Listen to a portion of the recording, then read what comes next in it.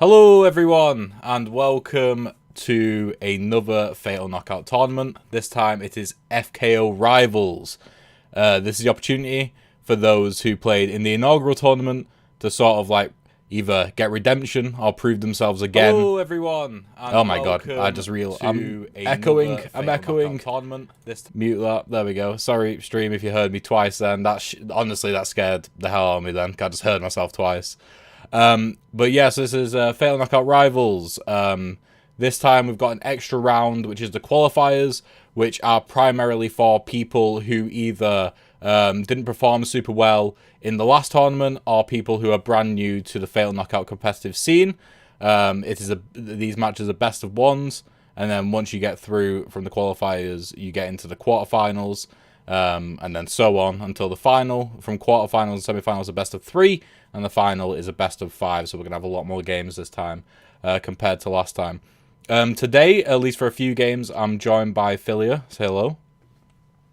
Hello. Hello. So Philia is going to be guest commentating with me for the first 3 games before he goes into his own game later in the evening. And then I will also be commentating later on with Nat as well. Nat is currently the highest ranking player in the Fatal Knockout community, so it'll be interesting to see how she does in this tournament as well. But our first game is going to be Lethal Lewis versus Brooksy Lightstrider. Those names are some mouthfuls. Lethal Lewis competed in the last tournament, got knocked out first round. Brooksy is completely new to the competitive scene, but they have been playing quite a lot leading up to this tournament, so it's going to be really interesting to see what happens. So what we're going to do is we are both going to jump into the other chat, get them set up, picking their fighters, and then we'll get on with the game. So let's head over to the other channel. Hello. Players. Hello. Okay. Right, okay, so what we're going to be doing is we're going to be rolling off first to see who gets to pick their fighter first, or you could choose to allow the other person to pick first. So the dice are in the middle of the table here if you just want to give it a roll. Okay, you can go. You can roll, I guess, Lewis. 4. So I guess it's just highest gets to pick first. Yeah. 6. Oh, there you go. So yeah, you can choose to pick first, or you can let Lewis pick first if you want. I'm gonna pick first. I'm gonna go Spur. Okie dokie. And also tell me if I do anything like out of order, so I've never actually played with you guys on here yet. Yeah, no worries. I'm gonna go all reliable. Oh, the return of Zero. Okay, jolly good. Right, if you're happy where your boards are, I'll lock them down. And yeah, if you have any questions, just use the text message chat on Tabletop Simulator. And yeah, get started whenever. Have a good game. Thank you. Right. Good. Right, okay, so we're off. We've got Spur versus Zero. Who out of the gate in this matchup, Philia, who do you reckon has an edge straight away? Between the two fighters, it's definitely a contest of ranges, right? You know, Spur wants to stay within that 2 to 3rd range. Doesn't want his opponent to get close. But with Zero has the opportunity to actually, out of any fighter in the game, to close the distance very quickly and do damage at the same time. So if I was either fighter, I would be worried about what range am I going to be fighting in?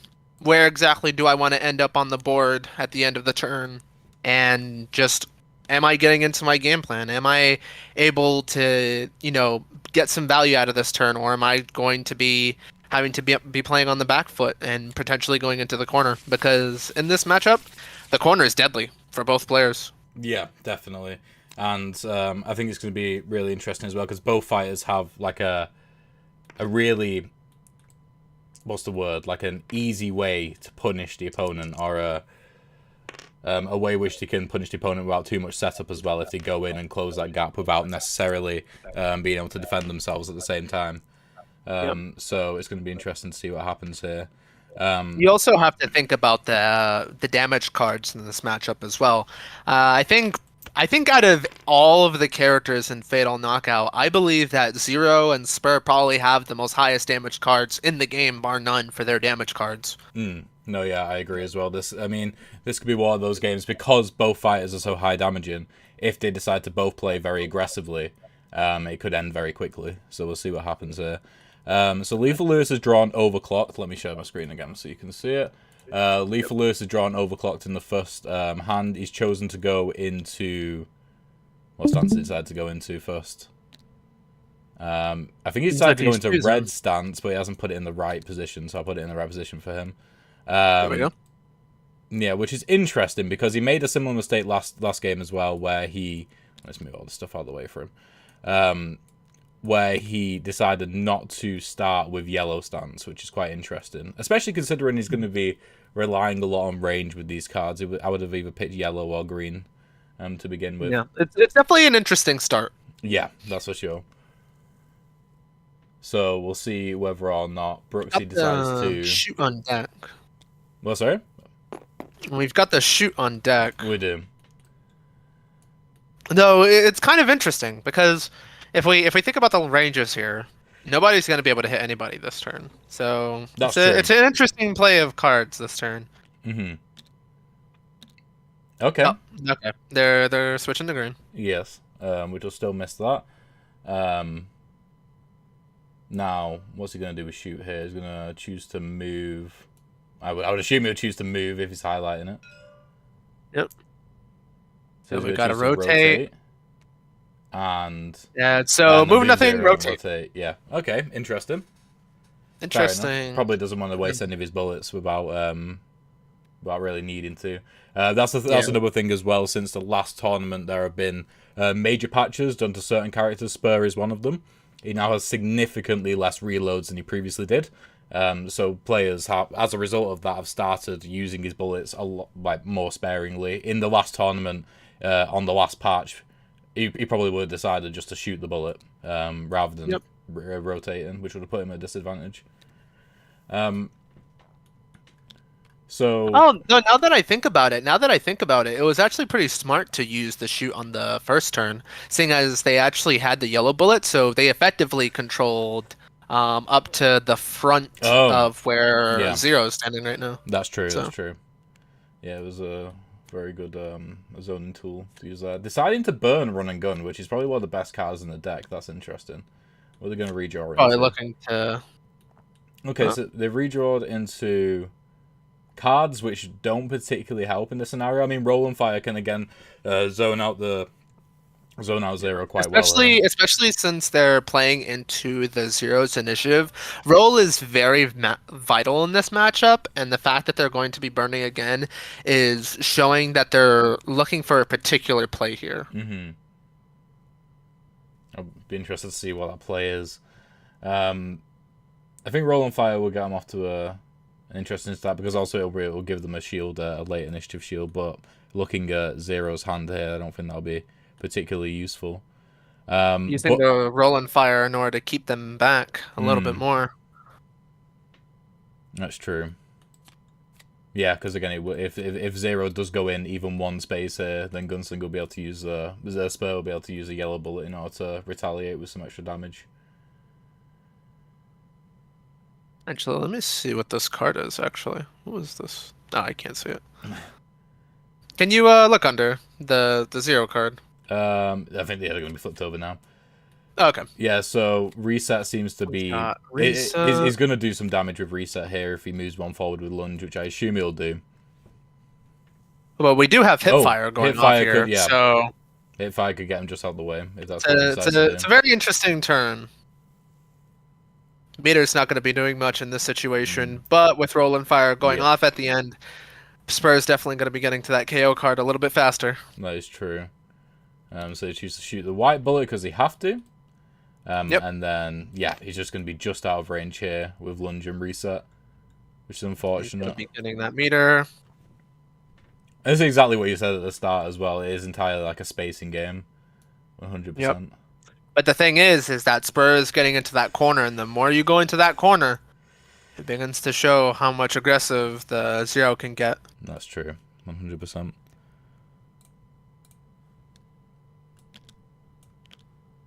We're getting the switch to yellow stance here. We're getting some Riz comments in the stream. The most Riz versus the least Riz character. Okay, so there's using the card to shield as well. Is that what's going on here? It seems. Yeah, it looks like we're using the shield. Okay. Alrighty.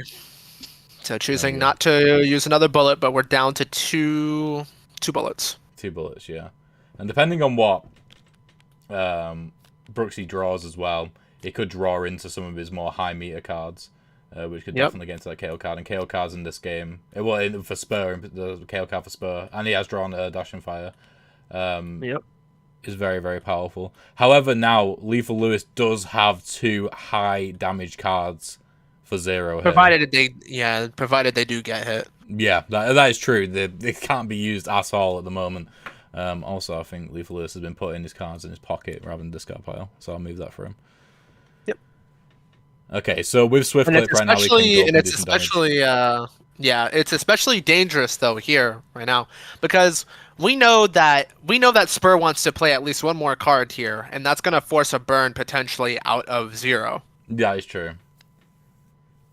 But right now, again, if Brooksy, it doesn't, but Brooksy, if he noticed they could just get out of the way of Swift Clip, then he would have been able to avoid that. Is he going to choose to burn, or is he going to play another card? And just hope he somehow takes 2 damage. He's playing another card. Interesting. He's playing one of them. Which is interesting because when it comes to 0, you want to hold on to those 2 man damage cards because they have so much utility. They single-handedly turn a game against the player if you're able to land those 2 hits. Yeah, definitely. Dash and Fire would be great at this moment in time because they can run off the wall. Oh no, they're just playing it. Okay. And there we go. Quick draw and shove go off first. So I think it's just gonna be a slight step back here for Brooksy. Yep. Interesting to I'm see. getting 2 meter though, so getting ahead of the track on Spur. That is which true. Means that it's definitely possible that the 0 will be getting their KO card first. Yeah, again, seems like we're using the shield. mod. Yeah, the mods with Spur in the Spur deck play almost entirely different to any other fire in the game. Because mods usually are used just for their utility, either to shield or rotate, but for Spur, they're used more often than not to purposefully just not do the card, whether or not it gives you utility. Okay, so is Lethal Lewis going to close the gap with Swift Clip here? They are in the right stance to be able to do so. I'm gonna be right back. Okay, no worries. So that said, 0 could either play super aggro, jumping between yellow and red, or play far in green. That's for sure. Especially with a couple of changes as well, making it so that do they need some? What is going on here? Okay. Sorry, I think the players were just a bit confused here.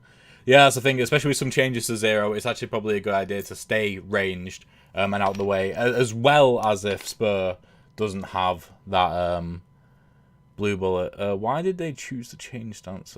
Interesting. Okay, going back to yellow now. And moving forward. 3. Which would put them there, correct? And then they miss this attack, and then this card wouldn't go off.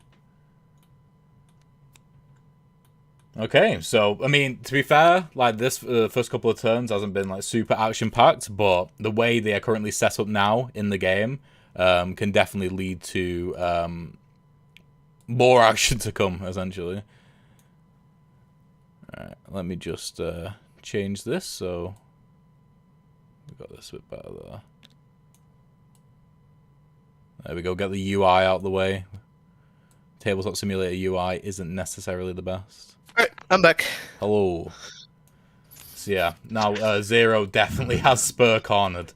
Yep, and with Spur not turning around in the right way, we've definitely got some trouble going on here. That's for sure. I mean, that quick draw would have been good to have in this particular situation right now, but now it's knee-deep in the discard pile, so we're not going to be seeing that anytime soon. Yep. Okay. So is Zero's initiative here to go first. They do have collaboration, which could guarantee damage. They are deciding to play position first. I wonder what they're going to be using that stance change for. They will be able to change stance right back, though, because they'll be changing stance with the meter and then changing it right back if they want to. Yep. Okay, Dash and Fire is actually could lead to the first potential damage of the game. It depends entirely. Comes down to, yeah.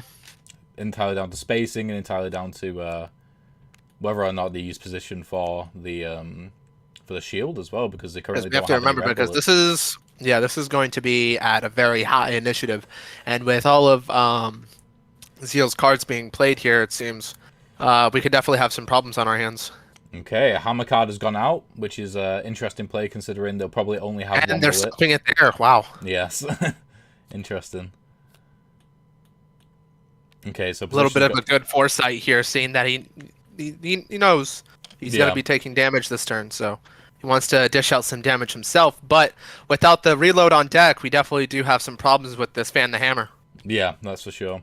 What's good though, at least, is that it's not going to be a scenario with like people usually play hammers where they struggle to be able to reload after the fact, because they do have a reload right in their hand right now. They're going to use the card to shield, and then I assume they're going to move forward one and do a damage, which will be the first damage of the game, which does unlock the hammer card. The combination of Dash and Fire and Hammer could result in 2 damage here against the Zero if it's used properly. Yeah. So game 3 Not putting the shield behind them definitely is kind of an oversight on their part, though. If you're going to be going in forward, you definitely have to remember that with that with that back 2 and front 2 card, you're definitely going to be able to get that damage tacked on.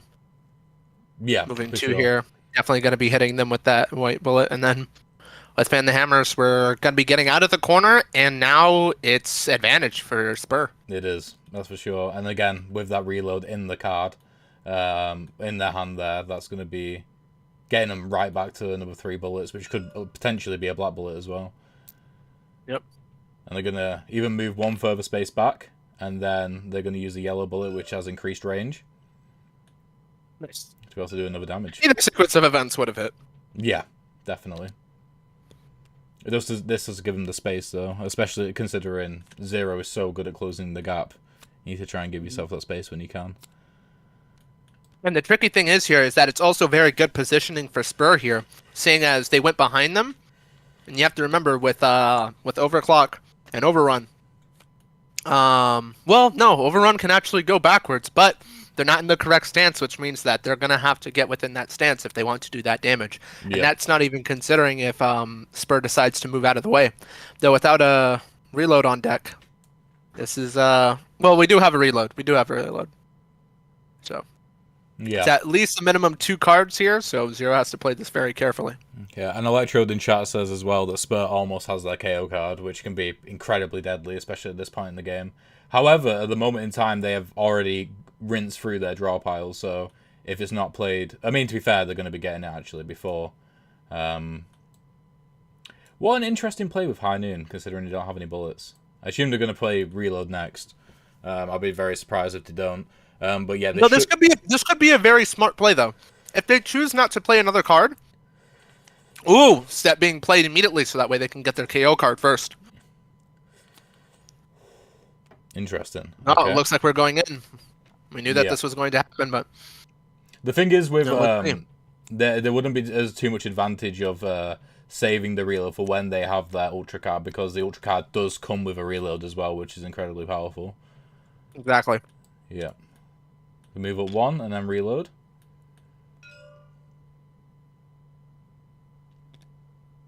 Drawing a white bullet, a red bullet, which is incredibly powerful, and another white bullet. So we haven't seen the black bullet quite yet, but a red bullet would definitely help if Zero decides to shield. No, it's kind of a bad omen, because we also have to remember, if they want to attack that damage, they've got to go into yellow stance.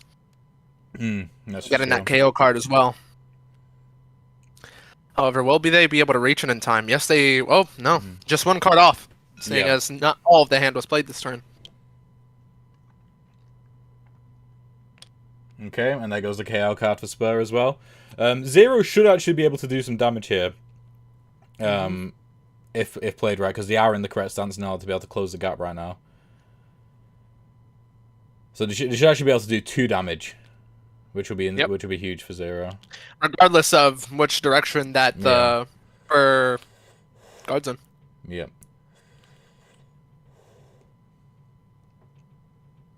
No, in all honesty, it's probably best to do it from the back, which is perfect since they actually put it in front of them, because Spur doesn't have that many. What? They didn't change stance. They didn't change stance into red stance. Oh, did it now and then go into attack? No. What? That's a huge misplay. What is going on? There. That is an interesting. So Lethal Lewis gave it to us last tournament as well, but yet again he's making the most interesting plays possible by choosing for no reason to forgo an extra damage done to Spur there. And now with Ultra Hammers in his hand as well, this could be very bad. Very, very bad. But we have to remember that with the burn coming through here, he does have the initiative for his own KO card. That is true. The KO card does have the potential right now to be able to do 3 damage to Spur with Spur.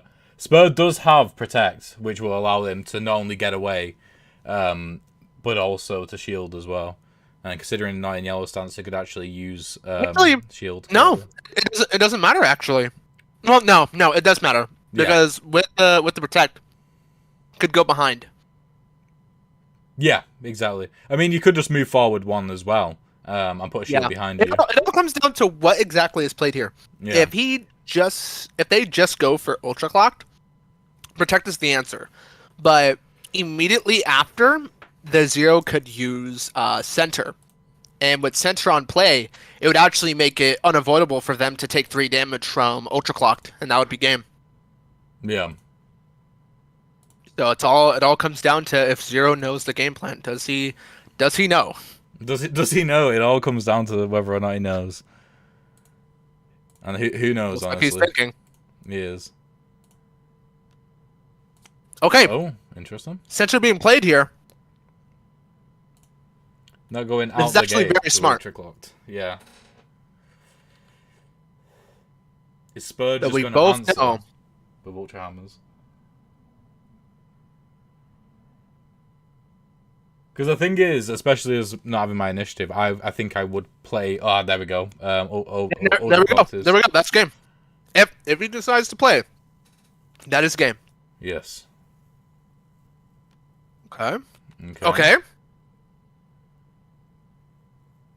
High news going down. Interesting.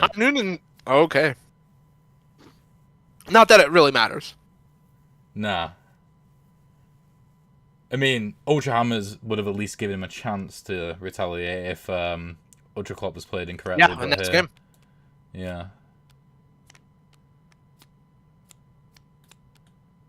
Okay, so Center's being played first. I mean, to be fair, with Lethal Lewis, we have called it game multiple times. And multiple times he has proved us wrong. So we'll see what happens here. So he's going to change stance? Or is he going to rotate? No.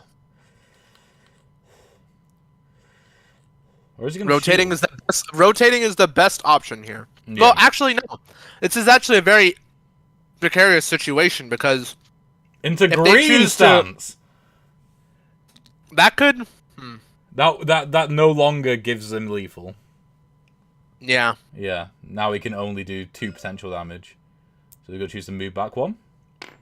Yep. And shield. Which will be in front. Oh. Unfortunate.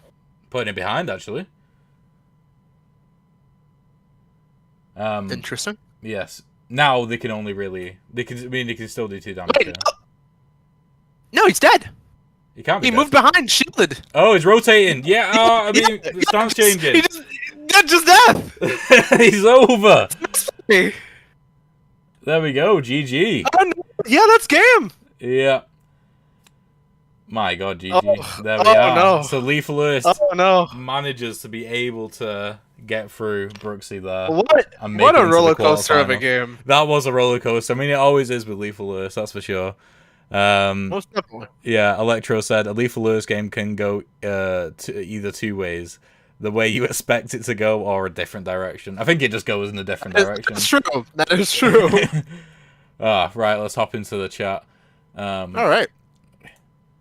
Well, I looked at the card and was like, oh no. There we are. I don't even want to talk about it.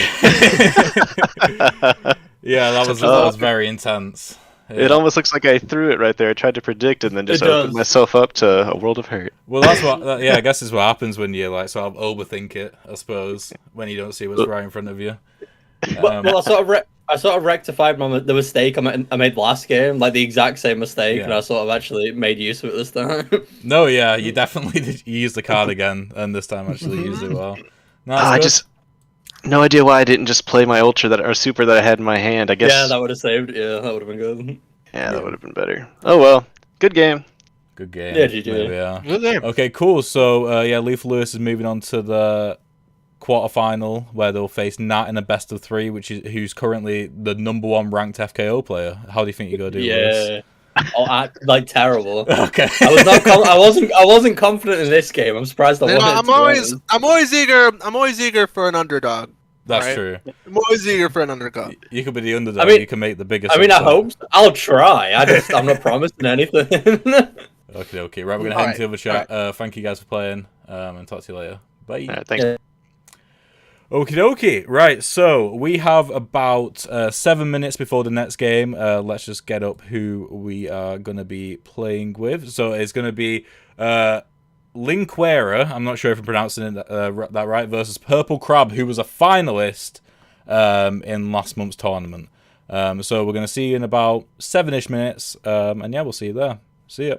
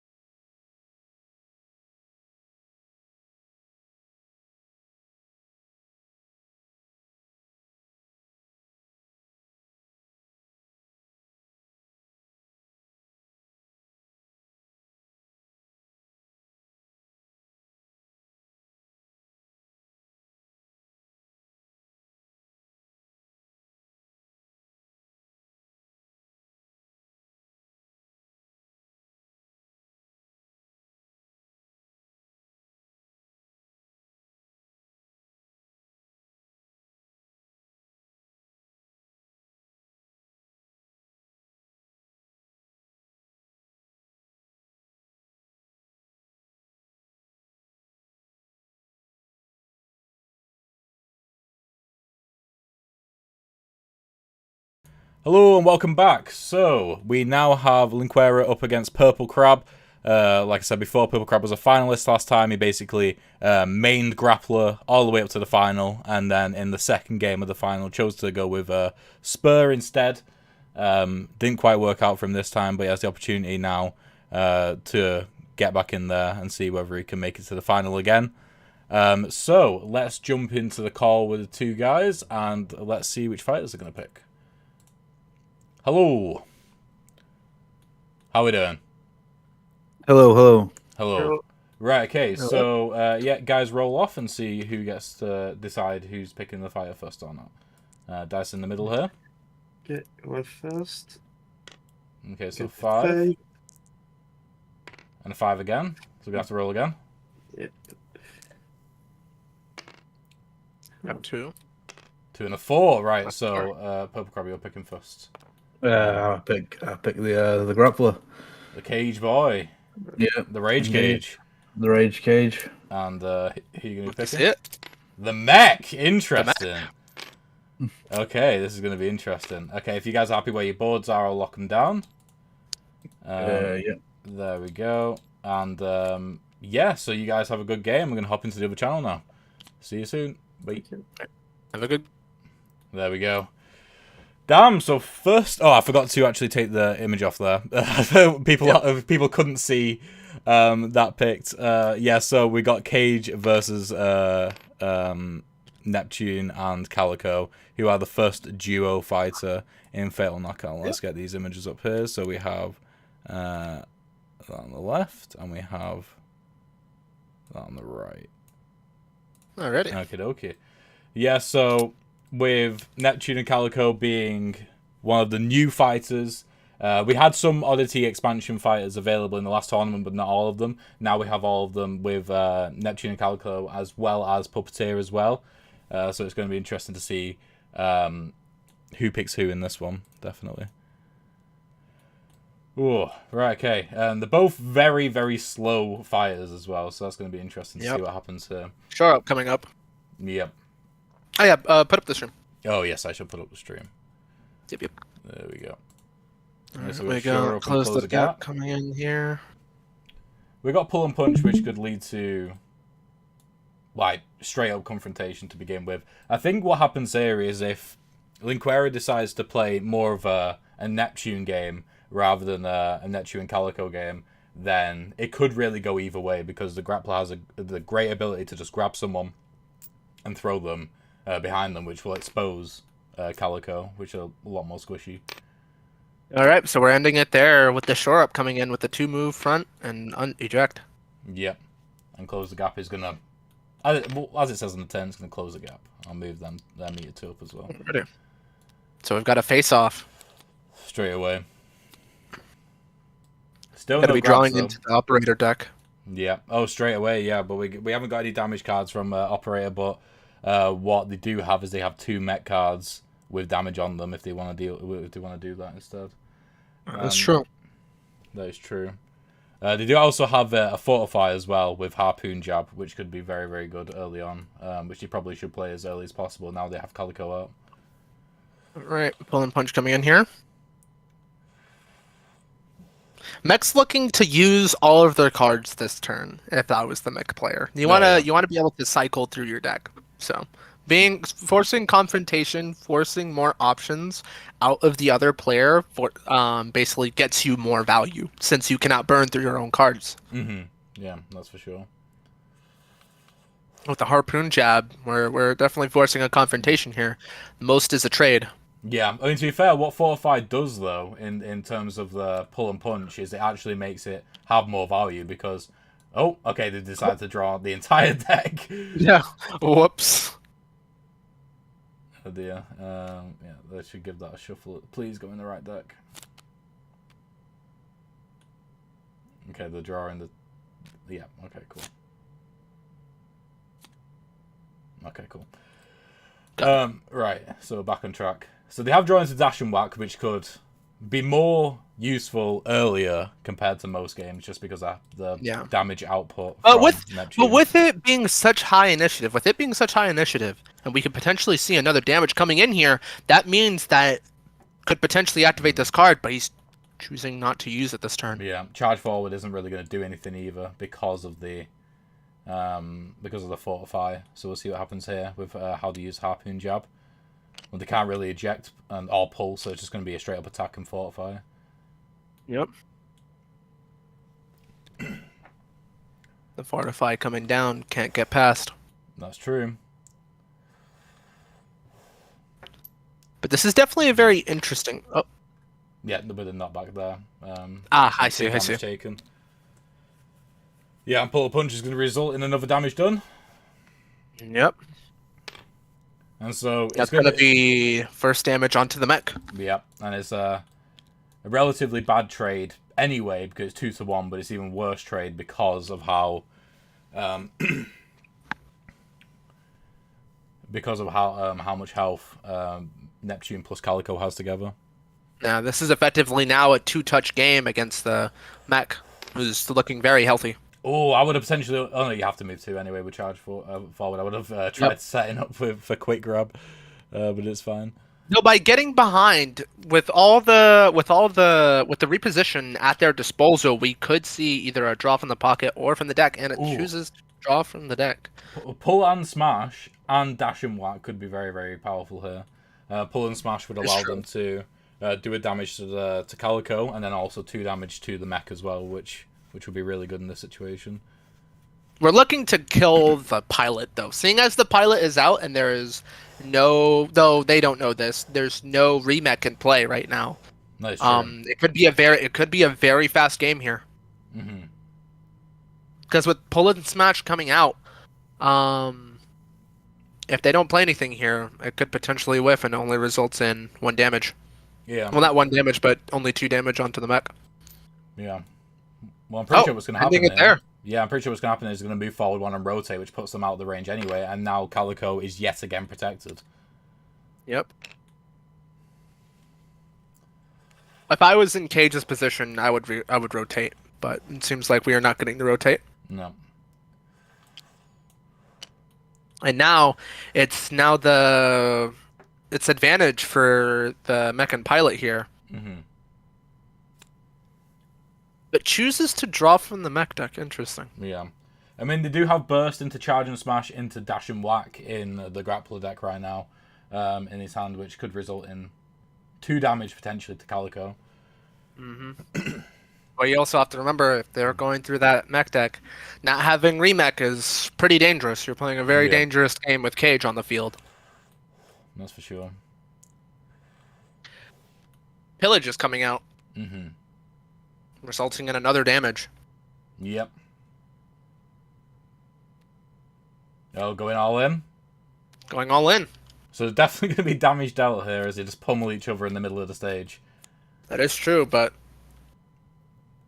Alright, we've got Strike coming in first, ensuring at least 1 damage onto the grappler. Mm-hmm. Effectively becoming a 1-touch game now. Yep. And with grappler nowhere near the this is ultimate actually as well. very interesting, seeing as the onboard is going to be pushing them closer, though they could potentially choose to whiff. If they do pull Cage closer, it could be a done game for the mech right now. Yep. Yep, they're moving forward to be able to do damage. They do get 1 of their ultimate cards. They're going to choose... They're choosing to put Ultra Siege in the bottom of Neptune's deck. Which, to be fair, in this matchup is very good. Because they're already going to be in that position. And seeing as all cards are played this turn, it's a very good turn if the mech survives. Not the mech, the pilot survives. Because with Burst coming into effect here... Oh, 1 second. Can the grappler just win here?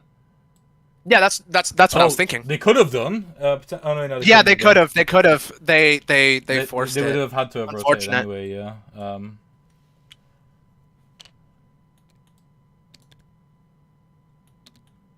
What's the shield for?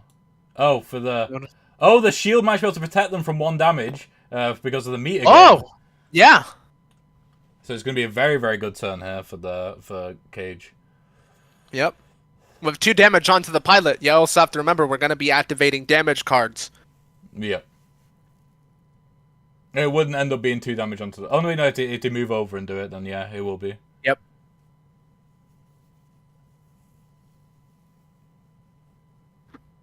So I think we're waiting for pillage to be resolved here at the moment. Yep.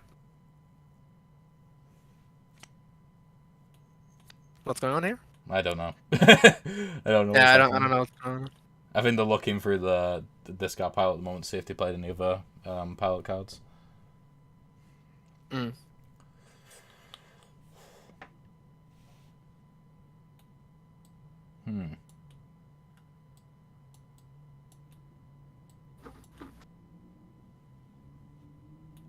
What's going to happen here? Maybe they're deciding whether or not pillage should activate because the pilot hasn't taken damage, potentially? No, But- that's a mech card. So they've already Yeah, taken damage. exactly. So they can activate you.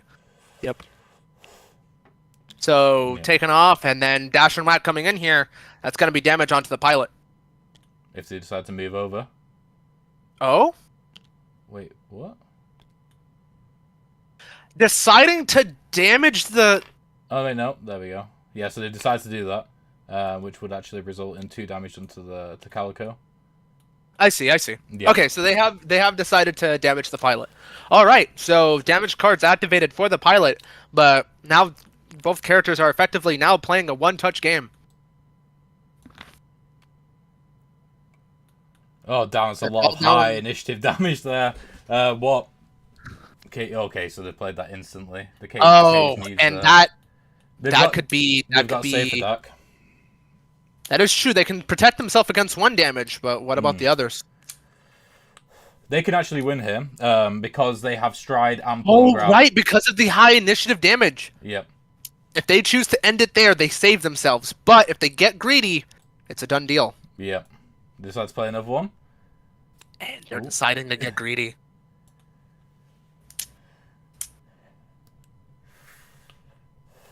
Deciding to play pull and grab instead of stride. Interesting. That would Yeah, this that would is- result in met damage. Okay. I think that might be GG then. Yeah, that's. Well, we'll have to see. We'll have to see. Yeah. Okay, so safe attack coming down. Gonna be putting it directly in front of them. Good. They're also getting that meter. And the damage going on to the mech. And that's gonna be resolving, results in a damage. Oh, And the with grab grab, the grab through makes it here. so they can't get hit. Yeah. Yeah, and the grab is going to be making it to where they have the advantage for next turn. But only if they can hit the pilot immediately. I don't think I've seen quick grab yet. So they have a 2 in 3 chance of ending this here. I think and, they need- and that's if they know. And with full burns on the table, it could be the end. they've not drawn into quick grab. We could see burns here. It is their initiative. I don't know whether he knows the deck well enough to draw into quick grab. We'll see. This is textbook grappler. Yeah. If we could see the quick grab. I think he Good missed deal. off getting 2 meter as well. But yeah, he missed off getting 2 meter last one. Okay, so they Yeah. have their KO card into their deck.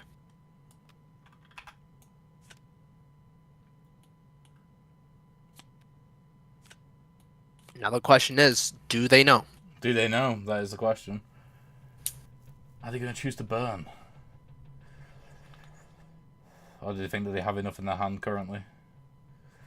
It's definitely possible. Choosing to play one card here. Mm-hmm. They're going to choose to remake as quickly as The possible. remake, yeah, with the remake coming down, only one card burns now. Choosing not to opt in for the burn for a quick grab.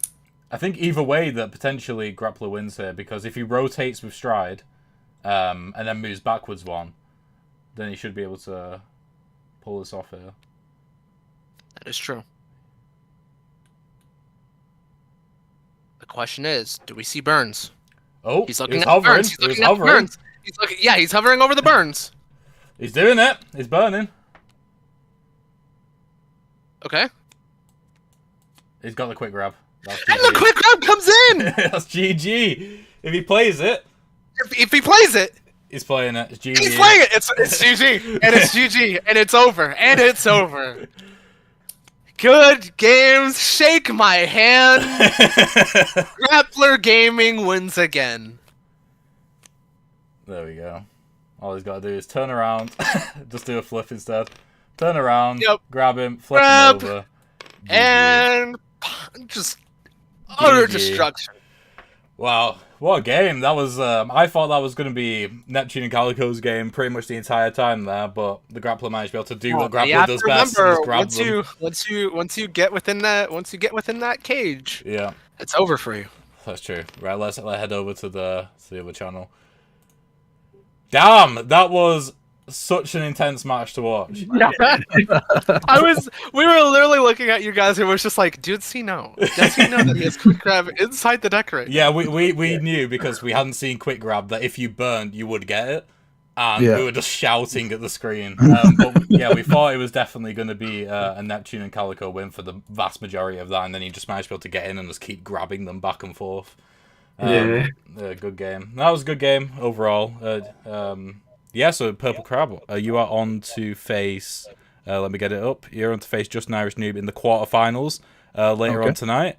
And then if you beat them, then you'll be facing Nat for the second time in your history in the semi-finals. Not again. Never again. Never again. Okay, cool. Right, thank you very much, guys, for the game. And yeah, I'll talk to you later. See ya. Right, see ya. See ya. Damn, so there we go. Both games have been so entertaining to watch so far. It was insanely close. Yeah. I mean, close comfort. Yeah, I mean, in total, Cage managed to be able to do there 7 damage to Calico and Neptune. Yeah, that was insane. Yeah, that was crazy. Okay, cool. So what we'll do is, because we're doing quite well for time here, we'll probably start the next match slightly earlier, where it'll be Mad Marcy versus Fa Brain. I think that's how you pronounce it. Yeah, Brain. Yeah, Brain. So, well, no, I knew how to pronounce the Brain bit. Just I didn't know whether it was like F-A or just like Fa or Faye. Yeah, I thought it was like for Brain. For Brain. So yeah, we'll probably start about 5-2. So we're gonna have about a 10-minute break now. Don't go anywhere, and we'll be right back. See you later.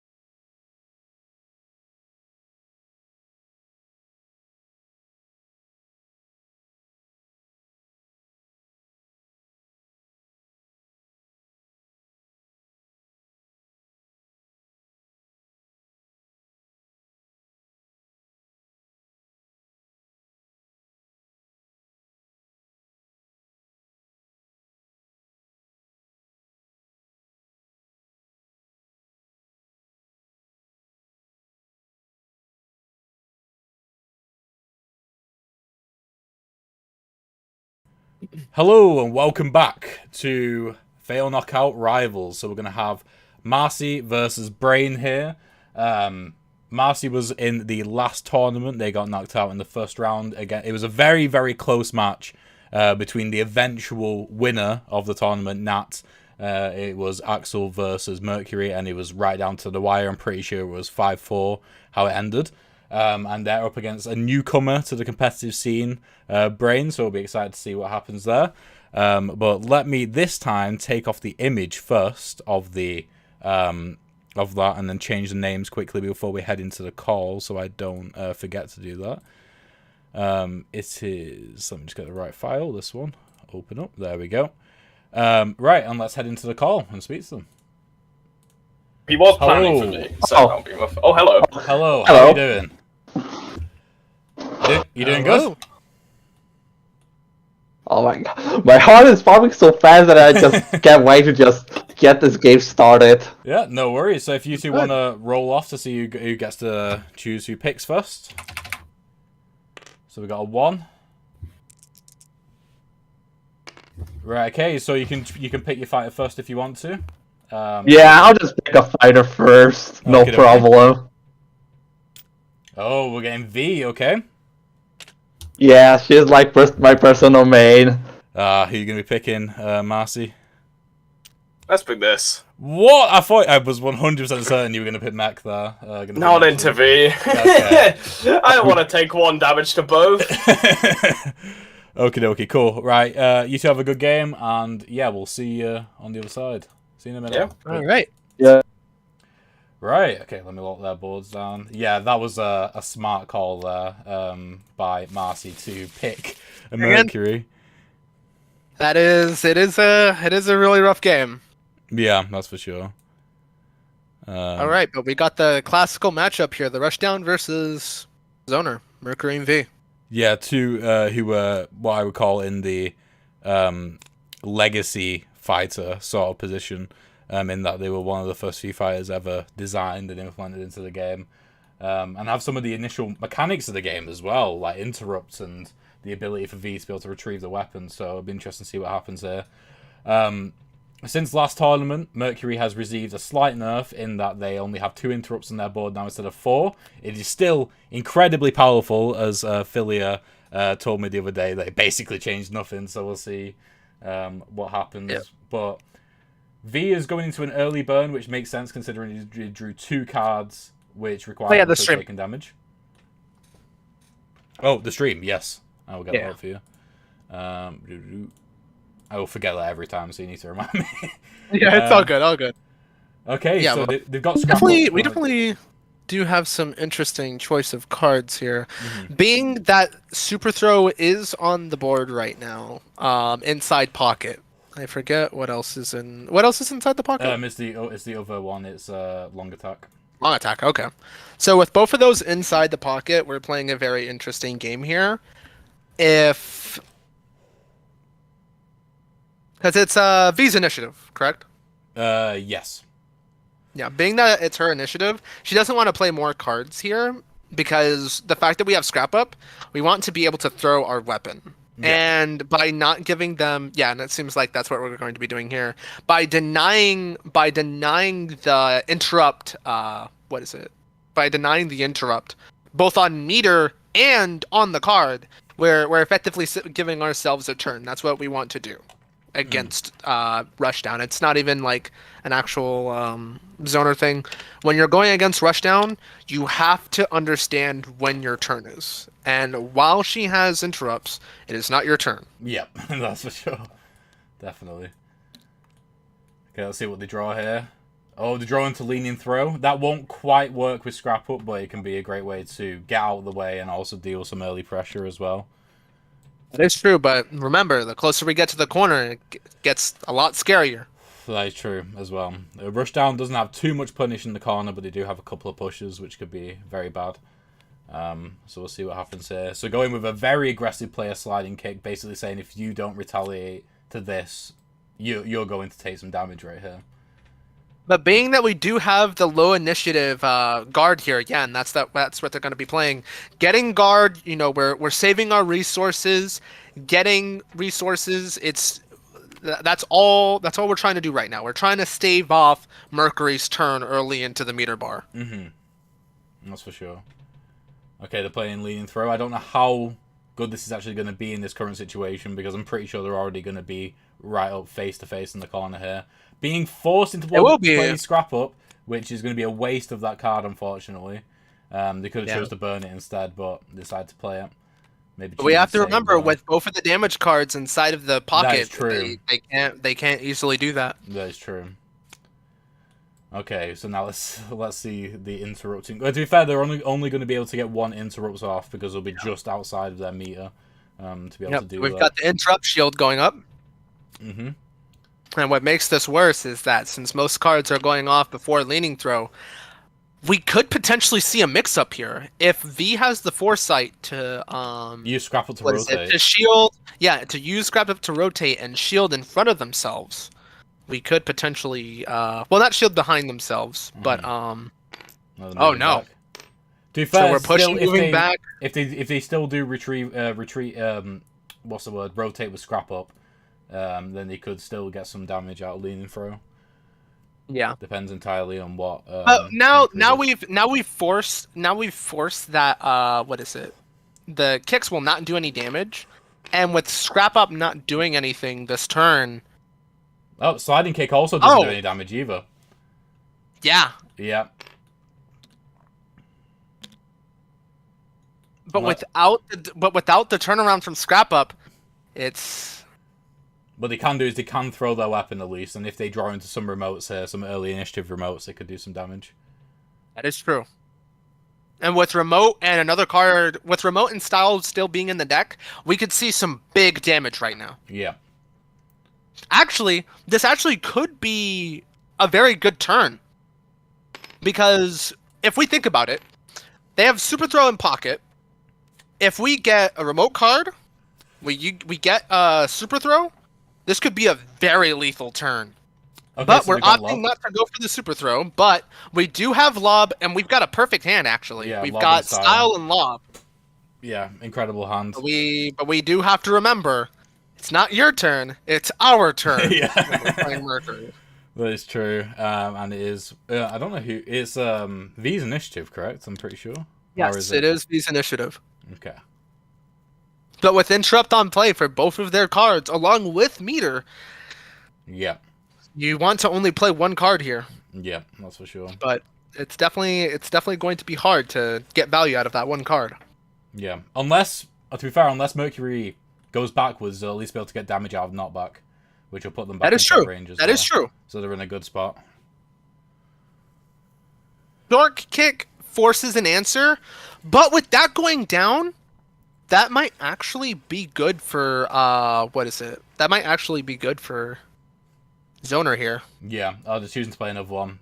It's going to get less good the more cards are played. Yeah, this is well. Yeah, this is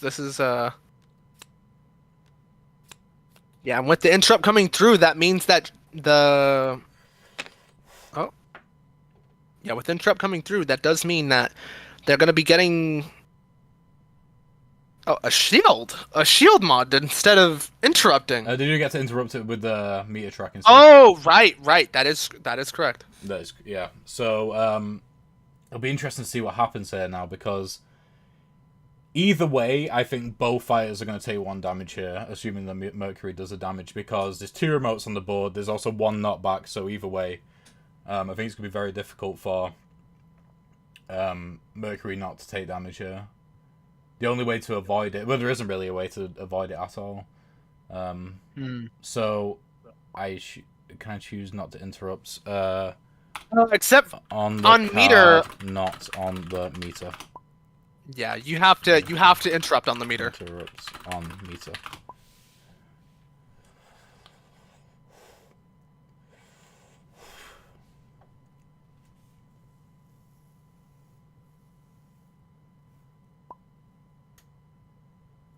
Yes. Yes.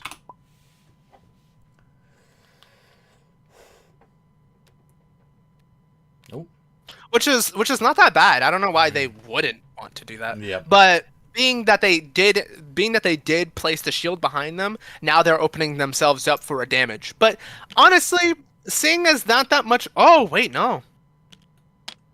Yep. So it's gonna be. No, they protect themselves. They protect themselves from 2 damage, but this is still a damage getting tacked onto. It Mercury. is. That's for sure.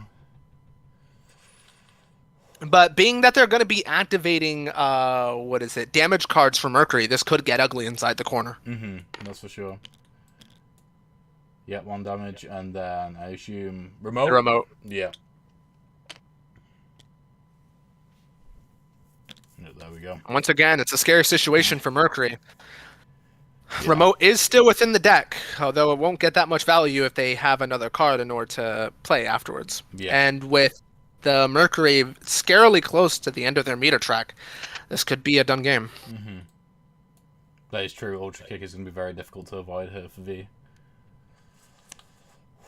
Okay, they brought switch up into the hand, But if and they get V, super dash. though, the counterplay to Ultra Kick actually would be staying in the corner. Yeah. And with any card which will give them meter this turn, they will gain a shield from their meter track. Exactly. So we want to play cards that do not increase our meter. We kind of want to save that. But with both damage cards inside the pocket, we know that they want to use it. If Mercury forces their turn here, this could get ugly. Yeah. I'm just wondering what V's best play will be here now. I know it's Mercury to go first.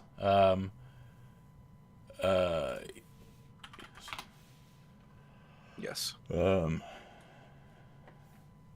Okay. Well, that could be interesting, actually. As Marcy just put in chat then. Switch up will allow them to push V into the wall for 1 damage here.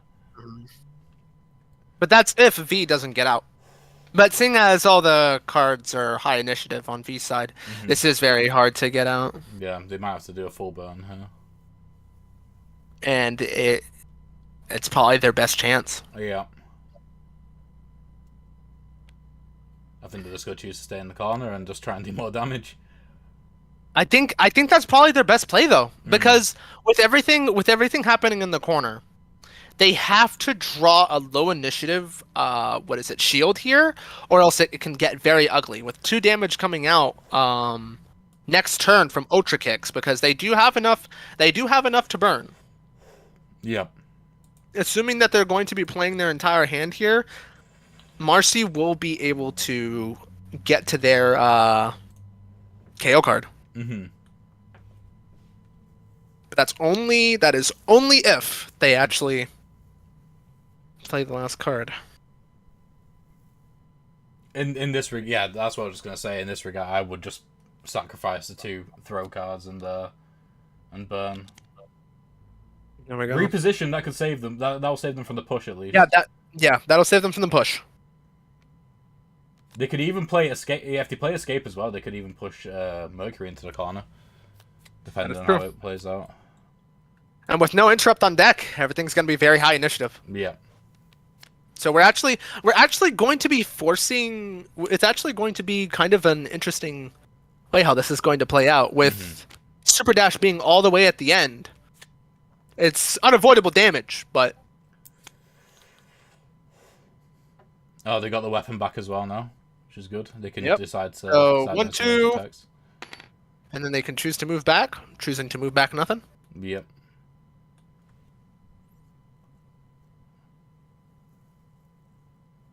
I assume they're going to rotate and push, I'd imagine. Yeah, and with the with the meter coming into play here, they can put the shield in front of them or behind them. I mean,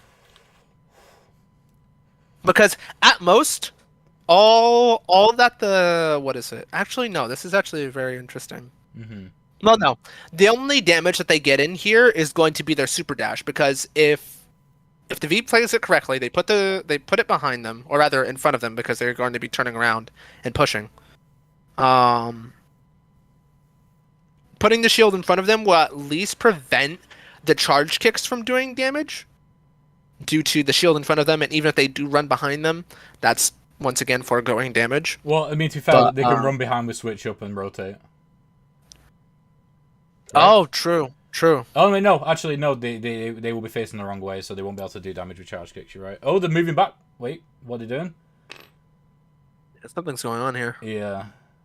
So they gain that, which will give them a shield, which they're going to choose to put Okay, somewhere. so choosing not to go backwards.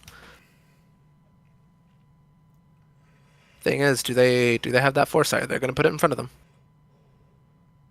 Looks like it. Oh, until they drop that thing. It's so intense, the shield placement right now. We're Oh my back. god. Oh. Back. You have to remember which way are you facing. I've never seen... Oh my god, it's so slow! So they're going to be... Okay. So they're going exactly what I predicted. So they're going to be pushing them back. Oh no! That's going to be 2 damage. Yep. Okay, and now Mercury has that KO card as well. Oh no! And that's gonna be backwards. Charge kick happens. That's gonna be 2 damage. And without super throw onto the field, oh no. Yeah, they're gonna have to either rotate or throw their weapon into the wall.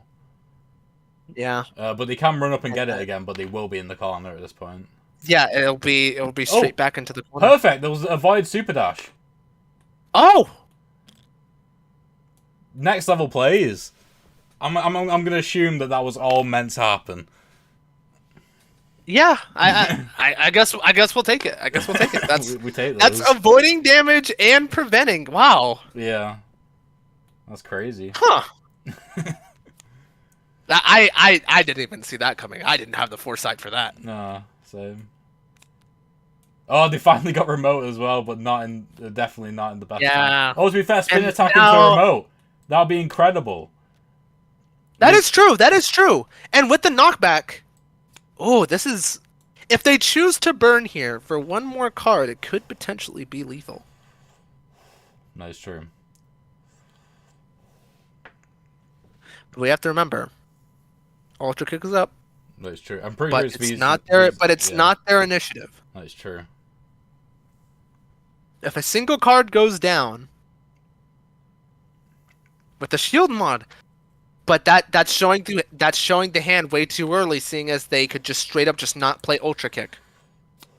That's true. And with 2 damage, oh. This could be GG because they've got mixed kick, they got super kick, mixed kick, and ultra kick in their hand right now.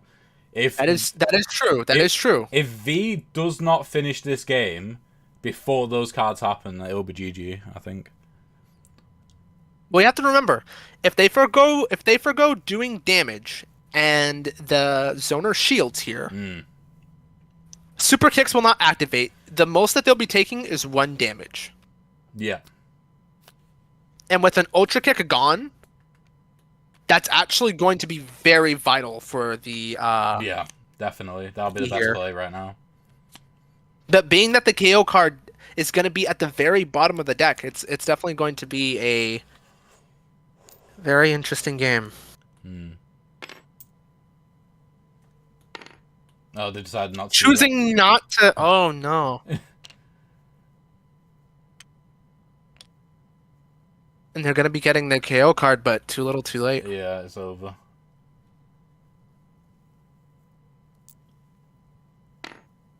So yeah, 1 damage and another damage. And that's game. Yep. Is GG.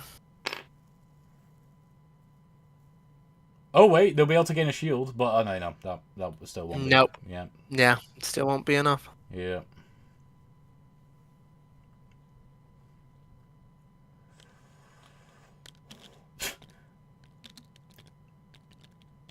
The health tokens are freaking out. Yeah, they're having a little bit of a spaz. Why was the extra damage taken then? Oh, GG. They're calling GG on it. Yep. Yeah. There we go. That's the game. Right, let's head into the call and speak to them. Good game. Hey guys. The game. Yeah, that was very, very intense. That final round then could have gone very, very differently. Yep. But yeah, we could not foresee the shield into the corner play to avoid Yeah. super dash. Yeah.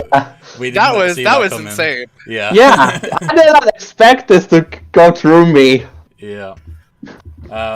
But yeah, so Marcy, you are, let me get the bracket up. You are going on to face Electrode in the quarterfinals.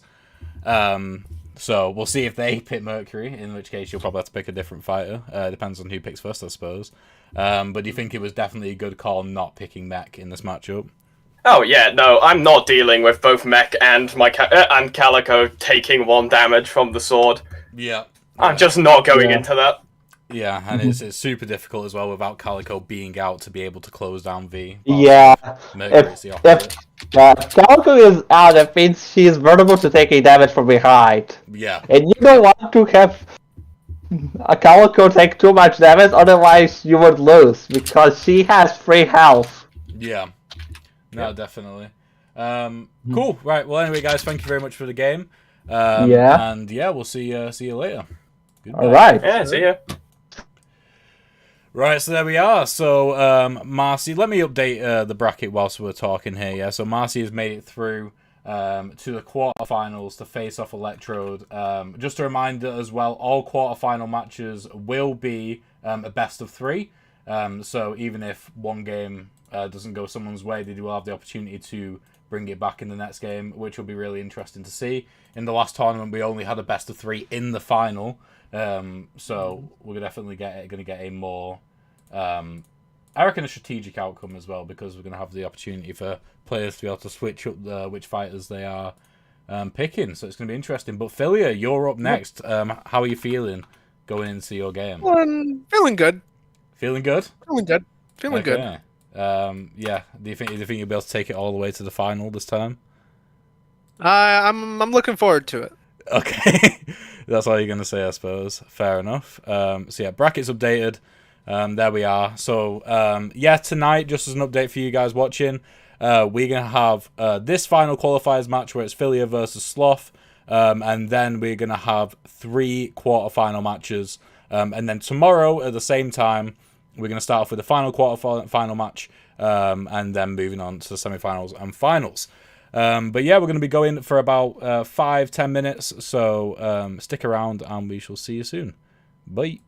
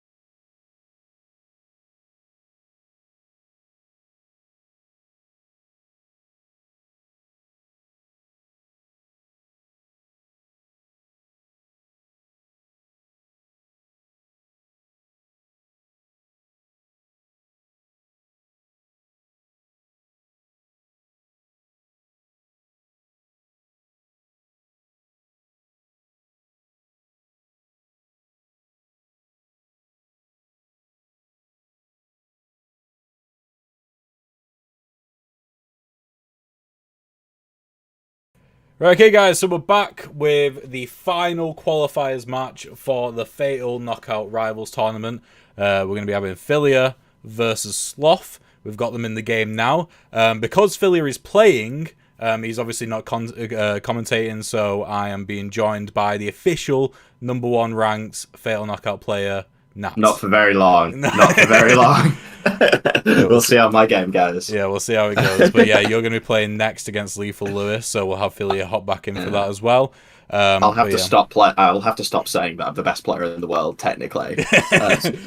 We'll see. Right, okay, so let's hop into the other chat and get the guys picking their fighters. Cool. Hello. Hello. How are you doing? Doing Feeling good.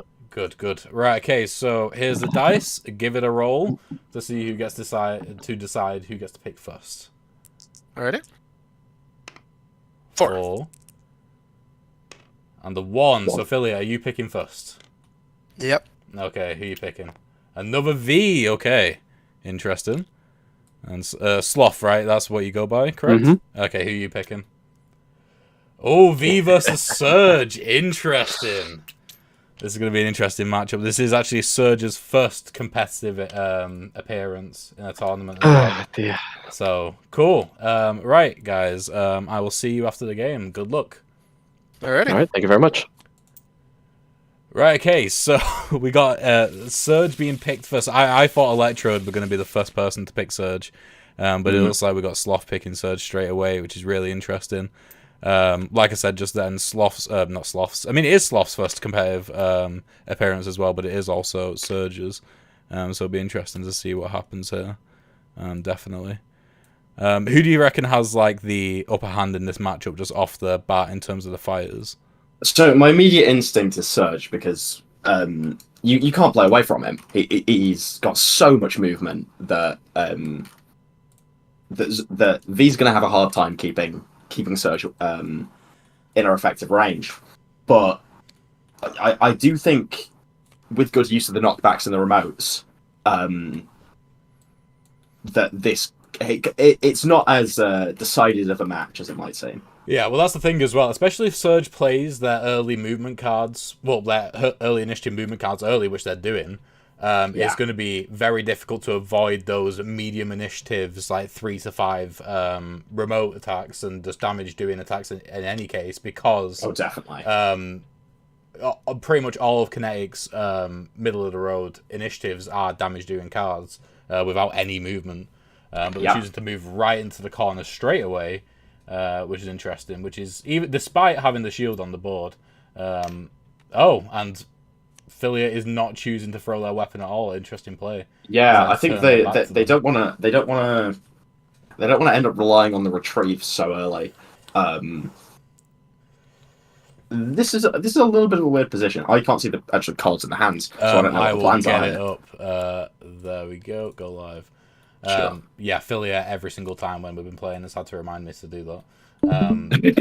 So yeah, it's fine. It's okay.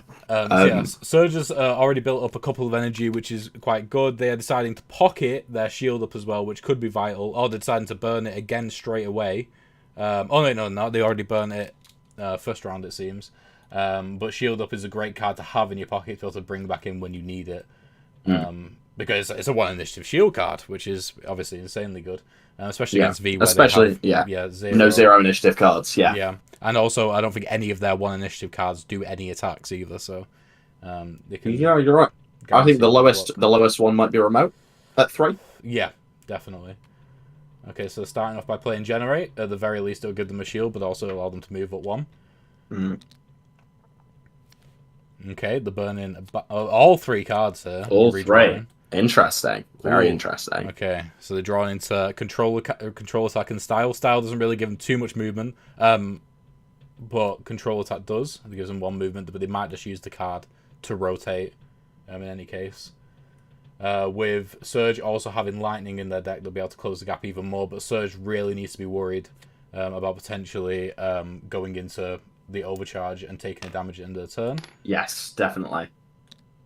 Oh, I think that they thought they could move 1 forward and 1 backwards at the same time.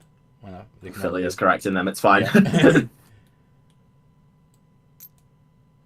Okay, they're moving one forwards. Cool. Moving the one forwards, yeah.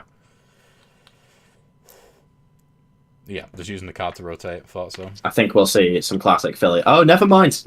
I've not given them enough credit. They remembered the meter this time. Yeah. Yeah, I thought we were going to forget as well. What's he drawing from the pocket? He's having a look. Okay, they've got Sprint Boost, which allows them to close the gap here. And they've drawn Super Throw, so now they have both long attack and Super Throw in their hand currently. Oh. Yeah, with Surge not great to have at this point in the game, especially with so many meter gaining cards in the pocket. Very true. Sprint Boost is great on its own, but with the fact that they have the meter to worry about, in which case they'll take damage if they use it to its full ability, they really need an attack card to go after Sprint Boost. That they do. Energy. And they currently don't have that. They do have Lightning, but that won't close the gap enough. They could maybe pop them for 1 damage range, but popping at range against Zona isn't usually the best idea. No, not really. Okay. So what's Philly going to do here? It's not a matchup I think I've seen before, so it's Yeah. very interesting. So in this regard, Philly is going to be able to do 1 damage by throwing the weapon there and doing remote.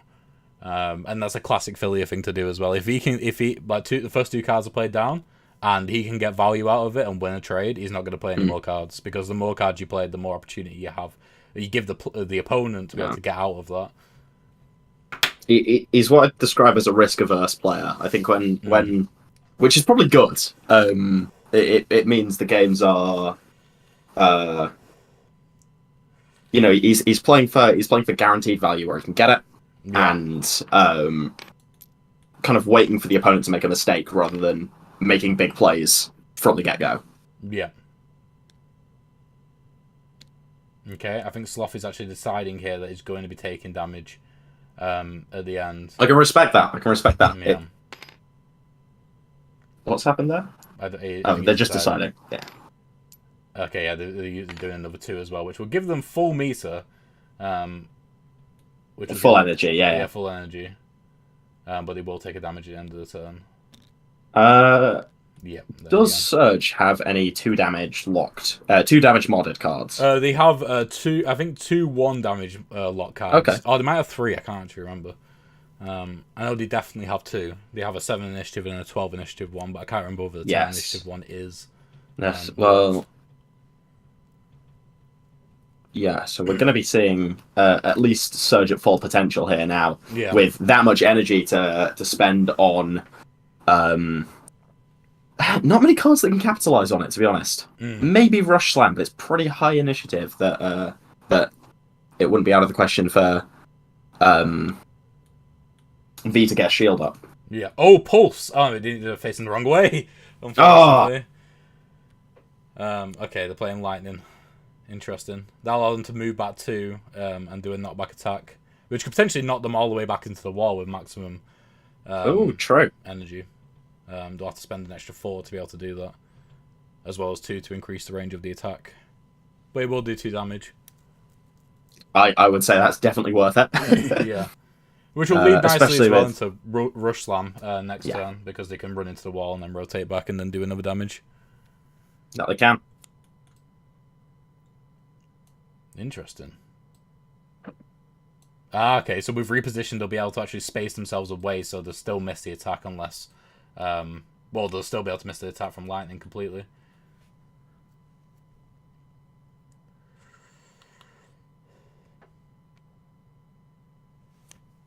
Interesting. So I think Philly is assuming that he's going to be taking at least 1 damage here, which is why he played long attack. Maybe trying to dissuade Sloth from trying to do any damage. But I don't think it's going to work. In this regard, I'll probably... Yeah, I would use Rotate, and then move backwards with Lightning, and then move forwards 4 and Rotate again, and then you'll be right on top of Philia, and you could do maximum damage with the knockback, which will be 3 damage. Oh, that's nasty. Yeah. This is why I don't like playing against Surge. Yeah. If he figures out the spacing, he can really disrupt V here. What's he going to do? We'll have to spend energy to do that first knockback attack, which will miss. That is true, but it will regain the energy back from the. Oh, true. Movement. Yeah, from the movement. You're right. Yeah. Okay. Yep. Looking good. Come on. Yep. So doing that, which will spend a thing. There we go. And all he's got to do is move forward 4 and rotate. Has he seen it?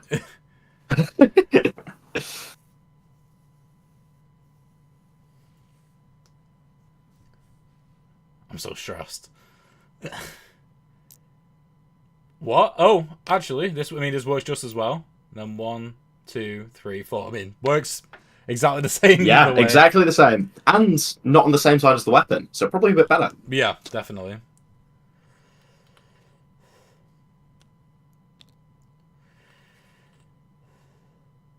Though it will. Will it push Filia into the weapon? No, it won't. No, it won't. Yep, so that's 3 damage to Filia right there. That's the power of Ooh. Surge for you. Yeah. Just the ability to do insane amount of damage. That damage token is upside down. That is true. I always say that.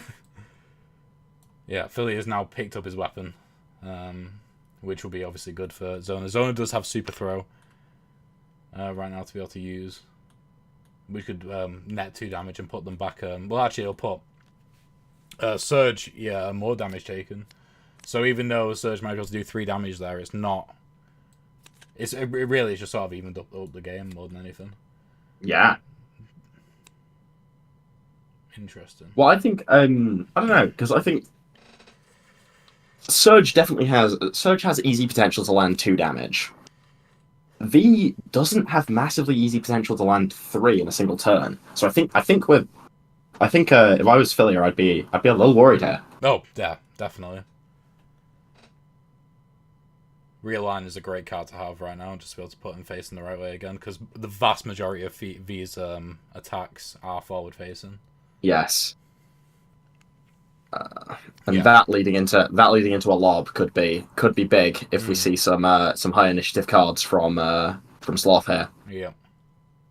Which I think we might do, because I think we're going to be very focused on building that energy again. Yeah. For sure. Is that a 5 or a 6? That is a 5. Okay, so it'll go. Oh, but it's Filia's lead, so it'll still go after lob. Lob will still go first, yeah. And that's what they're playing. So tense. It is very tense. Yeah. Super Sprint could still net them a damage, though, if they play it. Potentially. It could. Because Couldn't net them too? it does have mix-up. No, it couldn't net them too. Well, they will have to move 2 with control anyway, so they will be able to get 2 damage from that. Yeah, it's just whether I suppose we can't know the spacing because Filia could move back and forth.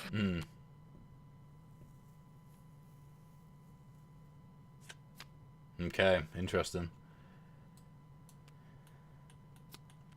Yeah, so I think the maximum damage that both players can do here is 2, which would obviously be way worse for Filia than it would be for Sloth. Yes. There we go, put that the right way around. The good thing, to be fair, it's not really that great, is that Filia does have the ability to move after he's done the attack, but at the same time, Super Sprint can just catch right back up to him. So he can't even really reliably run away. I think Filia is going to think... Might be using the shield here. Yeah. Might be using the... Yeah, yep. There we go. Just thinking about which direction to put it. I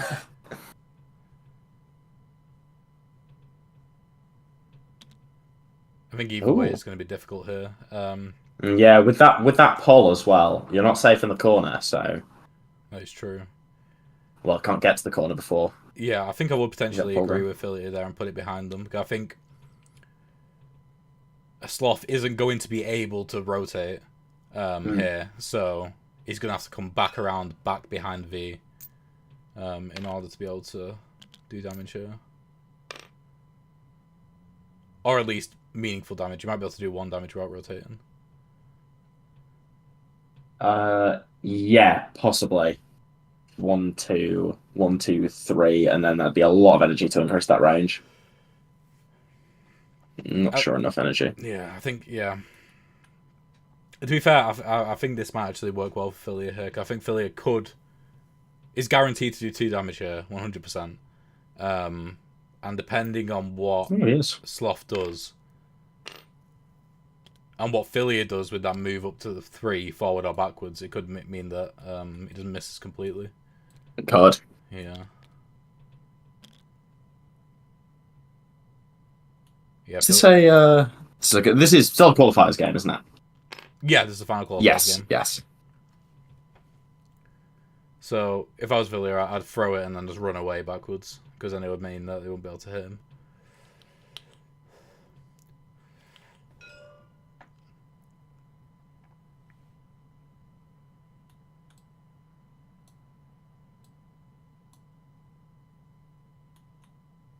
What's going on here? What is going on? I don't know. This is half of watching these games, is like just trying to figure out what is happening in the players' brains right now. Why is it stalled?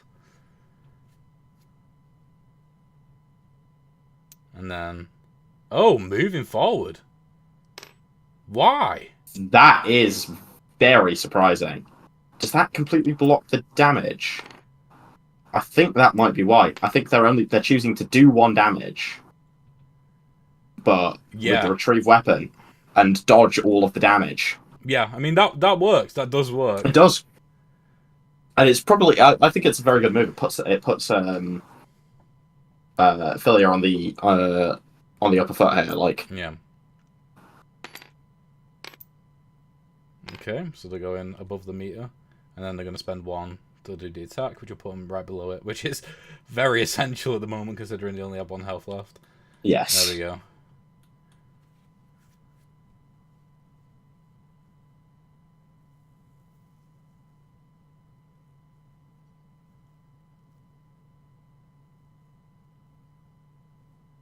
You can see them talking with their hands. Yeah.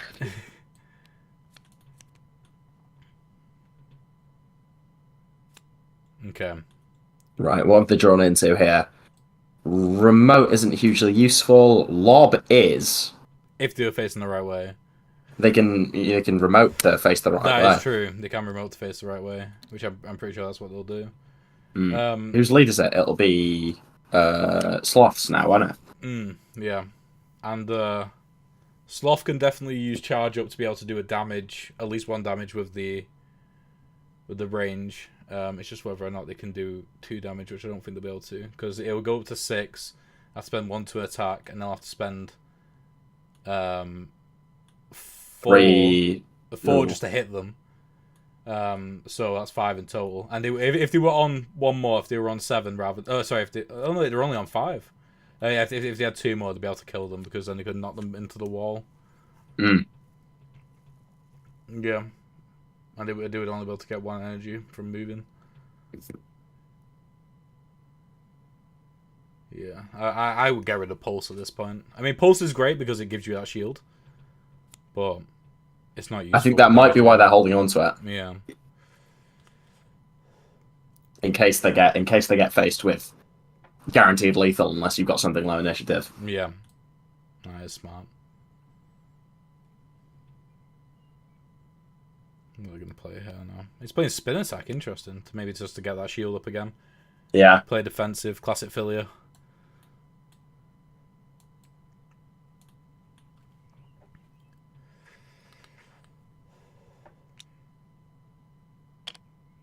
Gains that shield anyway. And throws the weapon. Interesting. Well, to be fair, he does have 2 remote attacks in his hand right now. And they're rotating, and then they assume they're going to attack. If they don't, they'll kill themselves. Yeah. Yeah. Okay. That's also a very smart play, staying out of range of remote. Yeah. It's just how long can they stay out there?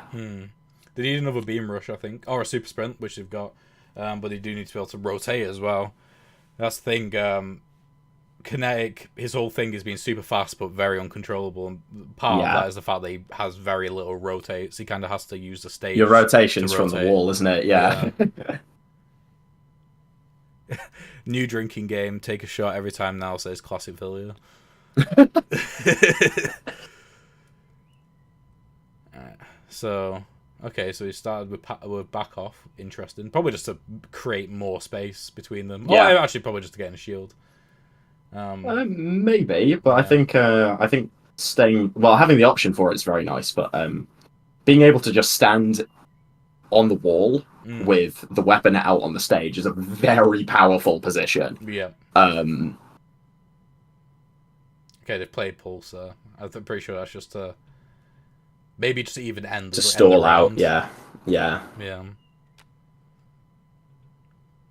And that was that lob? Yeah, I think Philly might be getting a tiny bit impatient here and just like start playing his good cards, because I don't think they'll be able to get any value out of these. Could be a bit of a blunder. You can definitely relate to it though. When a game goes on for this long, it does make you want to play cards more. Yeah, it does. He will be able to gain his ultimate though, which is going to be very spicy because it covers 3 to 7 space of the stage, and it's going to be very difficult to block, especially as now Pulse is out, which is another one of his low initiative shields.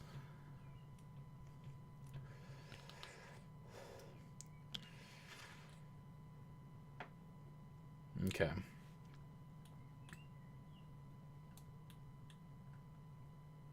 Yeah, he's remoting, which gives him his ultimate and doesn't do anything on the stage in terms of give damage. And he's only 4 cards away from that now, and considering he's going to be drawing 3 next time, they'll be easy to Maybe block that's why he was playing out. Maybe that's why he was. Yeah. I agree. I mean, it's difficult with Surge because Surge does have a good amount of shields in his deck. To rely on them not having a shield, but playing Pulse is definitely a good sign for Philia. But they have also just reshuffled their entire deck. So they've reshuffled their entire deck, and they have... Oh, they've actually used all their burns currently. They have not been playing cards which give them meter gain at all. So if they don't draw the 3 cards which they need to give them a shield, it might be game over if Philia uses that ultimate. Very true.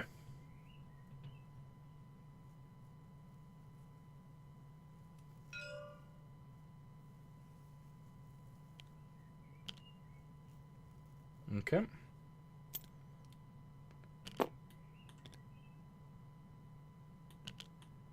Good that they've got that attack on the end there. Yeah, Because definitely. Oh, bloody hell.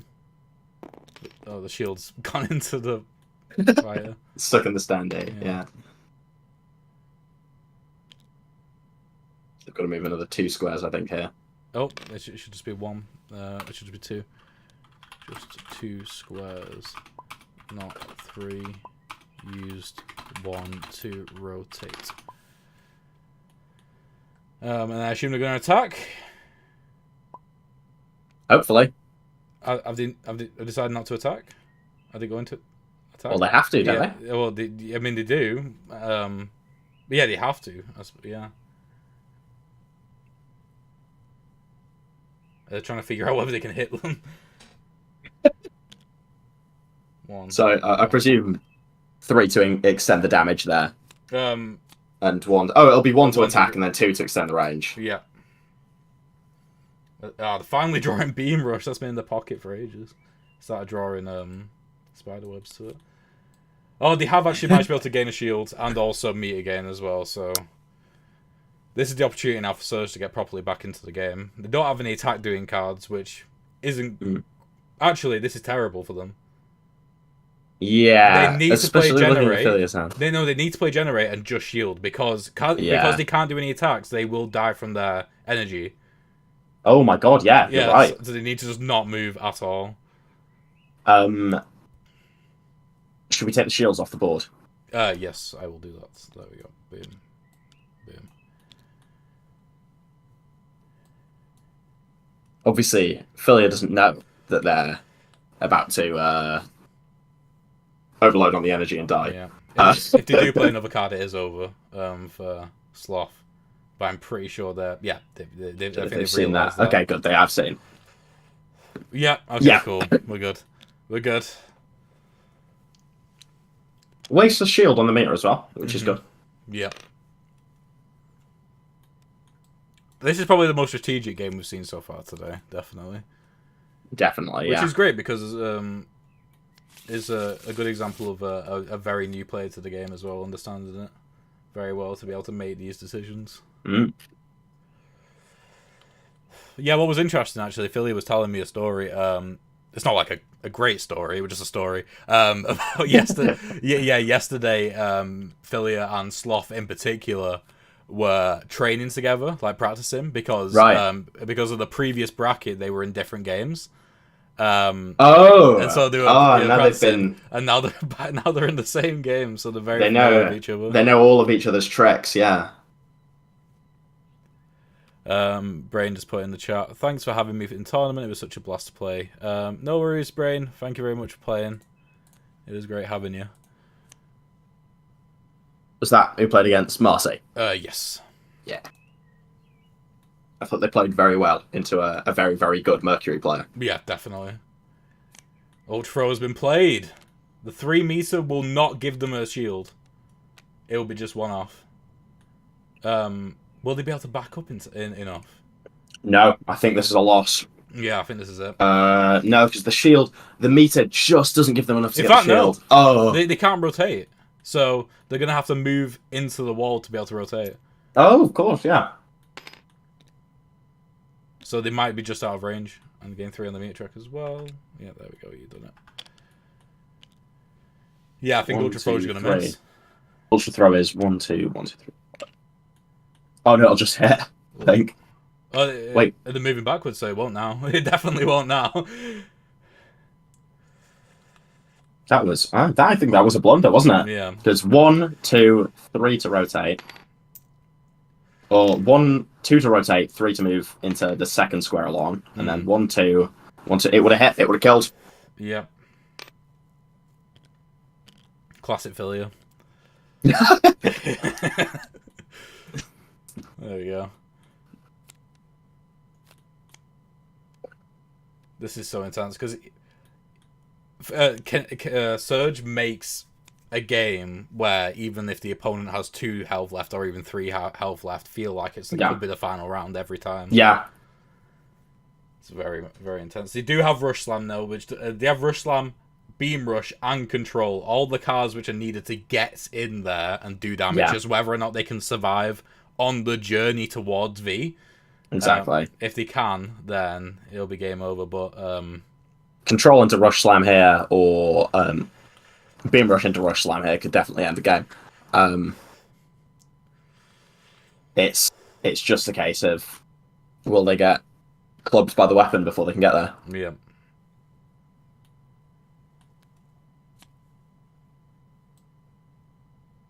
Okay, they put out their intention straight away with Beam Rush. Yeah, and I think that's the plan. Yeah, the thing is as well with cards like that, Philia knows that another card is coming, otherwise they will just die. Of course, yeah. So.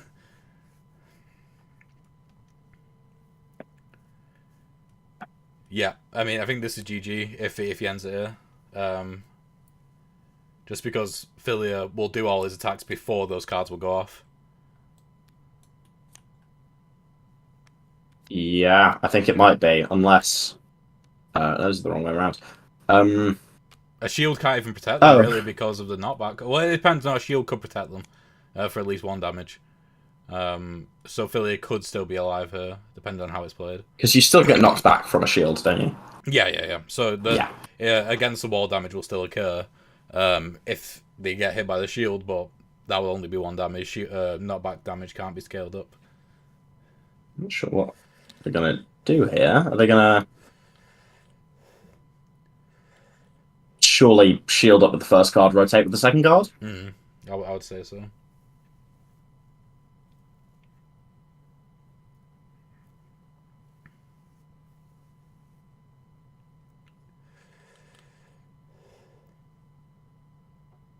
Philly is doing some maths right now. Which doesn't really need to happen, because as long as they stay in the corner, they are saved for 1 damage, and then the gap will then be closed. Surge will not be able to get back out again. Yeah.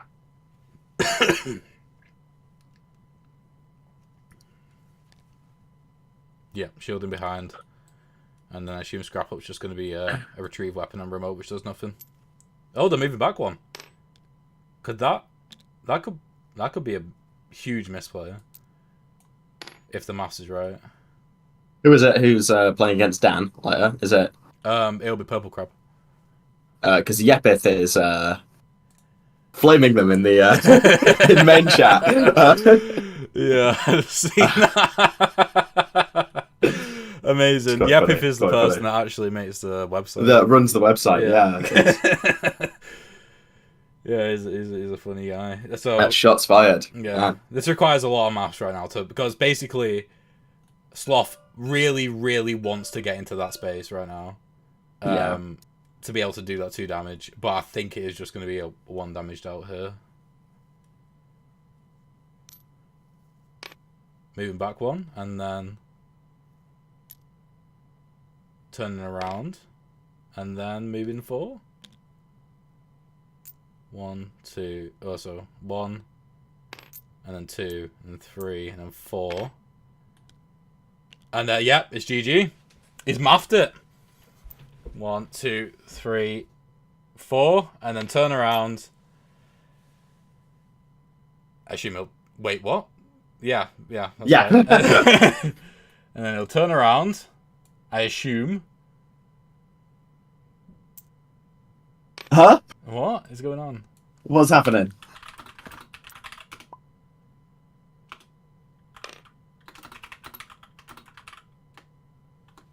Yeah, I'll just say that was right, because it was. Then I'll turn around with Rush Slam, I'd imagine, and then hit them. Boom! Wait, I assume you're going to do more? Yeah, there we go. GG, there we are. Philia is out to Sloth, who just managed to be able to make Surge work really, really well there. I think the major thing that I'd say about Philia's game then was just that he should not have given him that space in the corner. There was no need to do it. But yeah, GG, let's head into the other chat and have a talk with him. Yeah, let's. Philia! Why'd you move out the corner? I thought, for some reason, I thought that they could get to me within time, but then I completely forgot that push is even close to where I am.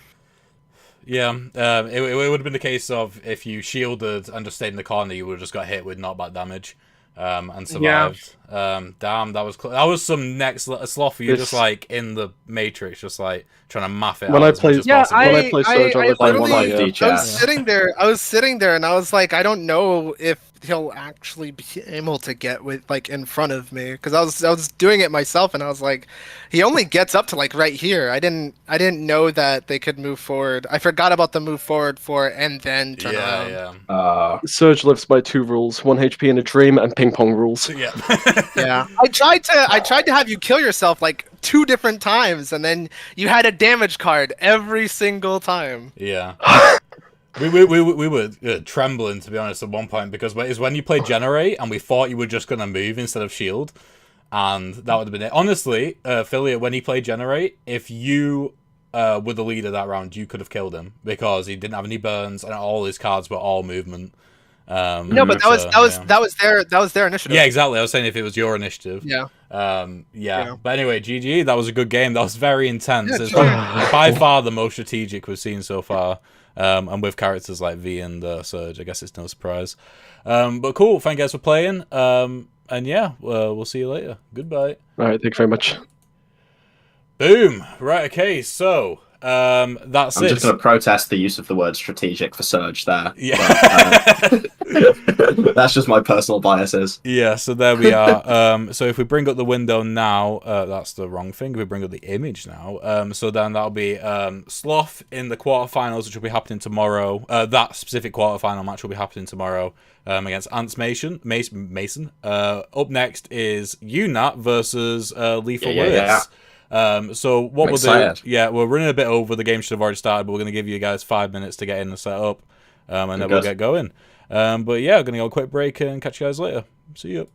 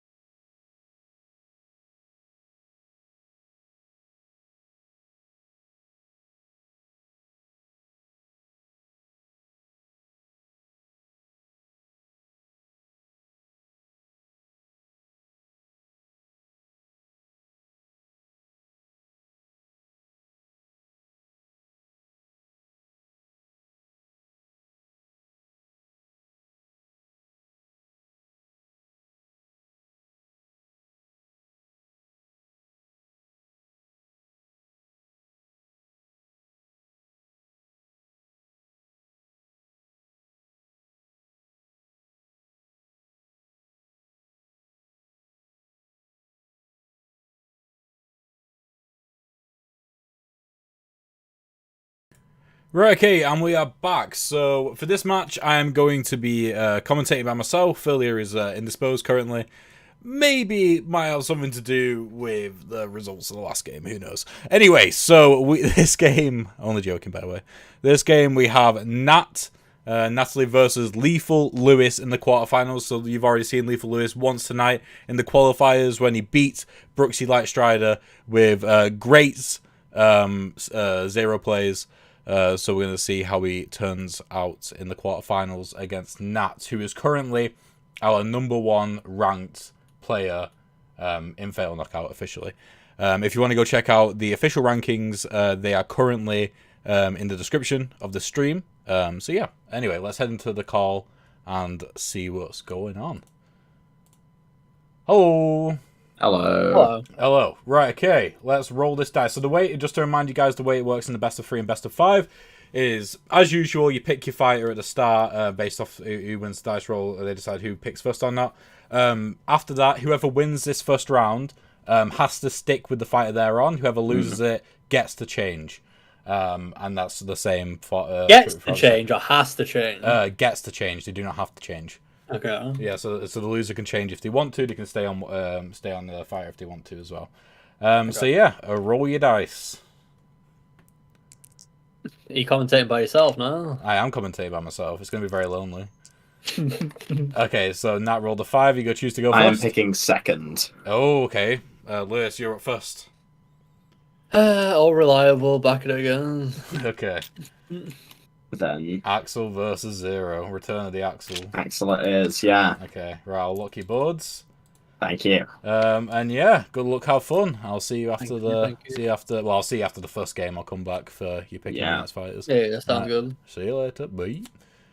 Okie dokie, so they have picked Axel and Zero. So if you don't know the history of Axel in this tournament, well, in Fatal Knockout in general, they pretty much by themselves, obviously with the help of Nat as well, completely sweeped last tournament. However, there have been 2 major balance patches with Axel since, which has made it more difficult for Axel to be able to move and attack with the same card. They require a lot more setup, and also they have a few less shields this time. And also, another thing, they do no longer gain notes on their meter track. So they have significant less note gain, less shields, and they are overall more difficult to play. So we'll see how Nat does in this one here. I mean, it's probably a good sign of your ability when the fighter who you mained in order to win the tournament gets nerfed significantly. It shows kind of how well you played, as well as how powerful the fighter is, obviously. So we're starting off with Hammer here from Axel, going in with some immediate aggression, closing the gap.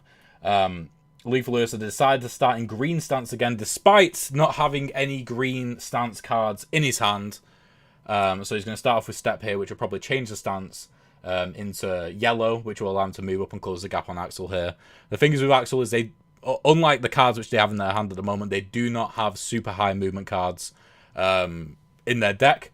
So if Zero can really close the gap and make it really difficult for Axel to get away and do their spacing which they need to get, which is that 2-space range, then they're going to find it quite difficult.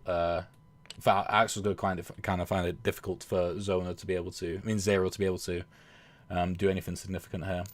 So they're going to be moving 2 forwards here with Hammer and then 1 backwards, just basically moving up 1 space. And like I said, like I predicted, Zero has played the change stance ability to be able to change into yellow stance. Hello, Ignomist, how are you doing? Welcome to the stream. We're currently in the quarterfinals at the moment. Nat versus Lethal Lewis. This game will be a roller coaster if Lethal Lewis has anything to say about it. You're right there, Electrode, 100%. You can never tell what Lethal Lewis is going to do here.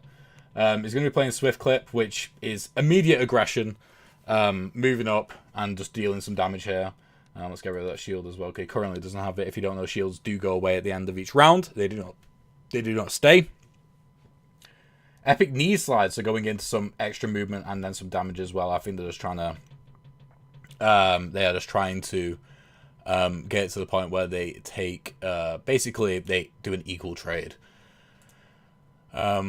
Okay, so we might actually be having someone join us here mid-game at the moment. So what I'm going to be doing is I'm just going to be sorting that out at the moment. I'm in a private channel. I need to add them to that channel. So let's just do that. And so we're going to be joined by Marcy potentially. Marcy has already played a game tonight. And then they are also going to be available. Well, they're also going to be playing in the quarterfinals as well.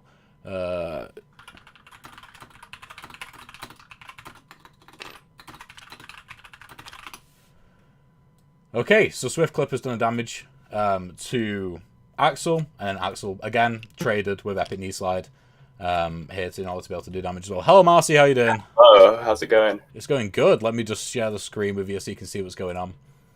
Yeah. There we go. So yeah, we got Nat versus Lethal Lewis at the moment. They just traded for 1 damage each.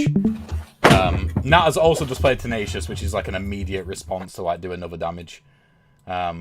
So we'll see how we go here. With Crack, currently, if Nat realizes this, Crack will not be able to do a damage back. So this is just kind of like a free trade at the moment for Axel. I think she's noticed it. I think she's immediately called it. Yeah, another damage done. That's the thing, that's what Philly was doing last game as well. Any opportunity where, if you're the leader, you can end the round early. If you know you're going to get a more favourable trade, you should just take it. Oh, yeah. I noticed as well from watching Philly play and hearing them talk about it, they don't like trading.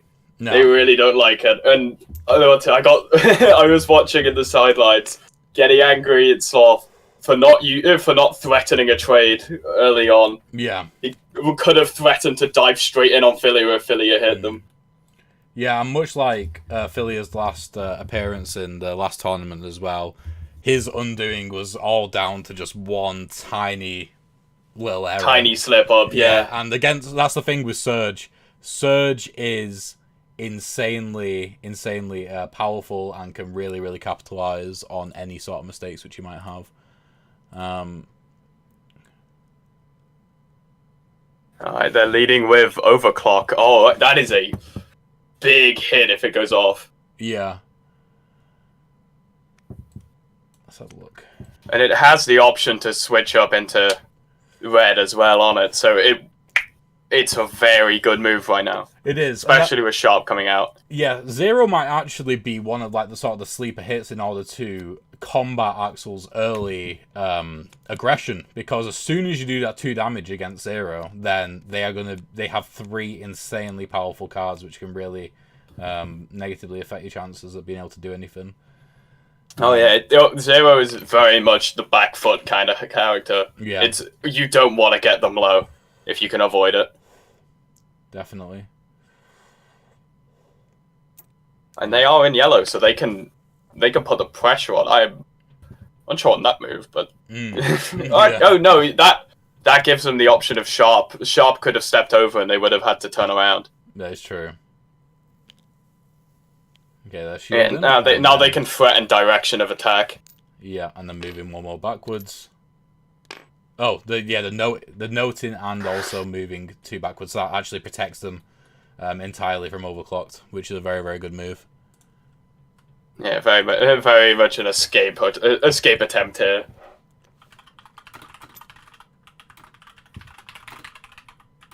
As far as I'm aware, there is no way for that to be able to hit the back, is there?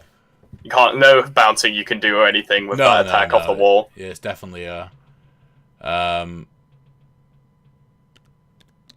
Yeah, it's definitely a good move from Nat there to be able to just protect themselves from damage completely. There we go. Lethal Lewis does also have Clamp in their pocket, in their hand right now, which is another insanely powerful card. But the fact that Nat, as Axel, managed to be able to avoid one of their 2 damage lock cards is a really, really good sign, because once Zero's used those, it's very difficult for Zero to get any like meaningful value. Yeah, but it also goes up to it's Nat's initiative whether or not she thinks Clamp is in hand. That is true as well. Okay, so it looks like with Epic Whammy here, what Nat is going to do is use an orange note to move back one, and then use a chorus, but they'll need to be able to turn around in order for that to work. Yeah, that is definitely going to be some good damage if they're able to.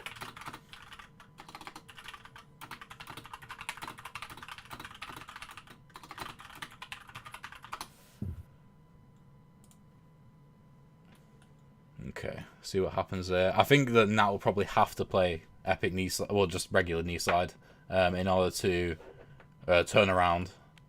Yeah, to avoid losing this this chorus. Especially with the 2 red notes, it'd be terrible to waste them. It would be. That's for sure. And I think another game which Nat's going to have to be playing in ahead as well is they've only got 2 more damage doing notes left. So they really need to start thinking about trying to spend as many notes as possible to get them all back, especially ready for Ultra Chorus. Because that is a game-ending ultimate if you have the notes in order to use it properly. Oh, definitely. You zone yourself correctly for Ultra Chorus. Yeah. You can pull out that 1 space damage chorus, Yeah. hit them again, and it's like 3 or 4 damage easily. Easily. So center's going to happen first. I imagine that Lethal Lewis will decide to shield with this.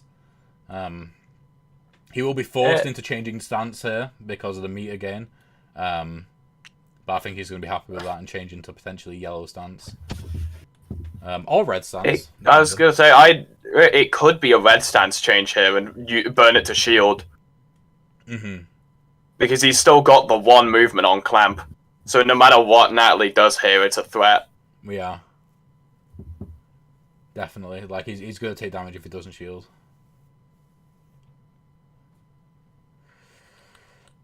He's thinking.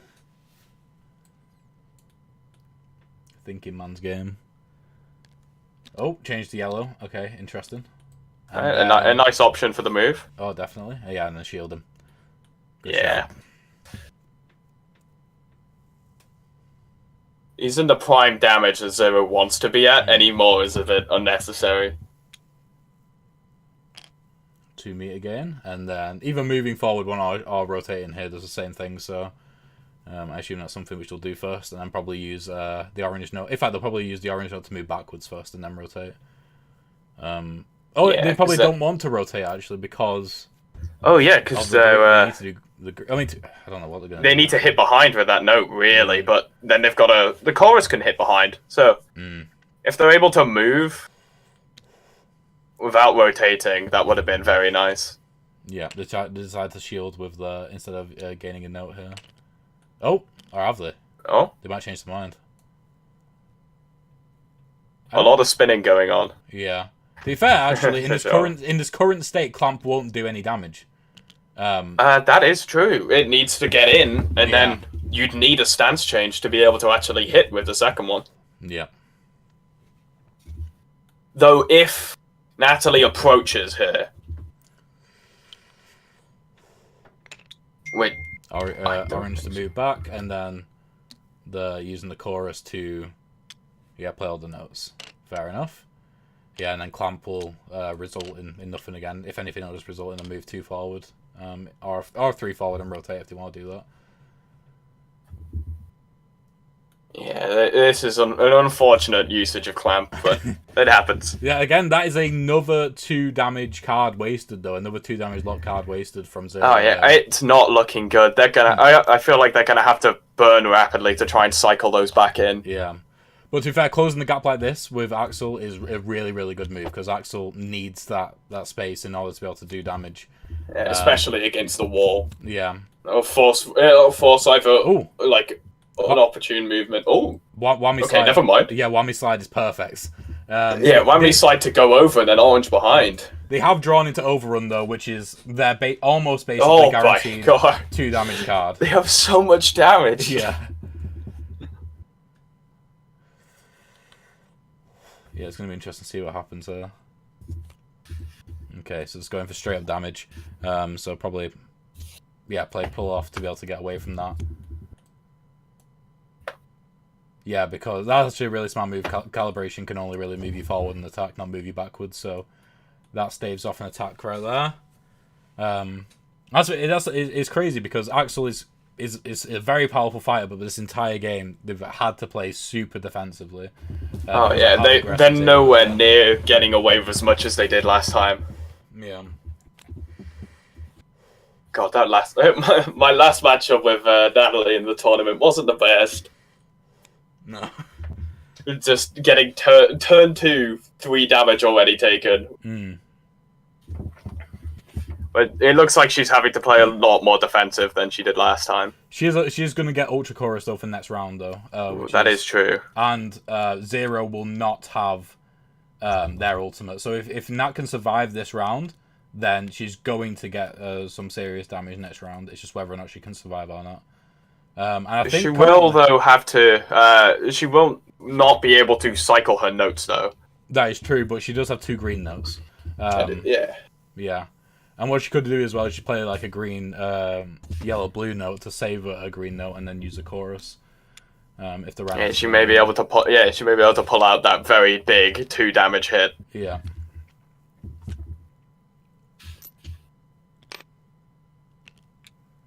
Yep, green note to do damage.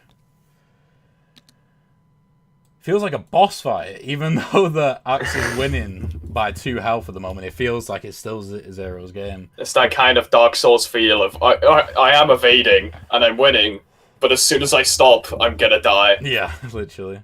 It's using calibration to rotate, or just the bottom action to rotate, and then I assume going to just attack and miss, and then attack and miss, and then change stance.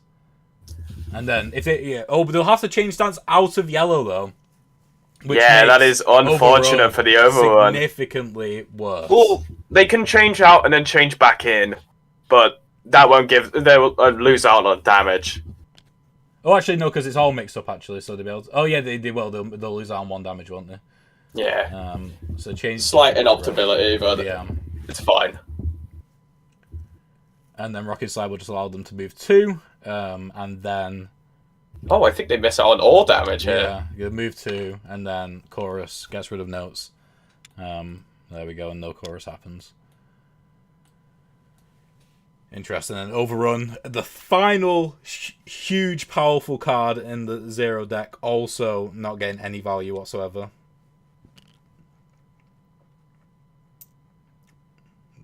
But Zero sticking. Honestly, it might have been an idea for instead of switching to red, switching to green and breaking it. Oh no, it came after the attack. Never mind.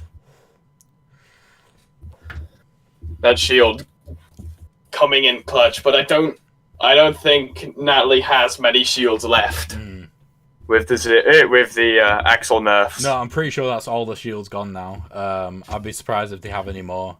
So it will be the case. I mean, the only other way they can gain shield is through a red, orange, green chorus, but that's a super high cost shield to get in the first place. Very difficult, and also they don't have any reds, which makes it even more difficult. Yeah, I feel like this is where Zero tempo comes back and starts laying into Axel. Especially with Jab, all those shields are gone. Yeah. Oh yeah. Yeah, Jab should result in damage, but to be fair, they do have spin, which can get them out of that range. But they're not playing it. Interesting. Alright, that is Unless they plan to play all 3 cards, I think that was a bit of a blunder. Oh, maybe. It does seem like it might be a all 3. Yep. Yeah. Oh no! Decided to take the damage. Interesting. Oh, because of Super Slide. That's why. Yeah, Super Slide into a full chorus. Okay, this is gonna be rough. Though, what chorus do you reckon they're going for here? I reckon they'll be going for green, blue, yellow, so the 2 damage melee. I'd be very surprised if they go for anything else. Though, we should be able to see from Lethal Lewis a block on it. Yeah. If the positioning is right.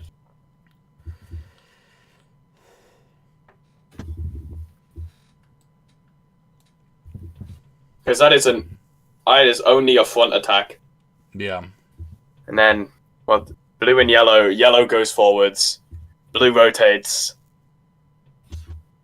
and obviously, green hits. Yeah. Zero does have his ultimate now as well, which can be like potentially 3 damage. Oh yeah. Chosen not to shield with that though. Oh, I think they've chosen not to hit to avoid the super slide even going off. No, I think they'll probably rotate and hit. I think that's what's going to happen. I'll be surprised if Lewis doesn't do that, but it would be best not to do it. I believe that was the rotate off of jab. No, I think it was a rotate off of position. I think.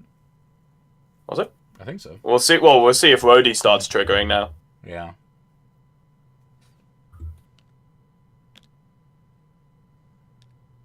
Oh, they're using the stance change to change into red. Yeah, And so then- not attacking, so super slide doesn't even trigger. Okay. That is That's a very good play. useful for them. Yeah, very, Yeah, very it good play. stops the note cycling going on. Yeah. As soon as Natalie burns that green note, it's open season for Zero to beat them up. Because unless they can start cycling their notes quicker, they won't have any attacks. Yep, just moving two. Fair enough. Okay, so now they Oh, have. there it is. Yeah, they have Ultra Chorus. Ultra clocked as well. Yep. It's going to be a very interesting turn. Zero does have the initiative as well, so their three will be going first. But Nat does have tune and spin, which can give them some movement options at least.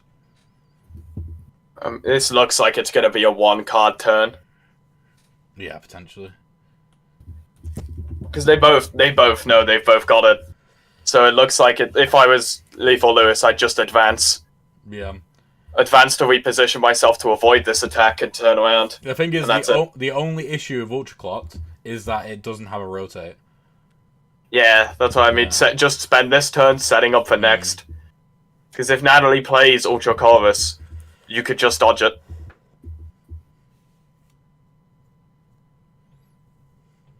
What's she gonna do? Because even with how it is now, I think she can only put out 1 damage with it.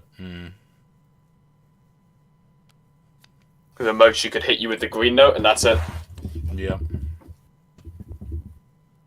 Are they going with just this? I think so, yeah. So tune, they're using an orange note to move back. And then lunge is going to miss, depending on, well, regardless of what they do.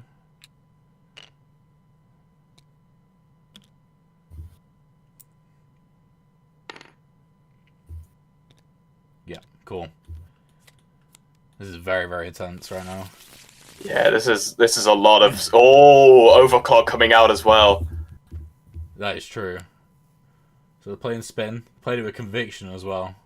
Yeah, it's a declaration of I'm setting up right now. Yeah. Oh, she doesn't have another note card. That is true. I don't think they're playing it into chorus. And there's the counterplay of the. So I think Nat really wants to end it right now, because if not, it's gonna be very spicy. Lethal Lewis could win this one. I feel like if her cards don't win right now, she could die off of those two. Yeah. Like, depending on how Lethal Lewis triggers all this, it's just 5 damage on board. That is true. Yeah, if he can get right next to them, I'd be right next to them. Yeah. If Natalie moves in, it's hit, switch stance again, and then another hit. Yeah.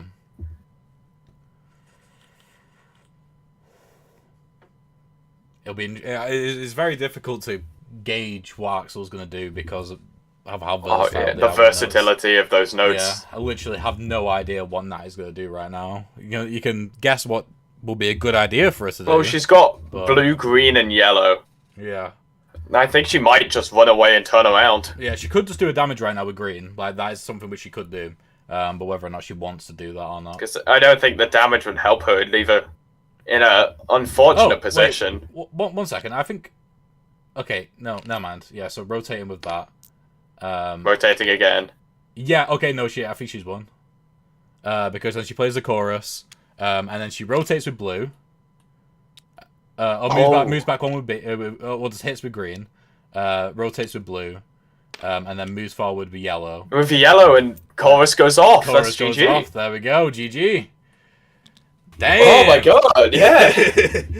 That was Axel versatility. literally, because even with all the nerfs, like that was a game that was probably one of the first games where I'd say that like, regardless of the fighter, Nat won that game, not Axel, because Stance that was just outplaying Lethal Yeah. Zero. It shows that she's been playing since day one. Yeah, right. Let's hop in the other chat and let's get him picking another fighter. By the victory. Hello. Hilarious. That That was was so incredibly intense close. to watch. Yeah, Yeah, that was, no, if I it was hadn't close, yeah, if I yeah. hadn't killed them then immediately, I would have Yeah, died. that turn right there was the end of the game. Yeah. It was just For a sure. Oh, no, fight yeah, whoever we knew plays that. it right. Yeah. No, yeah, we knew that. We're like, we're We were praying on both sweating. Yeah. praying on each other's downfall for sure. Yeah, the 5-1 score definitely wasn't reflective of. Yeah, how it was. neither me or Niall saw that chorus coming out off of the Ultra Yeah, chorus. we didn't know how Yeah, you were yeah, going to do it. We're like, oh, she needs to do it, but we don't know how. She needs to do it, but it doesn't look like it's gonna work. And then Yeah. it came out of nowhere. That's why I was 50-50 on potentially winning, because I knew if Yeah. I couldn't do it, then it'd be game over. So, Lewis, are you picking a different fighter? Oh no, I'm committing to my boy. I can't, Okay, I can't cool. let him go. We like that. We like that. I'm just Right, gonna okay. unfollow before the next fight. So Okay, Double worries. down. Right, we will head back into the other call. So, yeah, good luck. Thank Right, okay, so this is game 2 now. So, basically, it could end here with Nat winning, or it could go to the Game third 3. round. Yeah, if Lewis wins. I feel Lewis is going to adjust how he plays based on that last match.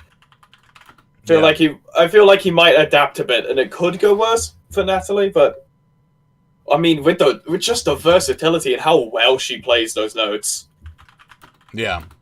it could go either way again. No, definitely. It's the thing is, if Lewis can pull off those 3 2 damage locked cards, then he can win this. It's just whether or not he can. Like that should be his game plan right now. Just doing that.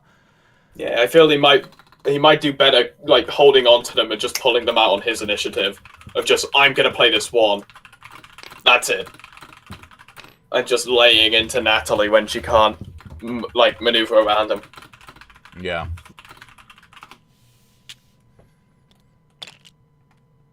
Okay. Alright, we're getting started here. I'll lock the boards. It's very intense.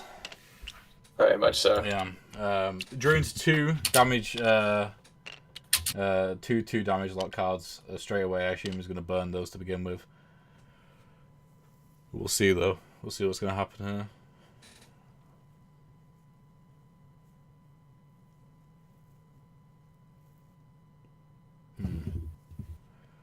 Be interesting to see. Whose lead is it? Is a question being asked. Does it switch? Loser leads. There we go.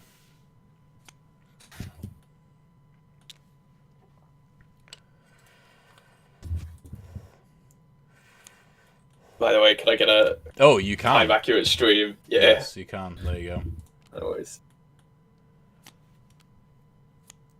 Beautiful. Let's see what Nat can do here. I mean, they've drawn straight away into whammy slide. I would be very surprised if Oh, Nat that is doesn't a play that immediately. very strong opening hand. Yeah. Whammy slide into sharp could be 2 damage right off the bat. But then again, that 2 damage does unlock Zero's game plan. Yeah, especially if Zero just leads a step into overclock or overrun.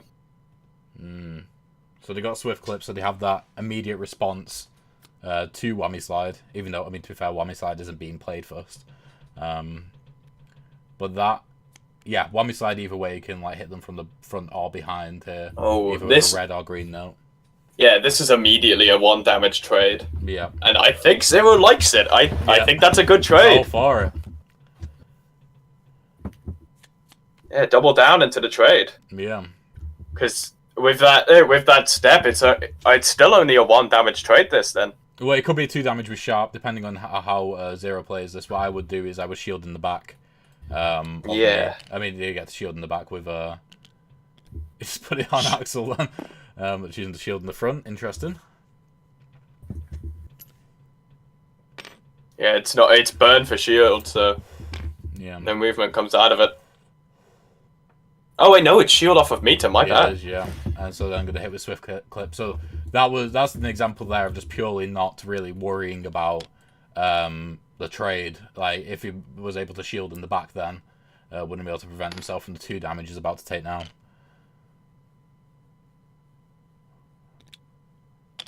Yeah, there we go. Yeah, but then again, this now opens up being behind Natalie. Again, because she's got no back hits. That is true. No back hits, needs to be able to turn around, and also all of Lethal Lewis's super powerful cards are unlocked after turn 1. Again, it's essentially the same game again. It's the same game again, but with Crack, it looks like it could go a little bit better. Yeah, definitely. Definitely has that mobility in hand. Nat's just deciding not to care really about the low initiative shields. They do have Epic Knee Slide, which is currently locked behind the fact that they haven't taken the damage yet. Did they not get hit? No, because he got a shield from one of their cards, I think. I thought Lethal Lewis went first and hit them. Yeah, where did they get the shield from? Oh, no. Yeah. Oh, wait. 1 second. Nat, should you have taken damage?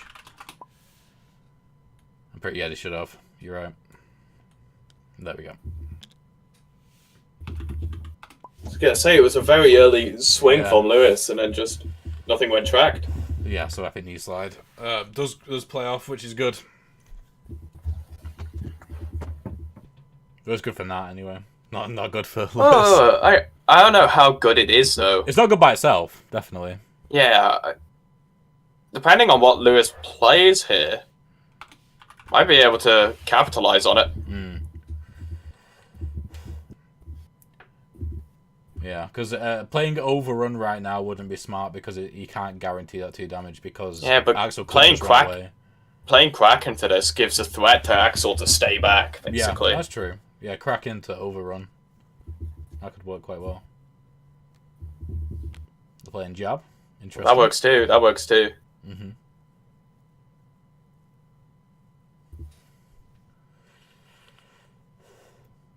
What are they going to play into this? Playing Sound Check. Interesting. I mean, Sound Check into Epic Knee Slide would allow them to get a damage off of Epic Knee Slide as well. Yeah, but this is whether or not Lewis sees us coming and plays something else. Well, he's got to play something else even, but whether or not he goes for the just overrun. Oh, and he has.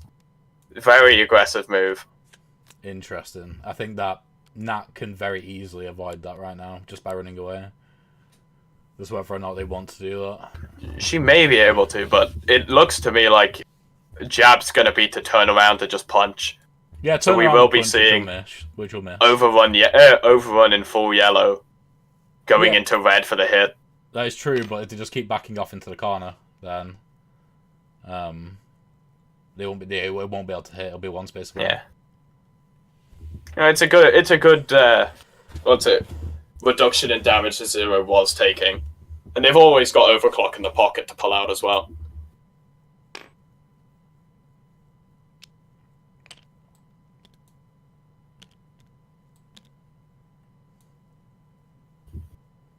So they've rotated and they missed the attack. And is Nat going in for Epic Knee Slide? I mean, they could go in and get a damage here, but they will take 2 damage. They will be taking 2 in return, so is it worth it? I genuinely don't think so, so I would just, moving back 1. Yeah. There we go. Move and back. Then gaining a note, which I assume will probably be an orange note, I'd imagine. Or playing a chorus to get rid of their green notes, like either way. I don't think she wants to get rid of the greens. The greens are very... She choosing 0? She might choose 0 and then use an orange note to move back, but either way, it's the same result. I mean, even if she moved back and then orange noted, it would be the same regardless. Yeah, exactly. Oh, no, she's going in. Oh, she is going in. She's going in and doing a damage. Okay, that is that will even out this game to a 3 damage on 3 damage. It will. That... I don't know how to feel about that move. I love it. I love it as just like a entertainment factor, but I don't know about actual survival with it. That Interesting. was one of the pieces missing. Yeah, just one of the pieces just disappeared somehow.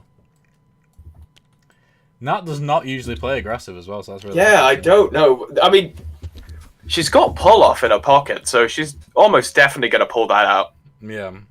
Oh, they found the missing piece and it's now been thrown off the board. Okay. Amazing.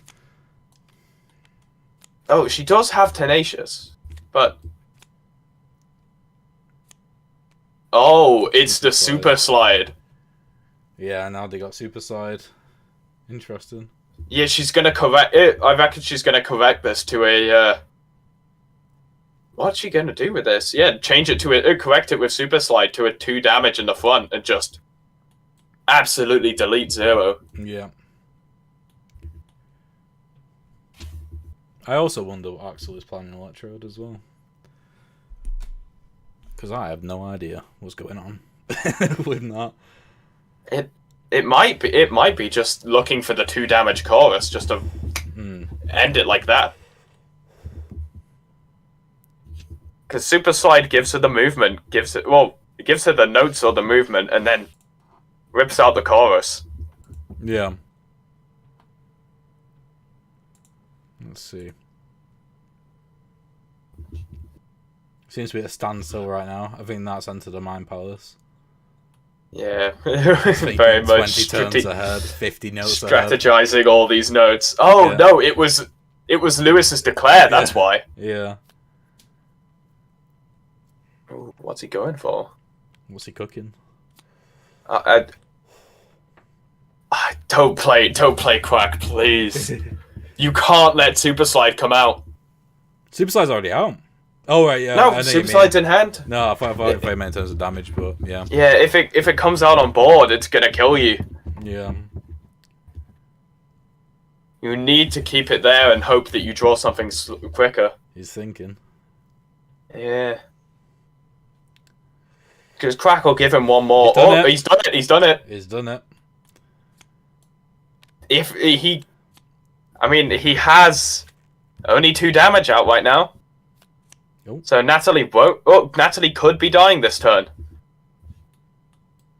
That is true. If Liz can Very hit both much of so, his attacks- considering it's all of them before her. Yeah, Though she does gain that shield from Tenacious. that is true. What does she want to do with it? I don't... This could be a win right now. Shielding in front and then moving. I assume moving over. We really need to shield behind in that case. Oh, no matter what, she only gets 1 move. Yeah, behind and then move over. That's the Move plan. over. Well, note over, and then I'm assuming move 1 more. Yeah, with the yellow note, and then move 1 more. There we go. Yeah, and then zone will be like move nothing and turn around, I'd imagine. I'd imagine. It could be move nothing and shield, and then turn around off of reset. Yeah. Although actually, yeah, then there's no damage going out at all.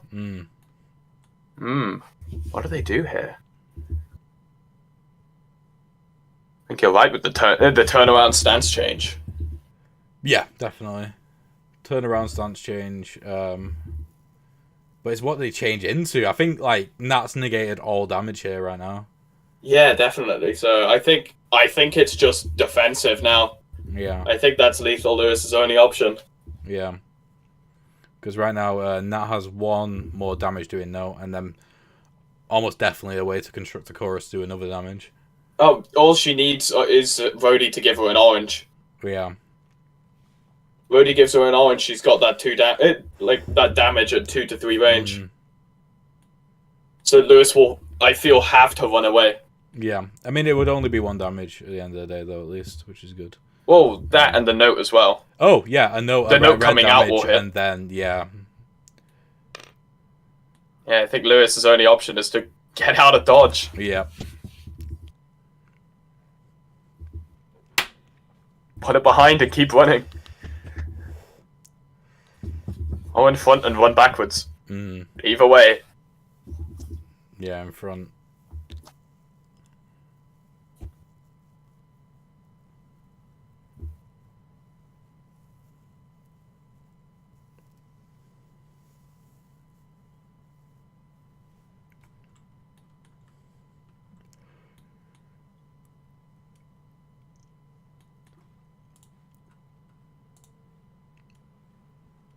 I'm hoping for the stance change into yellow here. Otherwise, it's going to be a rough turn. Yeah, if you don't stand change it to yellow, then it's definitely take. Yeah, it done. Yeah, there it is. And then yeah, so I think he can avoid both damage here. They'll be incoming.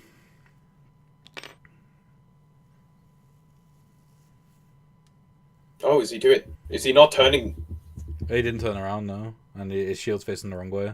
Yeah, it's facing the wrong way. He might still die here. I mean, to be fair, if Nat moves forward one, like rotates with blue, and then moves forward one, she can do that 2 damage with a chorus. Yeah, she can kill him. This is lethal right now if Nat realizes it. Yeah, if Nat knows this, he's dead. Yeah. I feel a misplay on crack. Yeah. It is definitely a misplay on crack. Oh. Bit of a strange sentence. Oh, moving okay. One, and then moving back one. Why? I don't think she gets him. Oh. No, this doesn't work.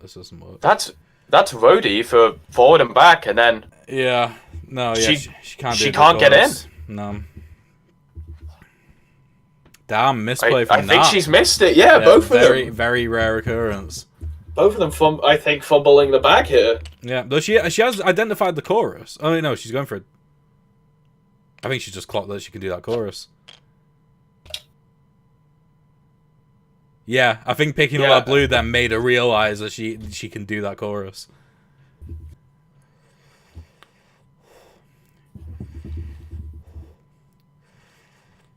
Yeah, she can bring out that blue, reposition, and then 2 damage to the back. Yeah, and it's game.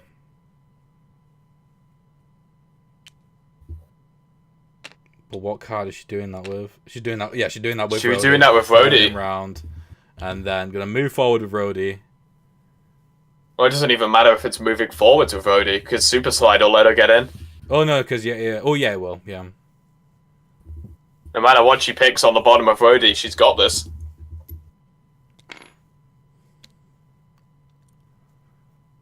And then move 0 and play and the chorus. Move 0 chorus. Do it.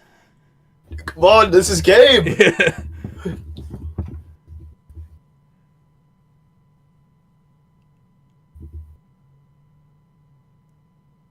She's changing notes. Is she? I hope not. I think she's changing notes. Why? What is happening? She threw. She's throwing the game. What is going on? She's getting a burn back. She's just getting a burn back instead of... What is happening? She had it. She had the game. What is happening right now? Both of them just flew. I can't believe that. 0 threw away the game, and then Natalie didn't take it. That is insane. I can't believe that.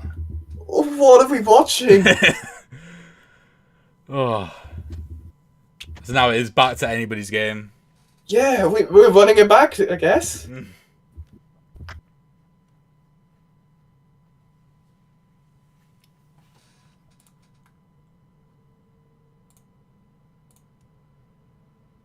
I just can't believe it. I'm in disbelief still. I feel like I'm in shock. I've got no words. It was gonna be a 1 damage trade onto 0. Then it was 0's dead, and then Natalie didn't even take it. I have no idea what Axel is cooking, Electrode. No idea. Surely there's some kind of plan here, but I don't know why there is. Yeah, there didn't need to be a plan. It was over. They didn't need... Yeah, they'd set up the chorus. They were perfectly in range. All they had to do was hit it. Maybe she doesn't know about... I've never seen her use red, green, blue. Maybe she just thought it wasn't one.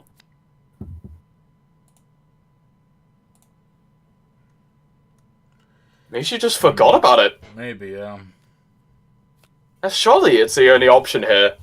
Because she had it in the palm of her hand. Yeah. Yeah, I'm just trying Maybe to think that back whether there's something we missed or something like that, but I don't think there was. No, it was move up to 2. Yeah. All of it was play 2 notes, which she didn't need to do.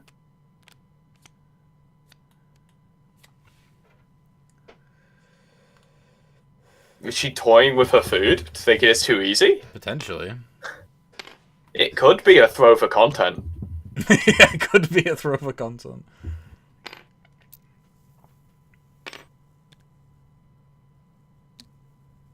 What is she doing? Why is she running into the idea corner? what is happening right now?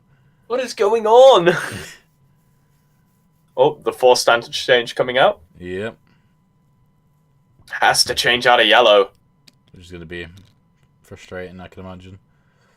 Oh, definitely. A spin and then a miss. Yeah.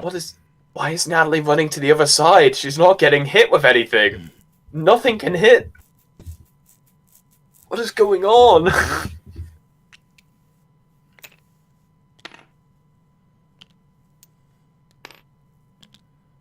A rotate? Why is happening? It's so defensive all of a sudden. She was gonna win and now she's just hiding. Who won the first round? Nat won the first round. Nat just threw away lethal though.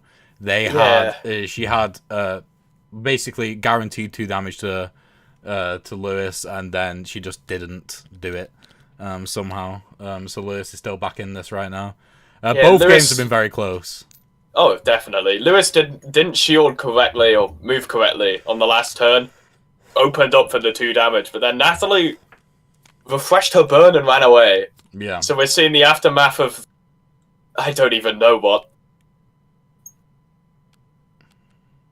Oh, clamp is in hand. Okay, very Clamp is nice. in hand, yep. And Natalie's trapped in a corner. This could be game, depending on what goes on here. Mm-hmm. If we come in with position first. Both are very, very close to their ultimates as well. And that's going to have free pickings over the notes as well by the time that happens. Oh, yeah, she's only got the red note left. Is Santa coming out? Yeah, I mean, if Clamp gets played... Oh, no, we need all 3 to get into position, but it's still... Not playing okay. Clamp. Not playing it? What is going on? Position Clamp would have had it.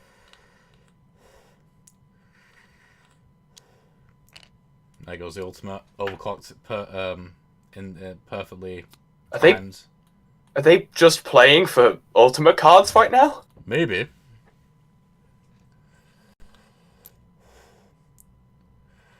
We have a spin? We have a spin. What is going on here?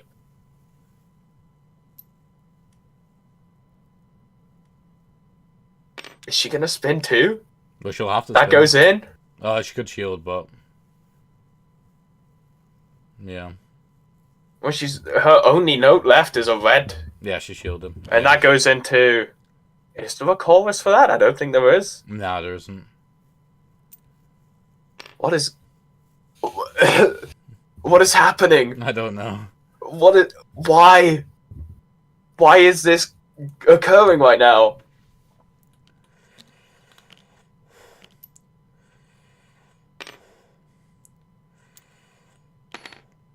Yeah, 2 move forwards, on to- red note to miss. Oh. Not using the red Oh note. yeah, no, it's not red note. My bad. It's movement. Yeah, just. I'm so confused. Okay, well... Surely I'm just missing it. Yeah, I feel I'm excited to speak to Nat. I feel like I'm just missing it as well somehow. Yeah, like I feel like we're missing the big picture here. There's Yeah. something going on in this match that we're just not seeing. Yeah. But both of the ultimates are out again. Yeah. You don't need the ultimate to win the game.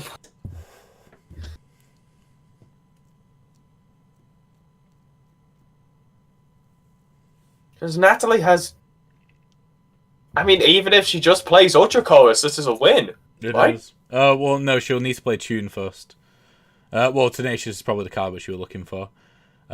Just so she can recycle her notes completely. And also move forward. She's playing Ultra Chorus.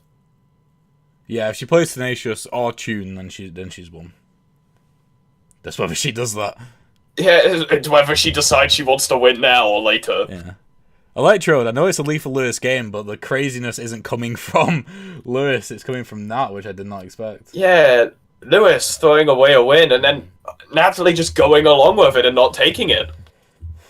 Oh, Zone. Okay, Zone is nice. Yeah, it won't trigger before anything, though. Yeah, it won't come before, but... Oh? Another burn coming out. They need to burn like that whole hand, rather than just one. If they can get a low initiative energy, like as long as they get one meter. There it is! They've got sense. We've got a shield coming out. This should be a protection then. They should be fine.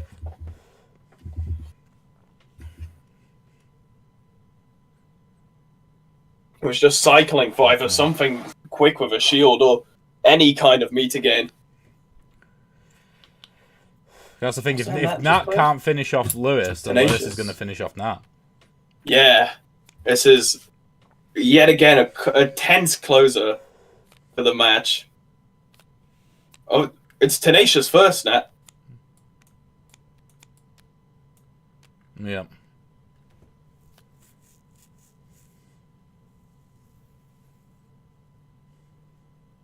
Okay, let's see what's going to happen there. So yeah, red note, which does nothing. But then they all cycle. Yep. All the notes are back now. It's cool. It's like Axel gets like a power-up mid-game. Yeah, as soon as they're all back, it's go time. Yep. Green note. And then move forward one. Is this going for...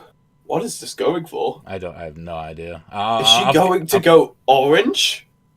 No, no. No. She's gonna...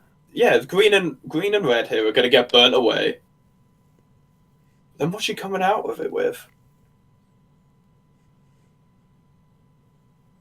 In front and turn? No, behind and maybe change stance. Potentially. Ooh, yeah, you make a good point. This change stance here would be big. Yeah. Yeah, especially with jab. If you switch... It would be better for them to rotate, actually. Because... Oh, but if they switch out of green... Yeah. They switch out of green, then they could switch back with Ultra Clocked, hit behind them, miss, but then jab can turn around and hit again. Yeah, but if they just change into yellow stance, when they're facing the other way. Oh, just switch into red, yeah. Right, so... Yeah, Chorus goes off with nothing. Can Natalie kill her? I feel like she can. She can do... What? She can do 2 damage. Can she? Yeah, she can do red, blue, green. So red hits... Well, no, she can do 1 damage, sorry. But she can't kill.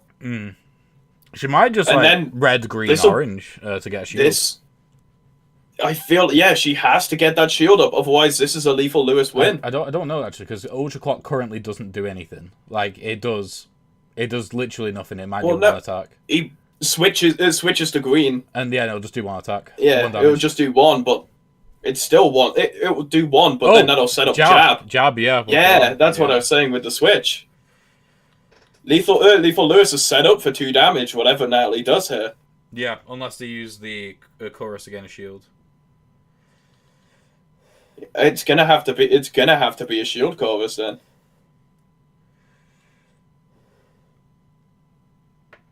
Which will burn her last red.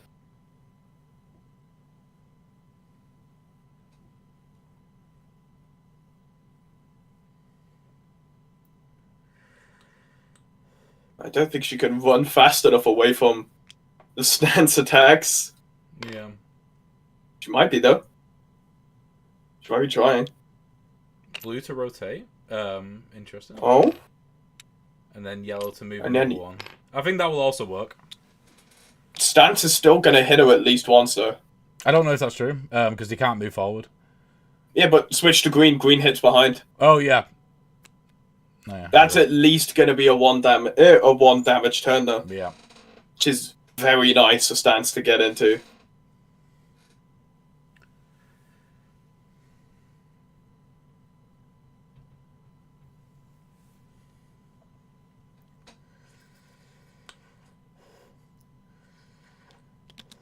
Yep, green, and then... Yeah, here it comes. Switch it to green. Yeah. Hit Natalie. And then with the next one.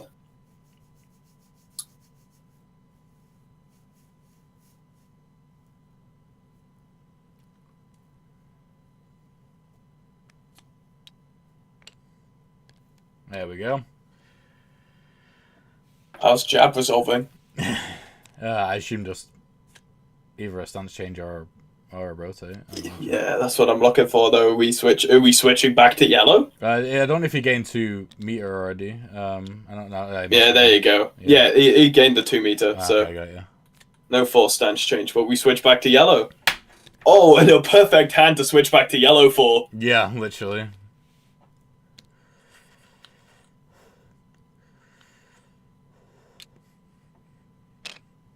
Already a lot of Nats notes That is, as well.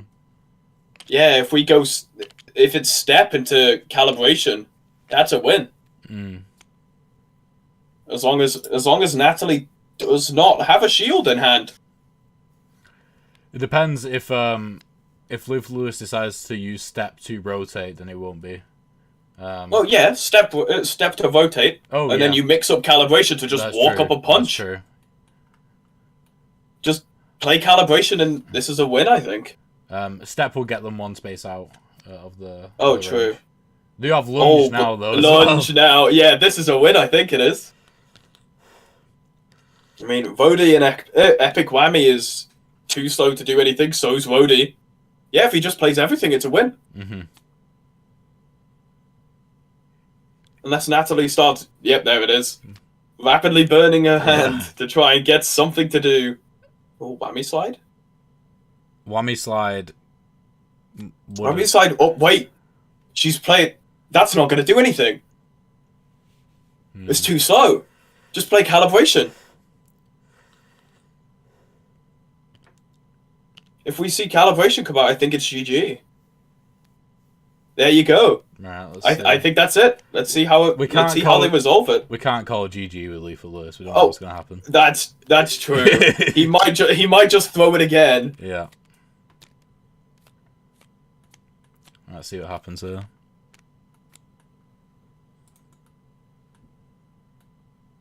He's going to be forced into a stance change.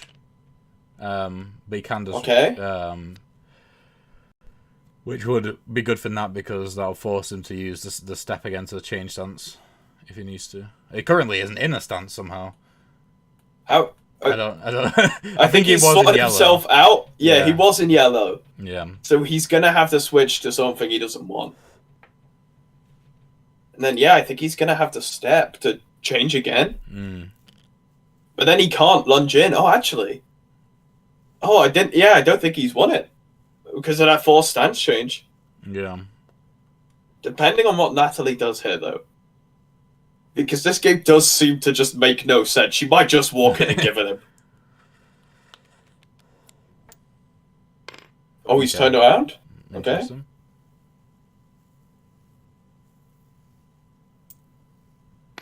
And then moving in. Oh. I mean, yeah, she walks over and turns around. What is going on here?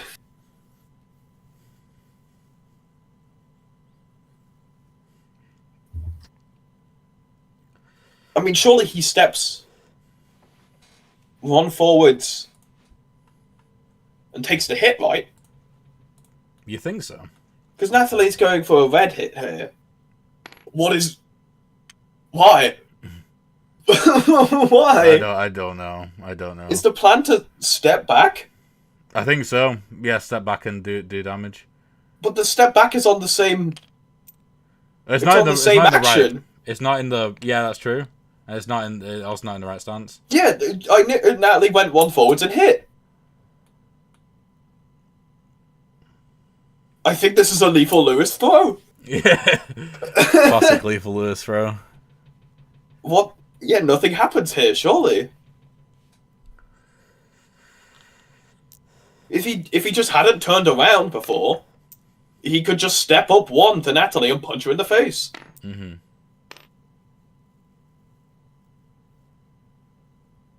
I mean, what's going on here? What's going I on? don't think he's thrown. I think he's fine. Oh, no, it's over. Wait, what?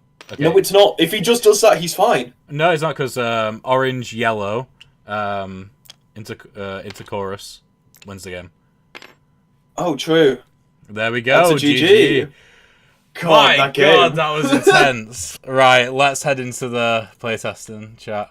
That's all, because I wish. Hey guys. Yeah. Hi. Sorry, we took like an hour. Yeah, sorry. What was going on there? Because you could have won like halfway through that match, Natalie. Did I? Yeah, You had a kill chorus. I'm not gonna lie. My brain is on fire. I can't Yeah, to be think. fair, we were both freaking out. You had Lethal Lewis walked away from you, didn't turn around, so had no shield. Yeah, no, You had the one chorus where it set was up for the one 2 where it was damage. 4 spaces away. Yeah. I couldn't figure it out. I was trying to figure it out, and I was like, Yeah, I don't just know had if the I'm just being chorus. stupid or if I can't do this. But yeah. There we go. Yeah. Oh. The meter screwed me then at the end. I yeah, thought I it was really going did. to win. I didn't take it into account. And I thought it was GG, and then the meter came up. Yeah. There we are. Right, okay. God, that was. Please watch it back. Thank you guys for watching. Not watching, playing. Sorry. Nat, you're through to the semi-finals. Thank you, Lewis, for playing. Thank you. And yeah, we're gonna head into the chat. But yeah, thank you for the game. Appreciate it. Right, okay. So we are going to go into a little break now. This is what the standings are like. It's not completely updated yet. We might have a slight change of plans into what game comes up next. I just received a message from one of the contestants saying that they might want it to be pushed back. So we'll have a think on that and get back to you. But we should be back in maximum, roughly about 10 minutes. But yeah, thank you for watching so far, and see you later. Bye.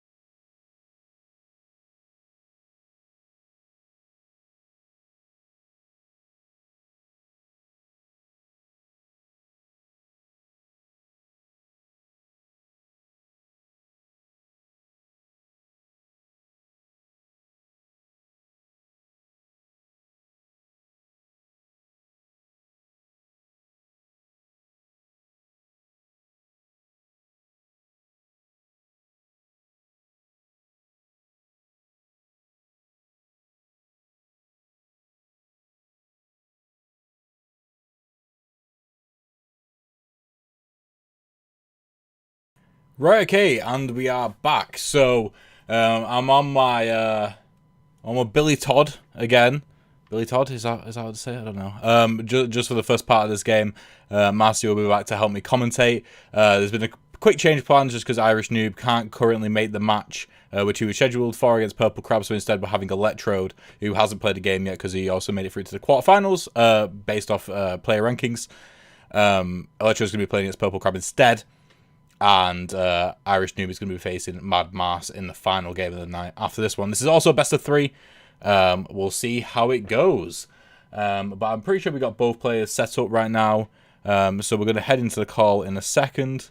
And we're going to get started. Just currently changing a few things over on the stream to make sure it looks all nice and pretty for everyone. I'm going to change over that. Dunzo. And we're going to get rid of that. Cool. Alright. Oh, you're back. Perfect timing. I'm currently live. So we're going to head over into the playtesting chat now to speak to the guys. Okay. I don't know if you're here. Hello. Right, okay. Hello. So, let's get this dice rolling. Yeah, so just to remind you as well, whoever loses the first game gets to repick their fighter, whilst the winner has to stay on their current fighter. Okay. So give it a roll. So we got It's 5. 5. Can I edge it out with a 6? You cannot. Oliver, are you picking first? Yeah, you know what's going on. Grappler. There we go. Oh my god. Are you picking Electrode? I'm considering my options. I'm considering either go Puppeteer or Surge currently. Ooh, interesting. Because We I get feel like first Puppeteer. Puppeteer v Grappler could be a very interesting matchup. I think. It could be, definitely. I've not really looked at it too much, but I've looked over it a couple times. Okay. You know what? Let's go for it. Okay, cool. Right, what I'll do is a new fighter without a guidebook. I'll give it a quick explanation as well. So looking at this icon here, if an icon looks like this, that means that the Puppeteer can spawn a robot, which is one of three robots, on one of those 2 spaces. The spaces match the spaces on the stage. So that want to be there, here, or there. Yes, exactly. You can spawn one. If there's something in that space, and you spawn it on either side of that space. Some of your cards have robot-specific actions, in which case that action can only be done by that robot. Though it has that icon, that means it can be done by either the Puppeteer or any of the robots. They can't all do that same action at the same time, so they can't all move 3. But like you can choose any of the robots to do that. Each robot also does different things based on either an attack or a shield. And also the final thing is that if you have 1 or 2 robots out on the field, you take an extra point of damage for every attack you take. So if regardless of whether it's a 1 damage attack or a 2 damage attack, you will take an additional 1 damage on top of that if there is a robot out, and the Puppeteer in particular takes damage. The robots have 1 health, but when they get hit, they just die. You do not you do not lose health if they get hit. Sound good? Okay. Wait, so can you spawn them again? Yes. So you have a certain amount of these in your deck, and you can spawn up to 2 on the stage. You cannot spawn all 3. And the rule is for spawning a robot, you cannot spawn the robot which was last taken off of the stage. Right. Okay. So if you take a pink robot off, you can't put the next robot we put on can't be pink. Okay. So yeah, I'm pretty sure that's everything though. Everything's explained in this. There is actually one thing quickly. Sorry, I need to actually just import something. I just realized I made a mistake and not actually imported something. 2 secs. Let me copy this, paste this, customize it. Okay. Bring that over there. It is in this.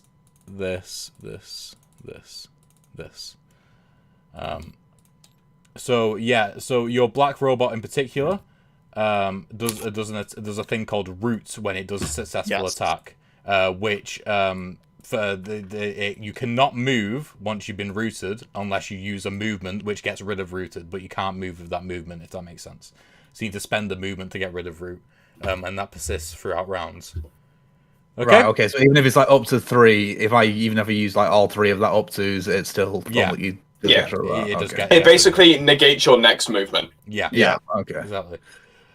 Cool. Yeah. If you have any questions, just like type in the chat and I'll hop in. Will do. Jolly good. Right. Have a good game, and we'll head into the chat. Good day. Good game. Right, so this is going to be interesting. Didn't think I'd see a Puppeteer match. We're considering Puppeteer so I new. didn't think it would be bought against Grappler, honestly. Yeah, But it'll be interesting. you have a lot of potential with those puppets, especially with the black puppet, to keep the Grappler at range. Yeah, definitely. I think we got an early burn already straight away. Interesting. We get the stream back up again. Oh yes, I will get it up. No worries. Need to figure out how to do that. There we go. There we go. So, the interesting thing about Puppeteer is he has by far the highest average initiative. Every one of his cards go up 1 in numerical order, so they go from initiative 1 to 14, because there's 14 cards in the deck. So he has a lot of high initiative cards, which could be a good or bad depending on the situation.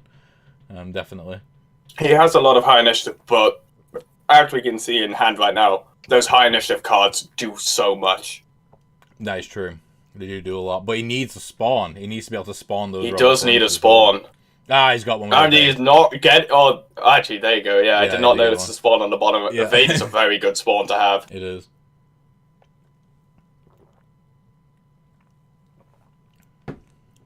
Oliver has quick grab at the Purple Crab has quick grab at the exact wrong time. He doesn't need it right now. He actually has a terrible hand, but I would do if I was him as I'd burn. I'd just use quick grab as a shield, I suppose, if he's anticipating any attacks coming in. Okay, he's burning reposition. Yeah, I'd burn quick grab straight into pocket. Just let it sit there till you need it. Again, terrible cards he's getting. He's not getting a good start here.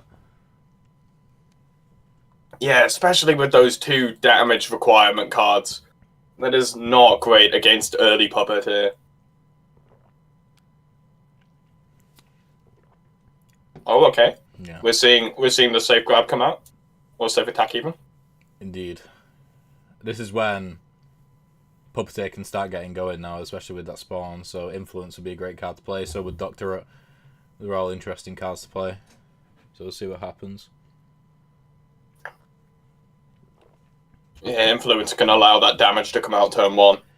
Yeah. Though, that could work against them. You could see the Puppeteer as like an evil-looking guy. You could just see him like as like a granddad that's just gotten lost. I was going to say, he's like an old man who's kind of ended up here. He's like, why am I here?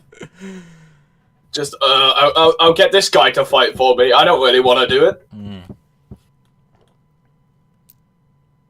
Yeah, it is interesting that he, with the evil spin on him. Yeah, definitely. So what robots is he spawning? Spawning the black one? Where's he going to spawn him? Oh, behind straight away. Oh, in front. Really, in front? It's gonna get. Go. It's gonna get hit. It's just gonna die. Yeah, it's gonna get immediately destroyed. Yeah, if it went behind, then it's a threat because it can. Black Robot has all the pull effects in the Puppeteer's deck. Yeah. Black Robot is actually no. Yeah, destroyed. Yeah, it does. Yeah, Black Robot is all about keeping you on the Black Robot. Yeah. That was a very interesting play by Electrode there. We'll see what happens next, I suppose. Because now he's got a hunt for another spawn in his deck. It was... I mean, I'm sure there's a plan, but I'd say it's questionable to... especially sacrifice the Black Robot like that. He's got to go in as like attack Puppeteer and just run in with his cane, or he's got to try and find the spawn. Yeah, I mean, attack Puppeteer can work if you get the right cards, but so many are dependent on certain robots to hit. Yeah, Nat just brought up an interesting point as well. Pink is going to be a far less effective robot because shields basically don't matter against Grappler. Because that's basically all Pink does. They just allow you to gain 2 shields instead of 1. Yeah, there's no special on-hit or anything with Pink. White might be very useful, though. Yeah, definitely. With the knockback to keep Grappler out of range. Old man shouts at Grappler. His methods are beyond your understanding, apparently. Okay, charge forward. I mean, that's a great card to play, especially when Puppeteer is very much defenseless right now. maybe That did they just go for a late like dock to it? Maybe, yeah. Implied that they've got implied that they can bring out a robot even when they can't. I mean, a late Doctor might just be good for doing damage. Because if Purple Crab goes in with charge forward, then Doctorate can just do damage. Whilst Influence currently can't, so it would probably be a good idea for Oliver just to end it here.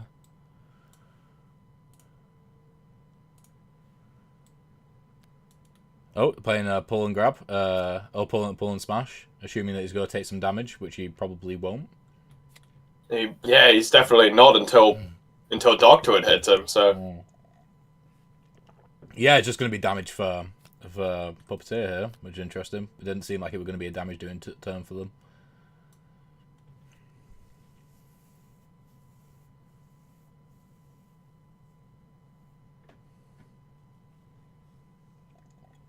This is already turning out to be a very strange game. Yeah, immediately. What are you going to do? Hands hovering. Yeah, so Puppeteer's almost definitely just going to step forward to miss, right? They've moved back, apparently. Oh. Interesting. Are they... How have they moved back twice? Have they moved back twice? Yeah, they can't do that. Shoot them a message quick.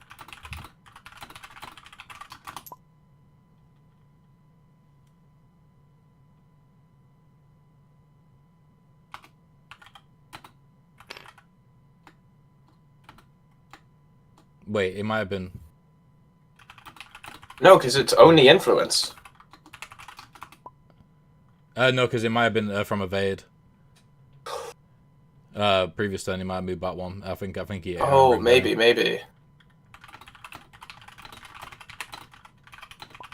We might have missed that. Ah, yeah, we missed it. Cool, anyway. And Charm Smash doesn't go off. Yeah, and then Doctorate just misses because the spacing was wrong. Yeah, if they'd stepped one in, Smash wouldn't have gone off and they would have been able to hit, but then again, Quick Grab is in pocket. Oh, no, it's not. It got burnt out. Yeah, it did. 2 burns went off.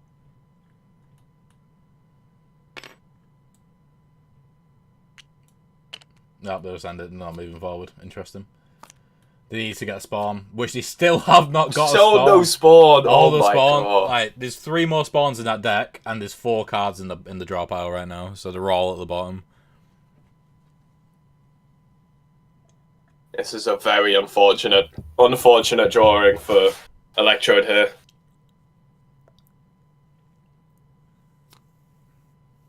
Oh, Purple Crab's drawing to charge and smash. That's very good.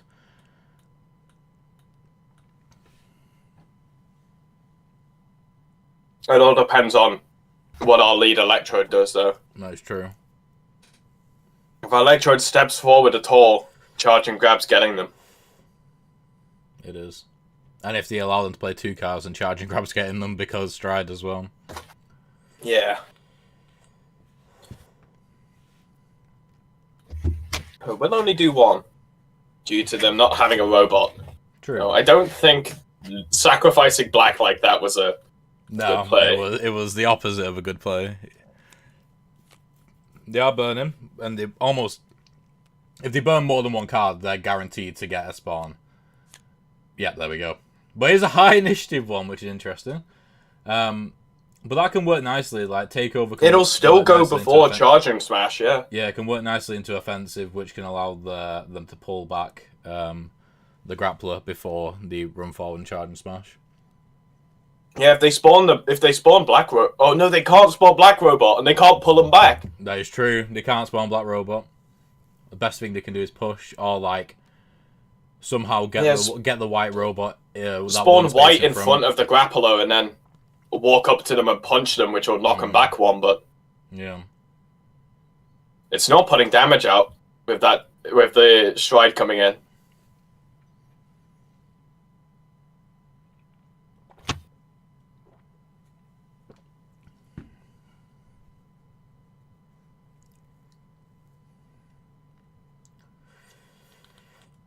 What's going on here now?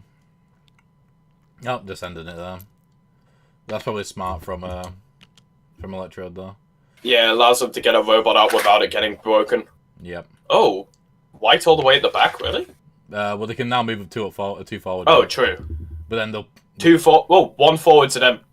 Oh, yeah, it's push. Yeah, 2 forward. They have to push. Oh, no, they can pull with black. Yeah, they can pull with black.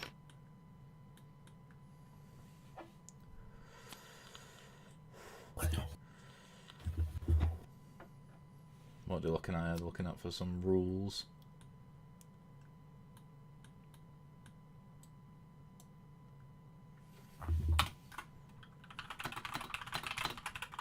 No, I won't say it before they've asked, actually, because that might be classed as cheating.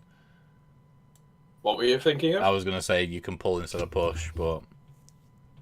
that... I mean, it's been clarified before that that's an option, so... Yeah. It's up to them whether or not they remember, I guess. You can always do something that doesn't do anything, if it's an option on your card. Yeah, they're pushing. Okay. Oh, they're choosing to push, alright. Very precarious, very precarious. Indeed, especially as now Puppeteer is taking additional damage for every attack. But Calibrate comes out. Calibrate can spawn the black robot in front. That's true. And it's very quick.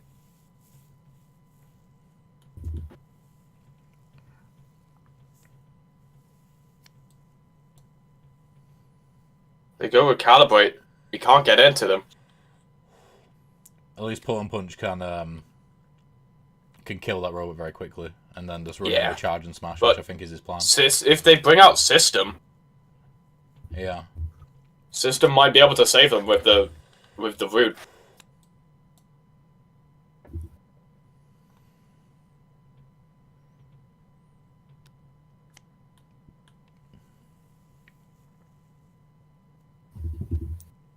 Don't blink. No, put pink out, please. You need to keep black. Oh, actually, what if they put shield on black? Yeah. They put a shield on black. Black will eat both of the hits. Yet another sacrifice. Just getting sacrificed over and over.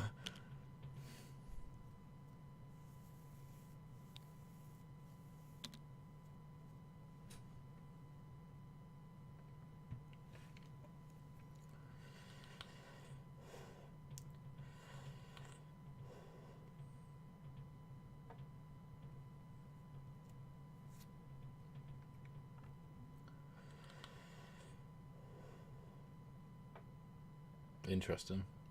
And then they're going to move, I assume, white either forward or backwards. So it'd be weird to move any other one right now.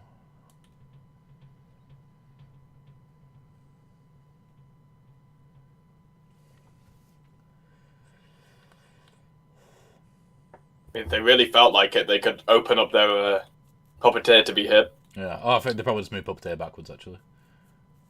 Oh? Wait, what? The Pull and Punch is just use Pull and Punch again. Oh, but to be fair, yeah, they can still break it with... Yeah, that's a really smart play, actually, because they can still kill it without the shield. Yeah, that was a smart play to use Pull. But they still get hit. Yeah, I mean, true, but it was they would have either had to forcefully walk or rotate, so... Yeah. Would have messed them up.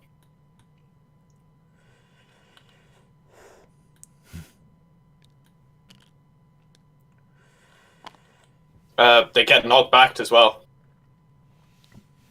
Which I don't think they've seen. Yeah.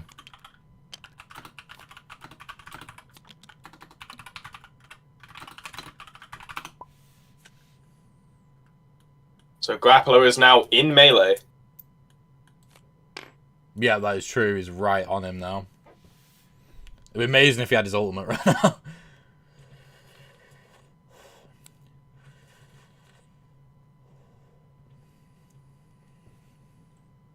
Question, if a robot gets thrown onto the tile of another robot, do both of them die? No, just one. Okay. Yeah. It's just the one getting hit. Yeah, and if the scenario was that the Puppeteer would be thrown onto a space with a robot on, then they would just go to the next available space. Yeah. Okay, so Purple Crab right now has Pull and Grab and also pull and smash. So that can do, in this instance, 4 total damage, assuming the white robot survives. So this is very, very scary at the moment for the Puppeteer. They're all grabs as well, so super unblockable.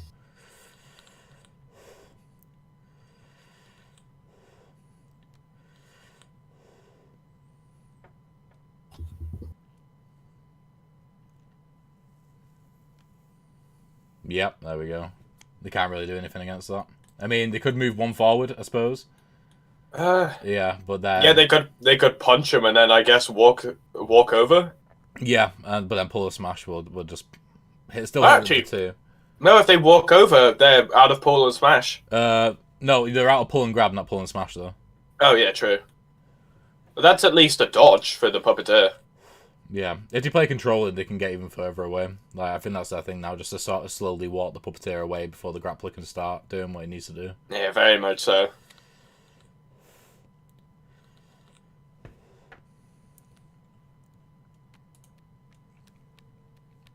I honestly wouldn't have given the grappler the opportunity to do something else if it were me. I would have just taken the grappler's attack's going to miss and hope that next turn goes better. Ooh. Banking on the... This could be very bad, actually. Banking on getting the 2 damage being taken. They could actually make it so that no damage happens to them this turn. Because of the threat of dash and whack. Yeah, if they don't hit him, dash and whack goes away and they no longer have to worry about the 2 damage grab. Big robots now on the stage. Yep, moving 1. Putting a shield on pink, which allows you to put a shield on someone else as well. The shields aren't really going to matter, though. No, they're not. But they're going to... Yeah, they'll do it anyway.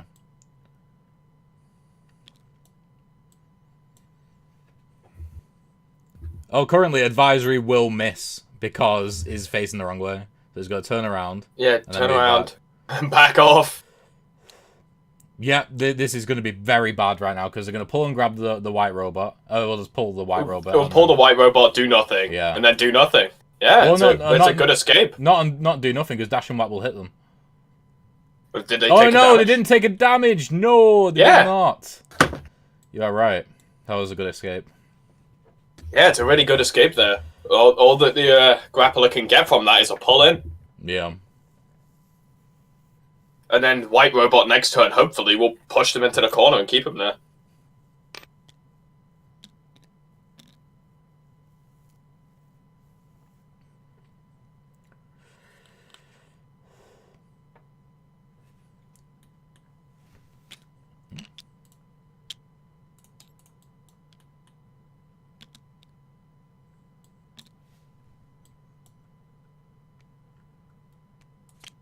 I'll move them up another meter as well because of dash and whack.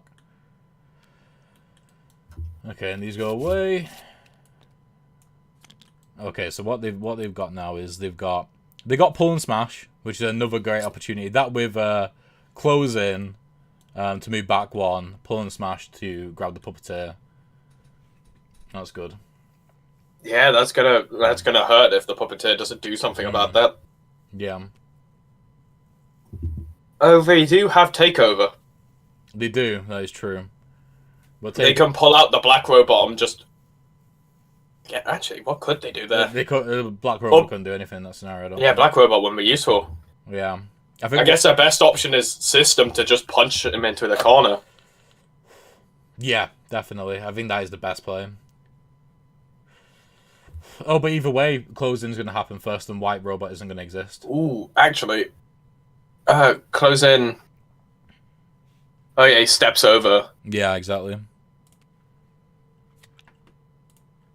Okay. We're just accepting the loss of the white robot and then bringing out black. Yeah, I think so. That might be good as well, because with pull and smash is after that, if I'm not wrong. Yeah. Yeah, they can just step over their pink robot and still be protected.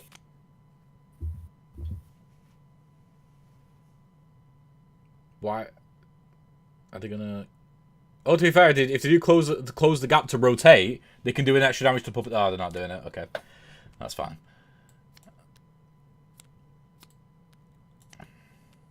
Let's have a look here. So yeah, close in, move back 1, or gain a meter. I'll do it for them.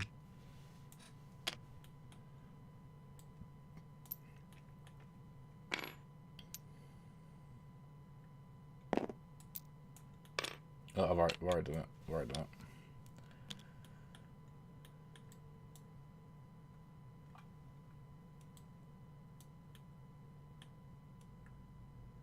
Alright, okay, so system.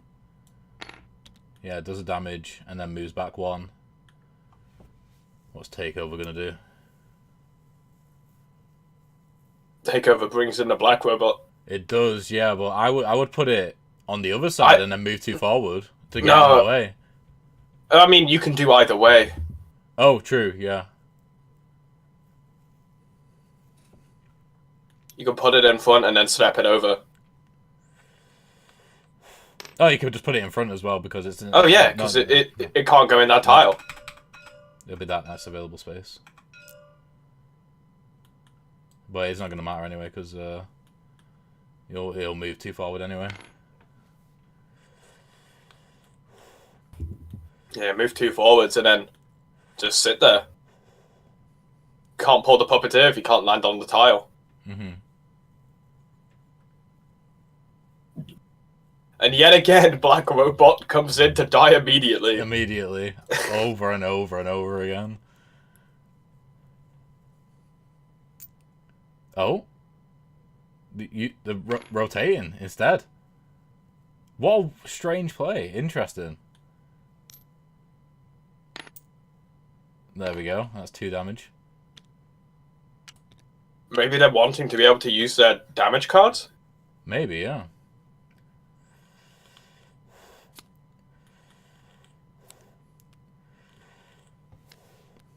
Anyway, Grappler is also 1 turn away from his ultimate, which in this current scenario would be... I mean, it'd be game over in pretty much every scenario anyway, but it would be... It becomes a 6 damage ultimate against Puppeteer when the robots are out. Yeah, even if Puppeteer was unhurt, it would just be dead. Yeah. I think... Oh, it's Puppeteer lead, right? I believe so. Oh, okay. This looks like an alright situation to be in then. You got a lot of low initiative cards allowing you to reposition the board. There's some damage there. Oh no, he's reshuffling his deck! He's reshuffled his deck and drawn 1 instead. I mean, to be fair, he's drawn back into Pull and Smash, but he's just lost his ability to get his ultimate.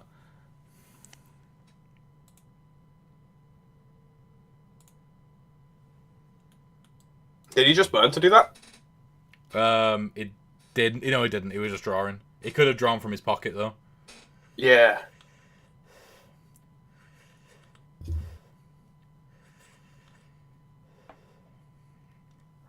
I mean, Pull and Smash would be a great card. Well, it wouldn't be because it would get him out. It would become out of range, but would burst into Pull and Smash.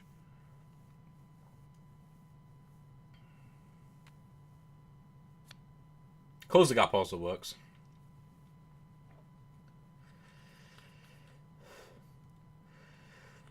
I feel like we're gonna get what's it, advisory coming out though to summon a white robot right in front. Yeah. And then knock him away. Just keep him at arm's length away from your Puppeteer. Yeah. I don't know, he's hovering over that Reeling. Reeling would do a similar situation, I suppose. But it's so much slower. Yeah.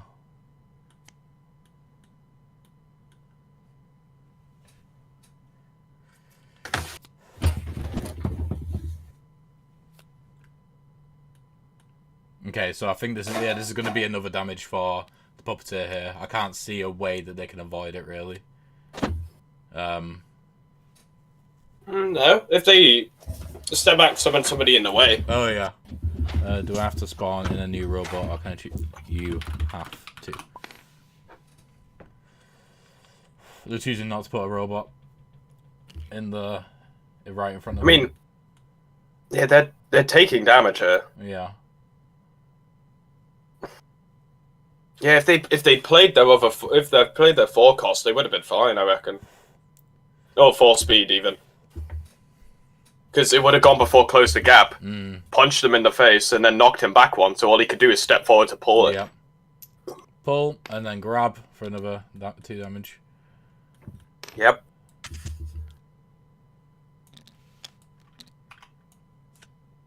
And then reeling occurs, right? Yeah, reeling occurs. Oh, he was just putting his KO in. Yeah.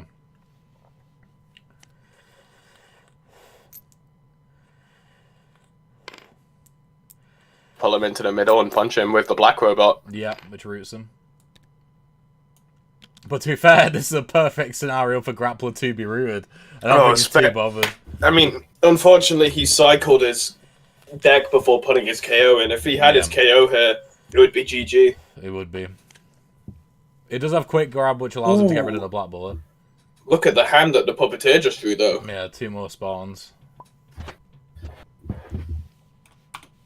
Just rotate. No. No. Yeah, it has to be something that would move you to remove the root.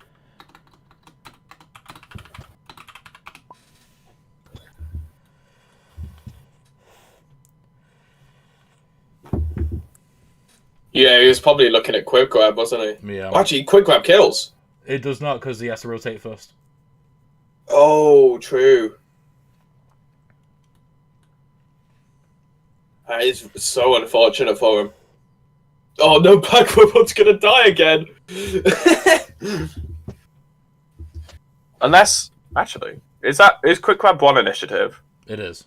Yeah, he can't desummon Black Robot before it gets killed.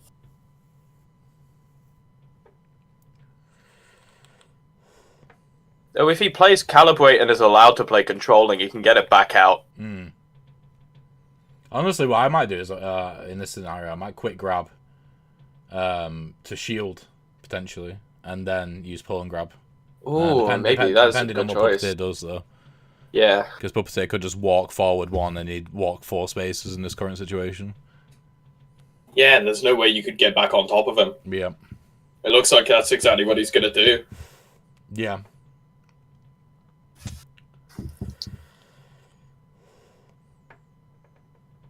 I think you've got a Controlling here.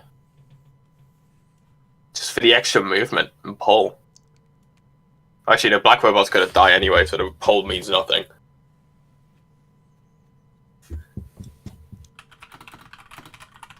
They're gonna leave it here.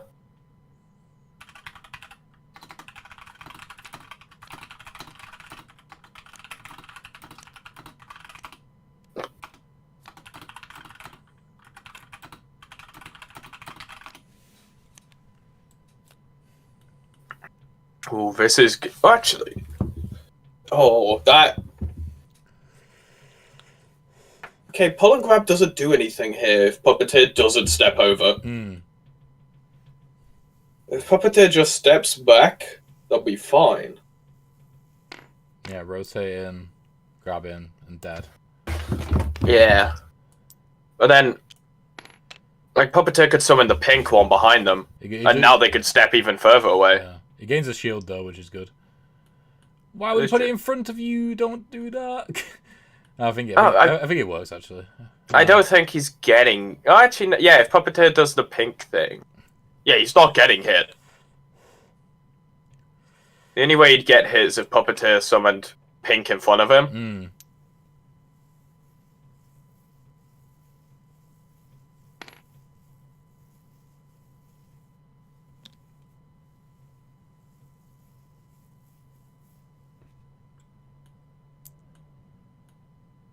And pull and grab, which one's he gonna do? Which, I mean, there's only one he can kill here. Yep, and it's dead. Yeah. That does open up Black Robot.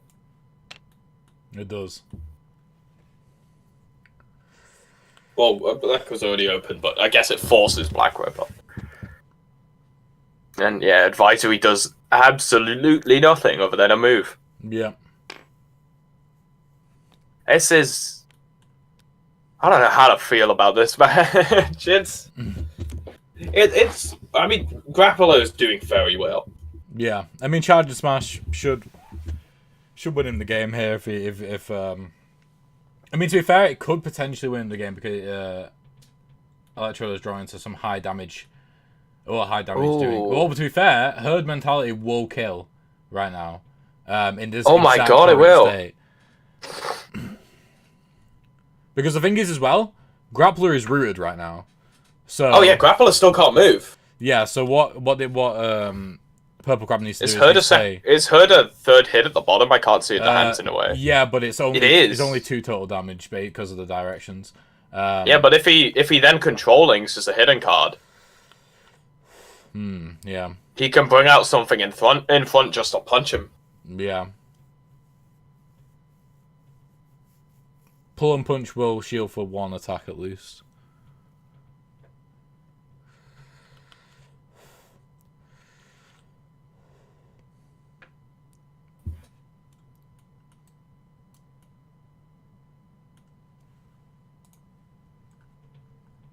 Is Herd all option select, or is it forced robots on the middle? Is what? Herd mentality. The middle robots, is it option selecting or? No, it's only pink. Ah, okay. So to be fair, another thing to do would just be to pull and punch and kill pink. That will help a lot. That will make it a 1 damage thing.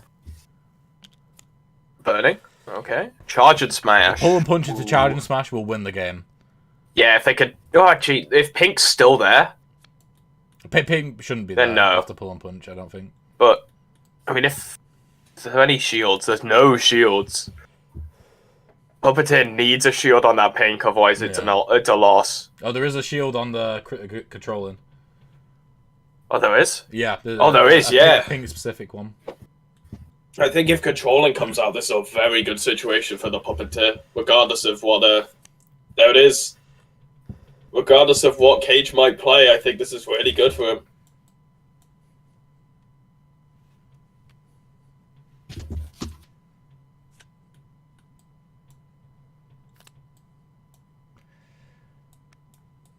We'll see. We'll see what happens there.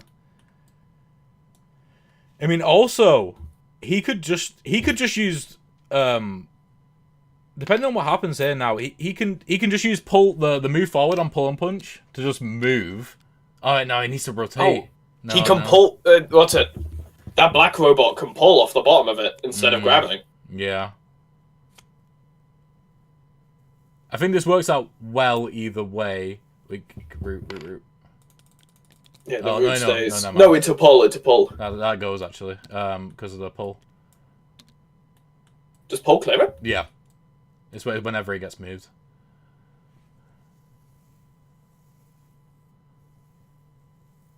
I might change this game plan here then. Yeah.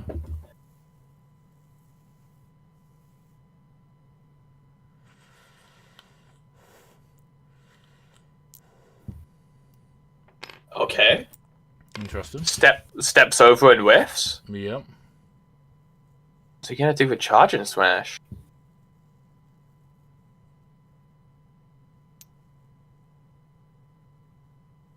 Into the corner, I guess. Yeah. I mean, yeah, herd mentality will do nothing then.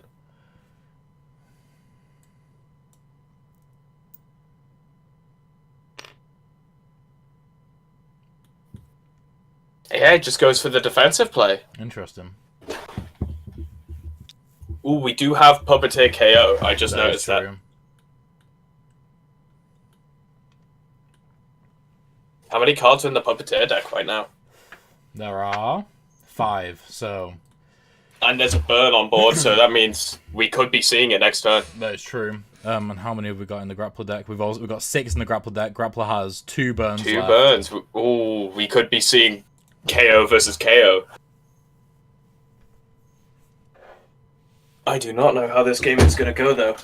This is switching up.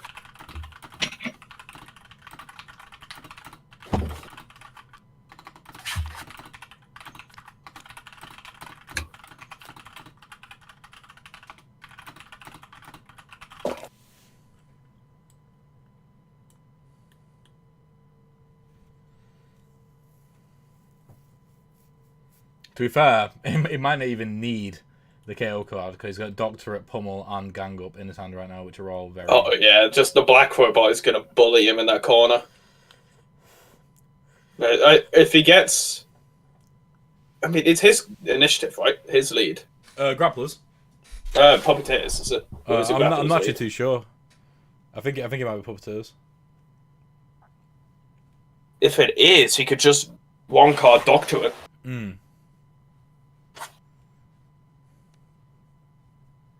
Oh no, Grappler lead. Okay.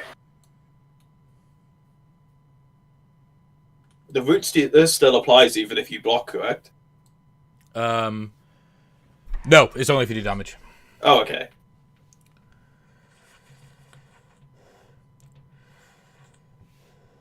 Ooh. Yeah, I guess he has to just doctor it and start setting up for the beatdown next turn. He's in a very good position right now. Yeah. Because Grappler's KO does not have movement on it. So he has to be next to you.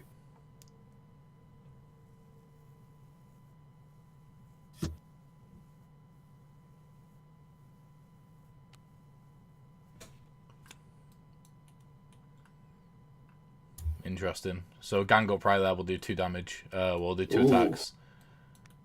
Even with the block, it will Yeah. swing twice, but there's no turnaround, so... He just decided to play 2 cards. Oh! Going in. Okay, that's the first time I've seen somebody just go, I'm playing 2. Yeah. Place them immediately. In it.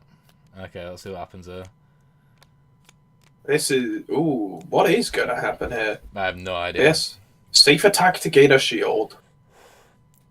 Stride to shield and step over, and then kill the black robot.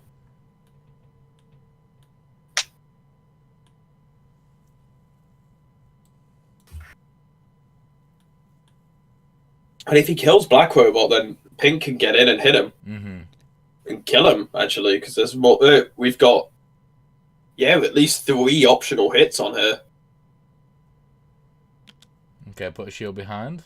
And then I think that's going to help. I'm going to rotate. And then going to move forward 1. Interesting. Is the shield from meter? Oh, wait, no. Shield. From stride, yeah. Shield and miss from safe attack. Rotate and walk from stride. Pull and punch the pink. Okay. Yeah.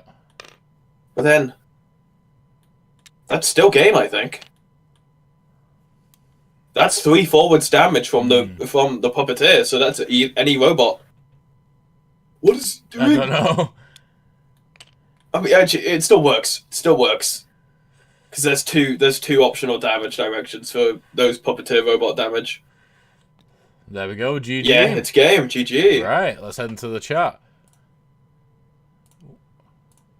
Hello. Damn. Hello. There we go. Oh my That god. felt like That was a very close match. It felt like a That was, war of attrition at the end. Yeah, very terrifying moments when like the grappler gets in close. Yeah, it was very. It could have gone either way in the middle of the game then. Really could, yeah. But then you managed to be able to just get out of the way. I think that route really helped you. Well, it came at the perfect time. Okay, let's load the game back up. So, Oliver, are you repicking? No. Do you like to get the grappler again? No. I'm sorry, I'm just thinking. I'm think. I think grappler is a good choice here. Like it's very scary. Yeah, I don't. Well, okay. Yeah, I'm gonna go grappler. Okay, so All right, puppeteer is for me then. Yep. There we go. Okay. Okay, have a good second game. See you. All right, see you. Right, so on to round 2. Yeah, these games have lasted a lot longer than expected tonight, but I think that's because like people are just taking it super seriously and playing very strategic, which is always good to see. I'd always prefer a longer match where it's a lot harder and feels so much better for winning. Definitely.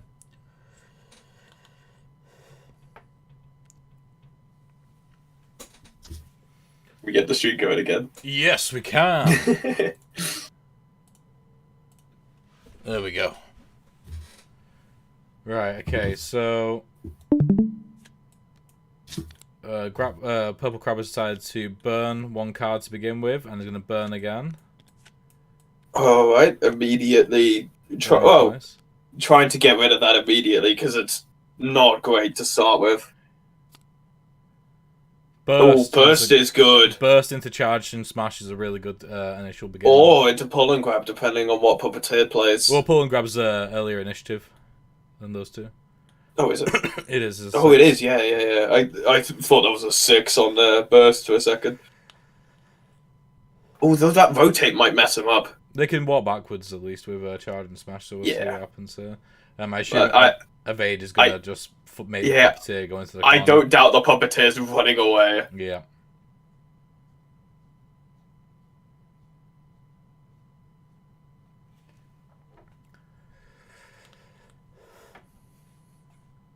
What they could do is play all 3 and then turn around off of pull and grab to burn it. Because everything else lets them walk backwards. We are seeing all 3 come out.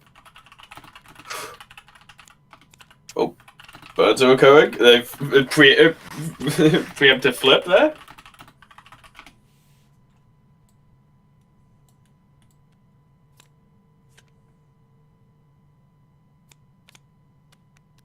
Ooh, okay. That is a... So getting 2 robots out on the board to begin with, which is good and bad, because if you can get rid of the robots really quickly, then the Puppeteer could have no robots for a while, depending on Yeah, pull and grab might be able to just, if he tries to bring out the black to root him, just immediately kill it. Oh no, bring it out behind. Yep. And then... Yeah, they have to bring out a robot in front now. That is true. That is true.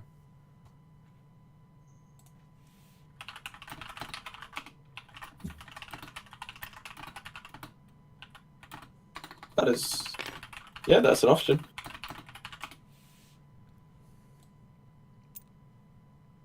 Let's move it just out of the way.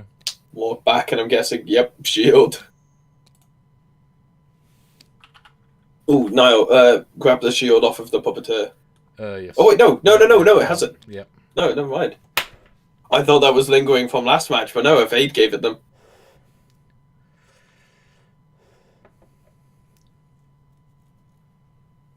Everything's defended right now. That is gross. Honestly, if it were me, I'd want to rotate off a pull and grab, back up 2, rotate again, and then step over 2. And you can get 2 damage on the Puppeteer like that. Just dance your way across.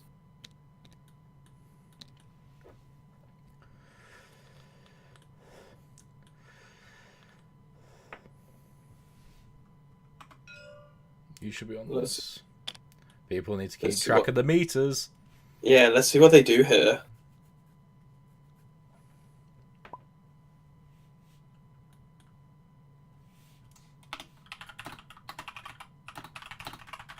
Again, if it were me, I'd rotate. The shield comes out in front. Block the root. Oh, they don't have the root token. Yep. I'm gonna get it in, don't worry.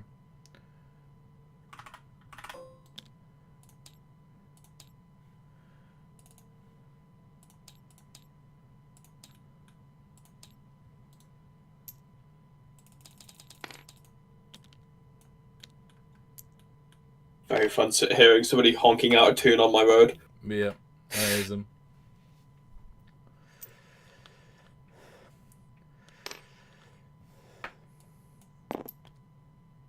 I think the shield's supposed to still be up here. Yep. Oh damn! He can get in and do the grab here now. No, he can't. Can he? He can't. He can't. He needs to because he has to rotate. Yeah, we could get in. He can't do it kill on pink. Yeah. Walk up 2, spin. Back up 2, kill pink, and then he's right on top of the Puppeteer as well, which is very unfortunate for them. Yeah, if he gets quick grab now, that'd be insane.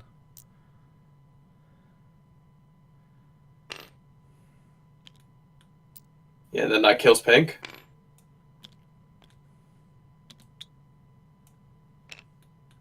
Cool. There we go. That's that over.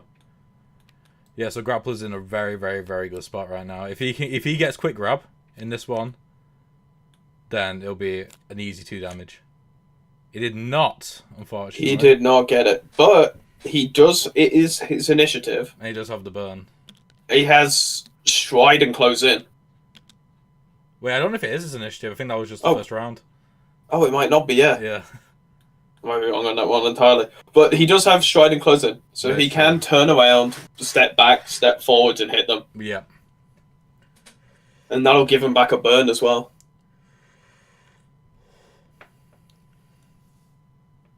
And yeah, Puppeteer can't do anything before that happens. That is true.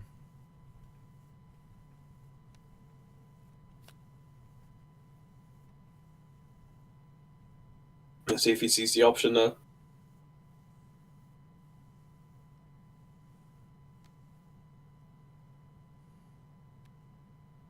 He's burning. Oh, he's burning now. Because he a quick grab. Oh, we very much could. Oh, not quite. Oh, unfortunate. Unfortunate. Close the gap, though. Hmm.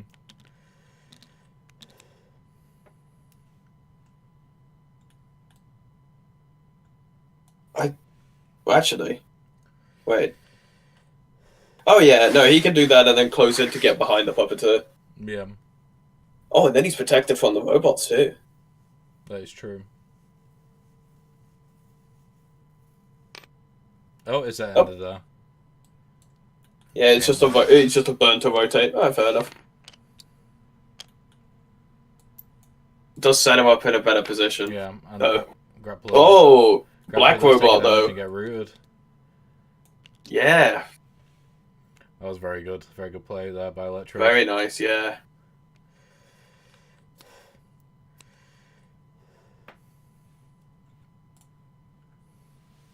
Let's see what Cage does.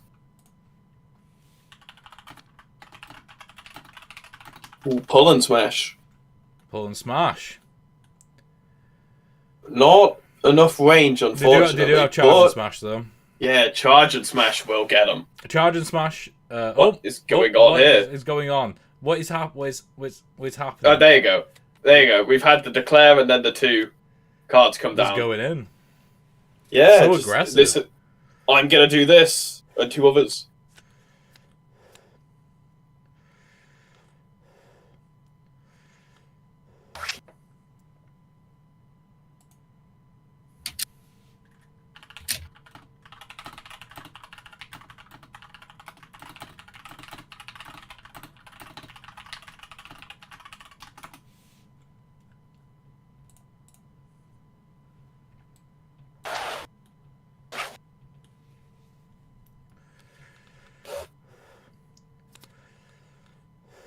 Another spawn.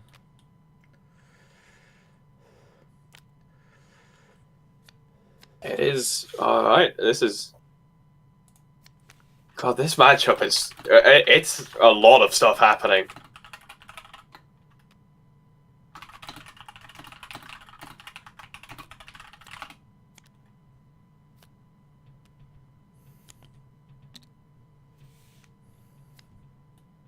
So it'll be calibrate... Yeah, influence or punch him again before he can even leave. But he doesn't really need to move. Oh, unless the punch comes from the white robot and sends him over.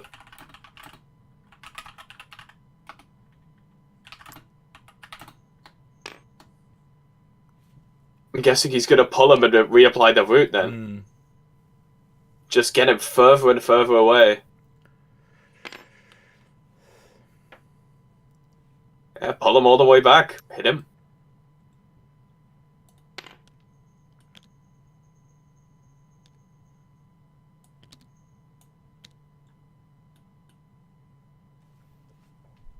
Damn, that's completely messed his turn up. Yeah, it's being very oppressive right now. He's playing Puppeteer to his strengths definitely. Grappler is not a great matchup in this regard. I thought it'd be alright. When he was on top of him, it looks great. No, yeah, it's really, really good if Grappler can get in. But if the Puppeteer is smart and uses the white robot and the black robot to really really control the game, then it's very difficult. Yeah. Hope Big Cage doesn't lose this, because I did tell him I don't think it's a good matchup. Yeah.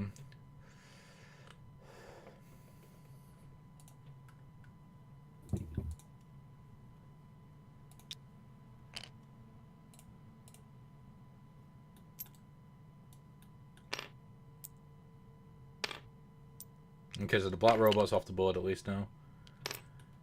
Yeah, no more roots getting applied.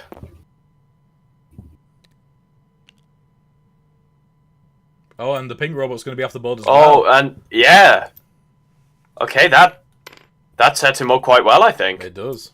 Especially with 2 of his summon cards being out of the picture. Yeah.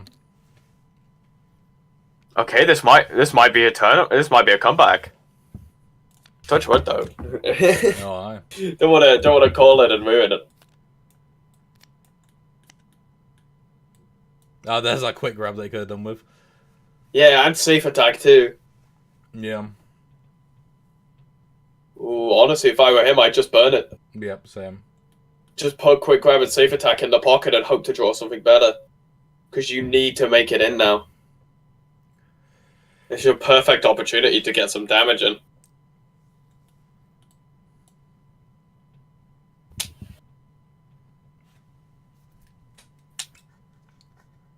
At the moment in time as well, Puppeteer doesn't have anything to spawn more robots. Yeah, so it's very much like free reign to go beat him up. Yeah. You just gotta get over to him. Oh, but he's out of burns. That is He true. can't even put them in the pocket if he wanted. If he can play all his cards right now, then at least he'll get his ultimate before his deck resets. That's true. And then if he draws some movement cards, he can move in. Yeah, if he gets fortunate with his draw, gets Ultra Grab, and then he just needs 4 over. He doesn't even need to turn. Is it just Stride in his pocket, or is there something else there? Yeah, Stride and Charge Forward. Charge Forward would be great to get. Oh, Ultra Grab's too quick. No, yeah, it'd be good to get like a set up a turn before. I don't think he's going to get any value out of Ultra Grab this next turn. Yeah, Puppeteer just walked back into the corner. Alright. Oh, and he's having to cycle his deck. He doesn't have to, he can draw from his pocket. Ooh. Please draw from pocket. You need to draw from pocket. Yeah, he draw Okay, thank God. Charge Forward into Pull and Punch can net him a damage. True, that's damage.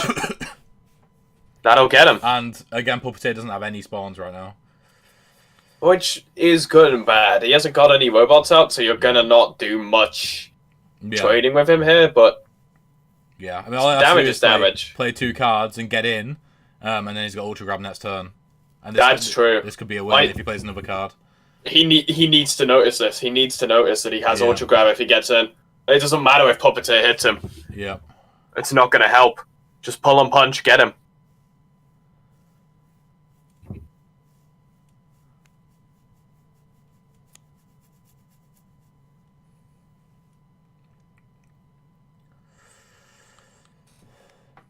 Yeah, if he ends it here, there's no real need to play Quick Grab. Yep, okay, cool. Right, so he's done the good stuff. He's going to be able to get in and do damage here. Puppeteer will probably be able to do 2 damage back, but then he's got the Ultra Grab. Puppeteer could probably get out of range as well as the issue. Potentially. Pull him in, hit him in the face, and KO card in. No, just one. Just one. But Ultra Grab is now next card to be drawn. Yeah.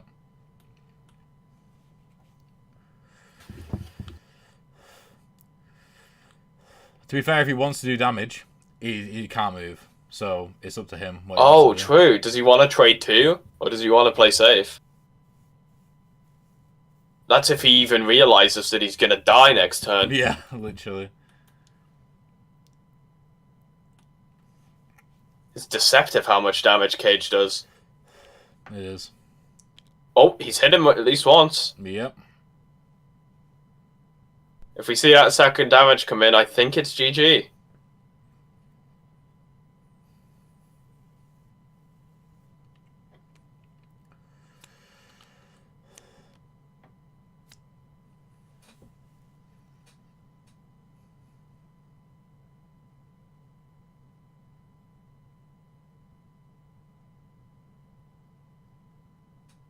Unless he does some tricksy deck shuffling. Yeah.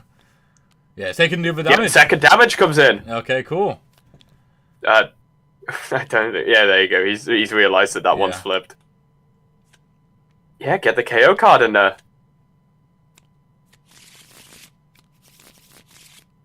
Puppeteer's just going to be looking for something quick and not quick enough. Yep.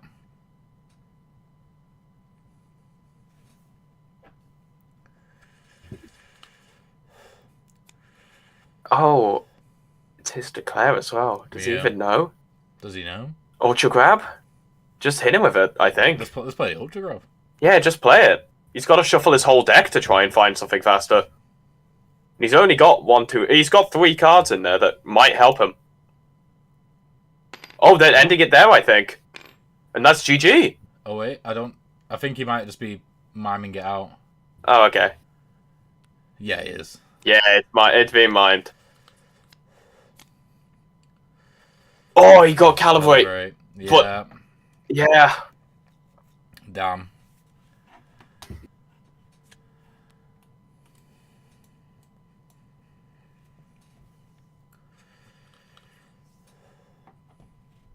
Yeah, you got to make a best of a bad situation here. Yep. Close in to just avoid getting hit by influence. Can't even burn for the other initiative.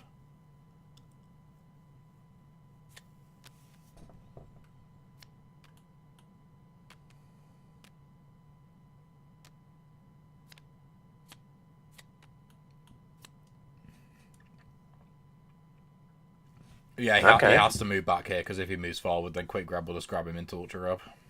Yeah.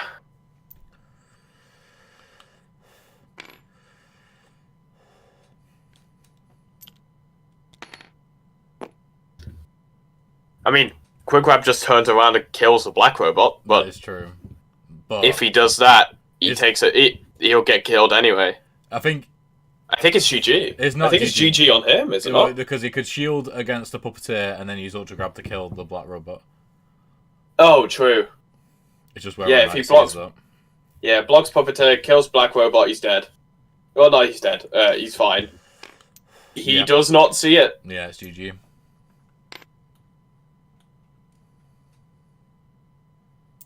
Move forward. Yeah, walks up, punches him. Bam. Dead. Damn, GG. that was... There we go. That was intense. All right, let's hop into the other call and talk to them. Hello. Hello. I think we've found out that Grappler might not be the best matchup for Puppeteer. Essentially. Divide and conquer. Yeah, Puppeteer is it can be very, very oppressive. That route it kills Grappler, because any sort of movement he has, like, it's already super rare, and then it's just being negated. But cool, right? So Electrode, you are on to the semi-finals. Where I'm facing that. Where you'll be facing that, exactly. I wonder where have we seen this? Where have we seen this before? Yeah. So yeah, we got that and then the final match of tonight is Irish Noob versus Marcy. So yeah, thank you guys for playing. And yeah, talk to you later. Goodbye. All right, see you now. Cheers. Cool. Right, okay, so yeah, final matchup is is Marcy versus Irish Noob, which we'll be getting underway in roughly about 10 minutes. But thank you guys for watching the stream so far. And yeah, I'll see you guys for the final game of the night.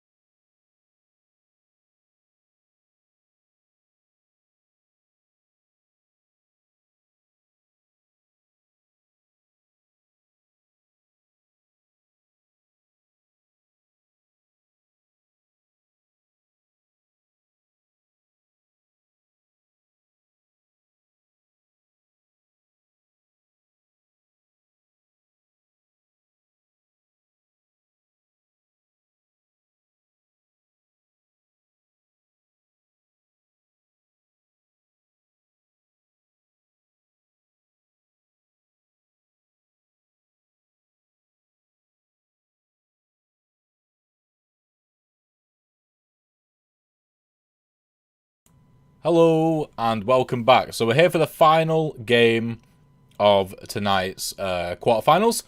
So not all quarterfinals being played tonight. We're going to have one more which is played tomorrow, and it'll be the first match kicking off.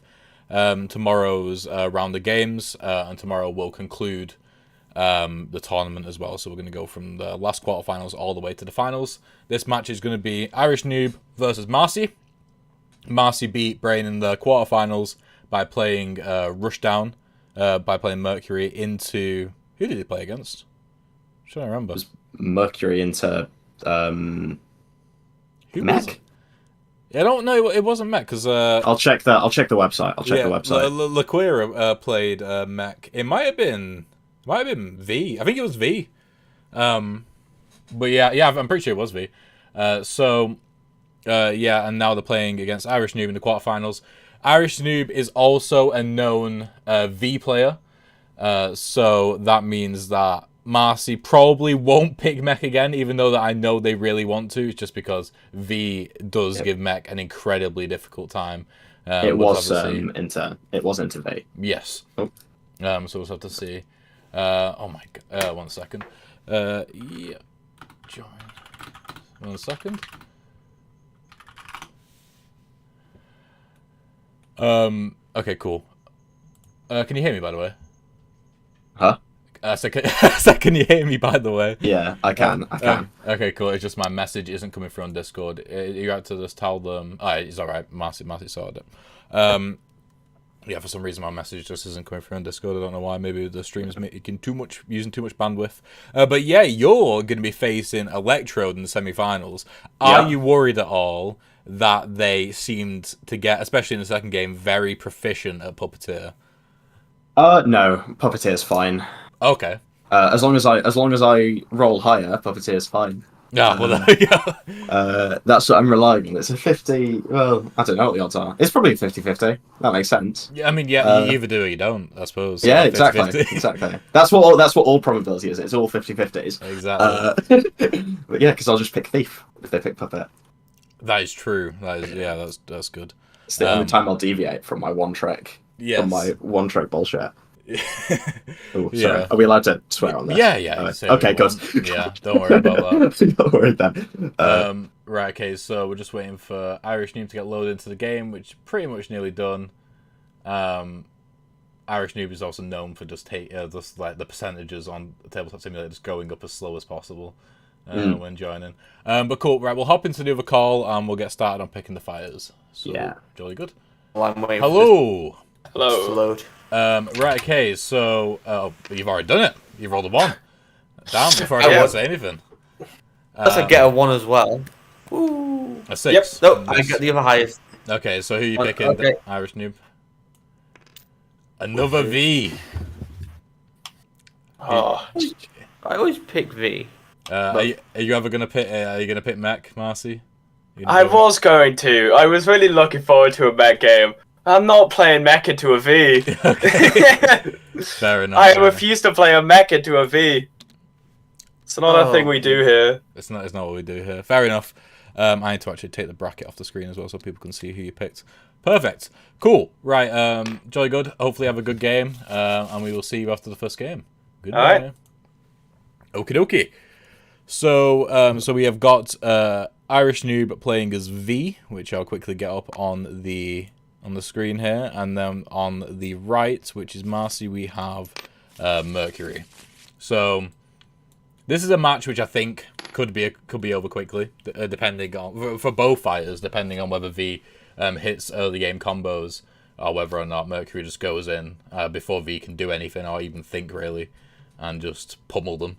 Both of these fighters are very, very aggressive in their own way. Mercury is obviously more traditionally aggressive of running in and charging, but V's aggressive in the fact that the combo game, which you can output early on, is kind of insane. Absolutely. Could you start the stream so that I can? I could, yes. I'm pretty Thank sure you. every single person who I've had on today has told me to do that about 20 times. I Yep. just forget. I don't know if you've seen on the stat tracker, by the way, but it looks like the person who runs it has just decided that the puppeteer is definitely going to be named Dr. Vivera. Yeah. Well, to be fair, on the it is a pretty like bar lead. Yeah, it's very far ahead in the on the Kickstarter vote right now. We'll fully reveal the fighter name tomorrow for the next tournament. The card back will be changed and everything. I assume that Electro's going to pick them again because he has so much success. Yeah. So we'll see. Okay, so we've gone in reposition to sliding kick. Reposition either way, either forces V to stay exactly where they are or move forward. So we'll see what happens there. Oh, I thought I just played it face up then, but decided to burn.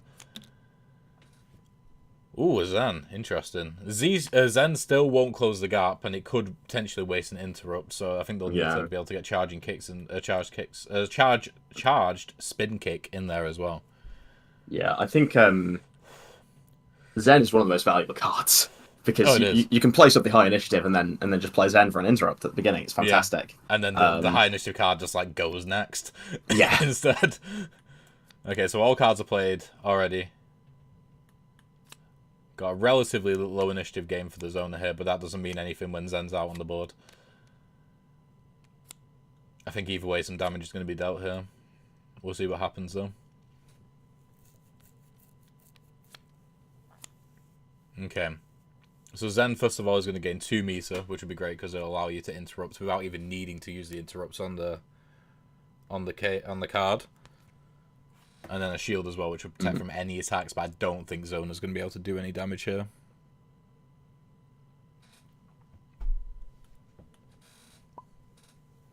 Can I use interrupt on my opponent's cards? No.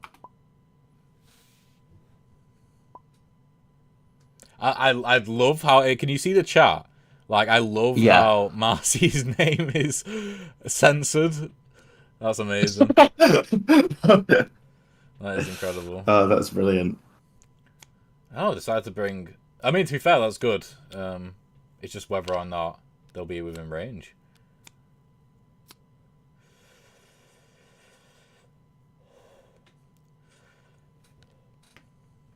Okay, and shielding up. Now we'll see what happens with reposition here. Because if anything, they could just get out of the way. Just move away.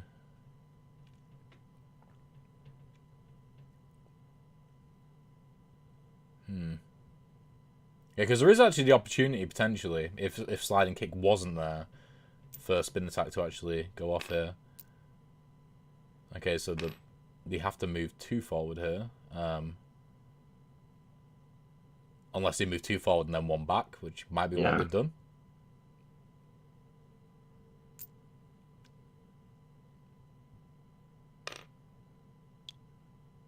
And they also get a shield, which is going to be very, very helpful.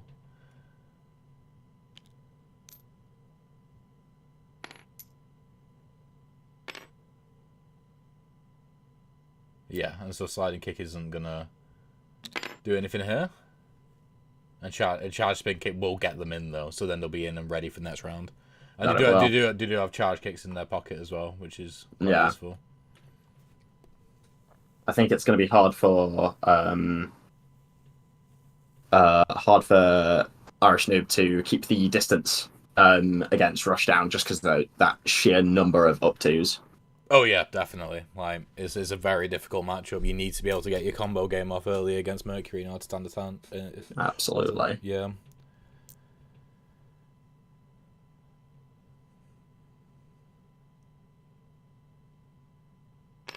You know, I think we should like put together some sort of like, what's the word? Like we should do like a fundraiser to get Irish Noob a mouse. I think that would be really helpful. I see him use his trackpad, and I'm just like, I just feel bad. Like I need him to use a mouse. I can't do with trackpads. No, like trackpads are the worst thing. Trackpads are like a 1 monitor setup. Like when you're young and you're using a laptop for the first time, you're like, oh, this is fine, and then you use a mouse and you realize how terrible your life has been up to this point. Like I remember once I had to go into work and they only had 1 monitor, and it was literally like I lost an arm. It was impossible. It's the same when we're like at uni as well, when there's like only rooms with only 1 monitor. So it's the worst. Yes. Yeah. Damn. What, sorry? Curved monsters, though. They're the big curved monsters. Oh, though, curved in some of monsters the are rooms, okay. so, Like, yeah. back in my day, we didn't have curved monsters. Like, literally, that was a final year thing. I think we got those. Yeah. Okay, yeah, so Dan, as Irish Noob, has got an incredible hand right now. Style into lob, into scrap up. That's 4 damage potentially right there. It's what you want, isn't it? It's the dream combo. It is literally the dream combo. Like, this, regardless of how how Marcy deals with this right now, it could be very, very difficult for them to get away with at least... Oh, well, I mean, switch up might work here. Or at least taking 1 damage.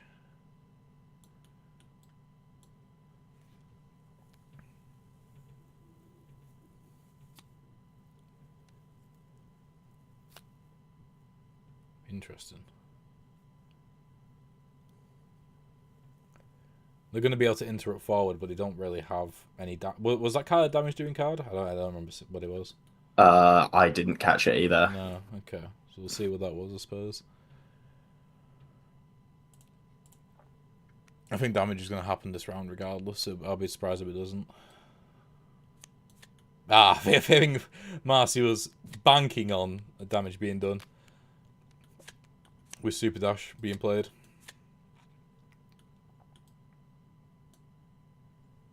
Yeah, but I think it's going to work. I think that there's going to be... It's more valuable to try and get some damage in here. Yeah, so... Yeah, the weapon's going to be thrown... Onto the edge of the stage, probably. And then the knockback will knock them right into it, but switch up's going to allow them to get out of the way of that quite easily. Yeah. And it will give them the damage that they need to go in with Super Dash.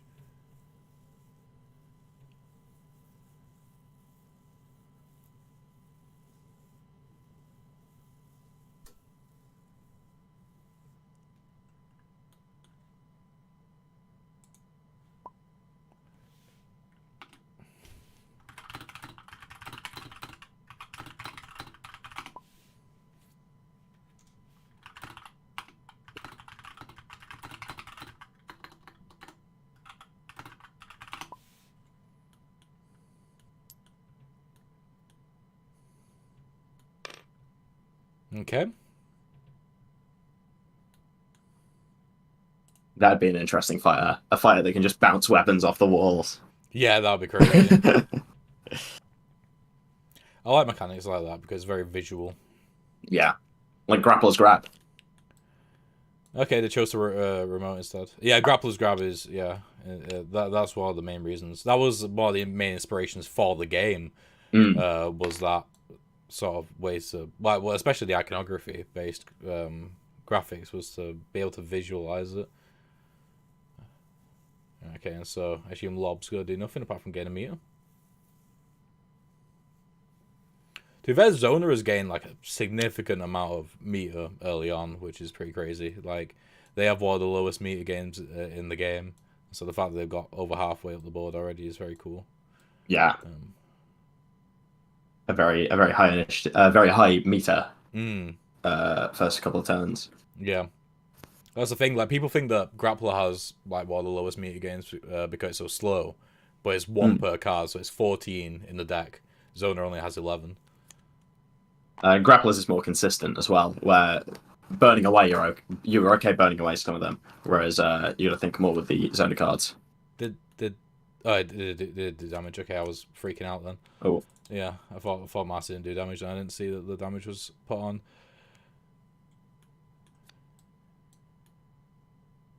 Oh, a move back into retrieve weapon could be really good here.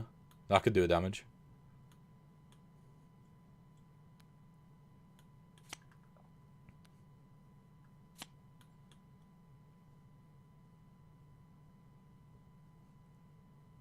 Oh, that TV's about to turn off. There we go. So we've got Mixed Kick to play here. Very powerful card. Interesting. Oh, that could be a really nice combo. Depending on where Mercury ends up here, scrap up into control attack could lead to 2 damage. Because move back 1, retrieve weapon into push, and then do a ranged attack. Oh, true. Yes. Oh, I didn't see that. This is why I don't play V, because I don't see these combos. No, so it's by far the best combo fighter in the game, like by like a country mile. If the scenario leads up to it, they decided not to play it though. Interesting. I mean, it does take a lot of Maybe they didn't experience. say it. Yeah, it's probably a lot. It takes a lot of experience with the fighter to be able to see these, I suppose. Because it is really about thinking like 4 or 5 moves ahead. Yeah. Okay, got one in. With step up, I'd imagine. And then getting a shield.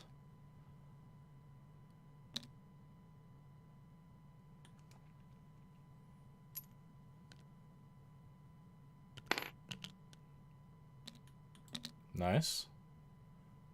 So V's taking another damage there.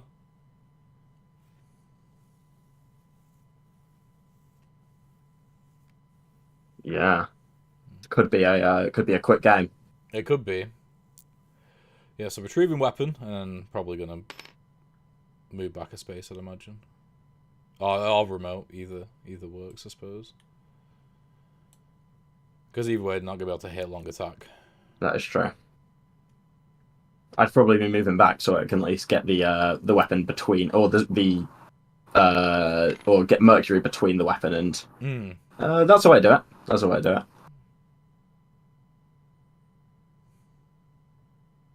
Can't land there anyway. It cannot land there, so it has to land there. And then what are you gonna do? Move 2 away. Fair enough. That makes sense. Yeah, that's a good strat.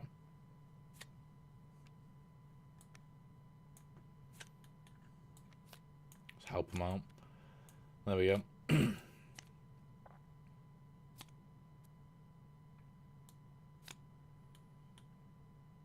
They need a retrieve weapon or a remote, and I'm pretty sure the vast majority of them they've already used in the game. In the deck so far, yeah, the burning straight away, I would as well. Mm.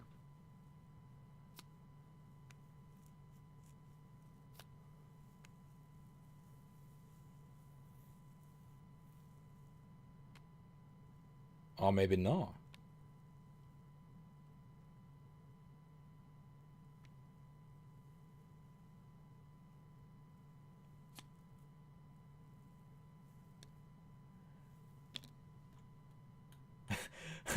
Marcy's already played their card, just waiting. Okay, control attack's gone. I'm drawing 2. Super throw will allow them to retrieve the weapon. They just won't get super value out of it. Super good value out of it. Yeah. Yeah, Marcy doesn't have a great hand as well, to be fair.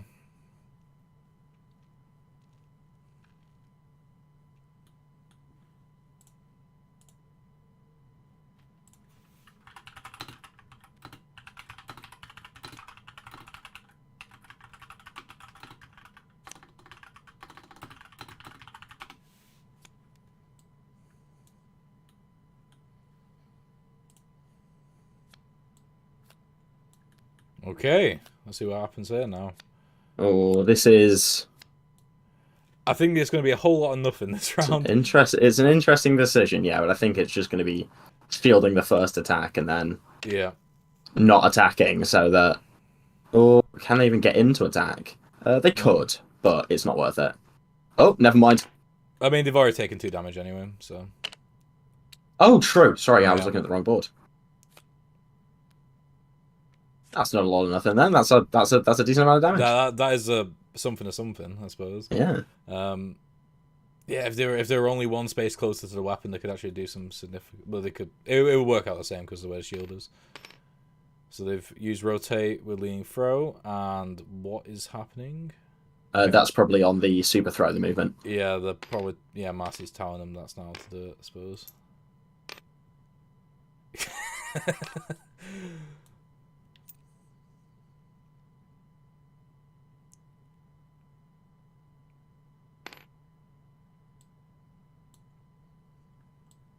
Yeah, they're just going to pick the shield back up.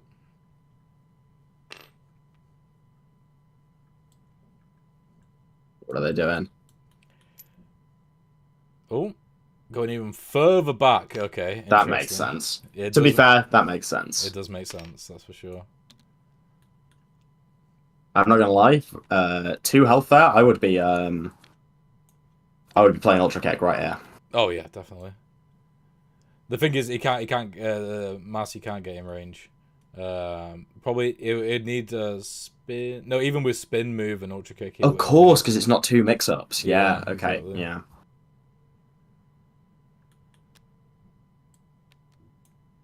Is that what they wanted? I'm just trying to help out as much as possible.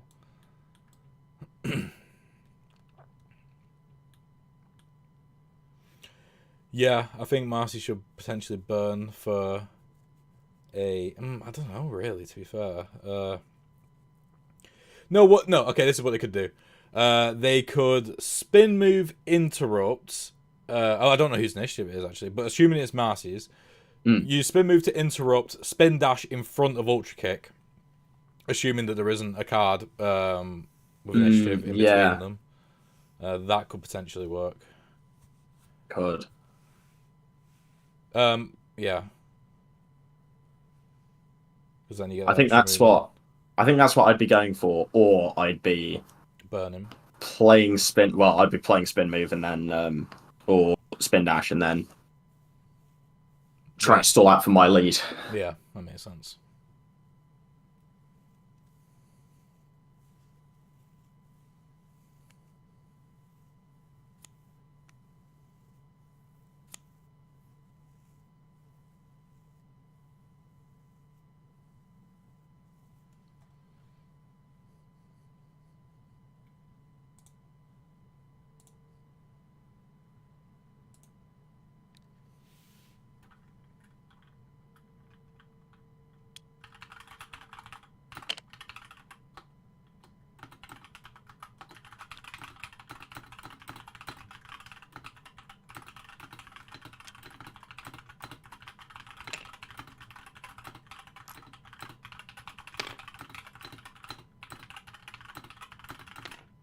Yeah.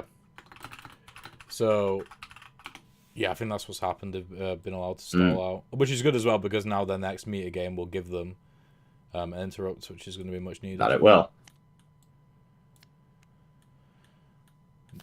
Irish Noob just isn't getting the hands which they need right now. I mean, no. It could be burning. They've got 2 burns left. That's plenty, but and just about to get another one from the meter as well. So they've basically got 3. That is true.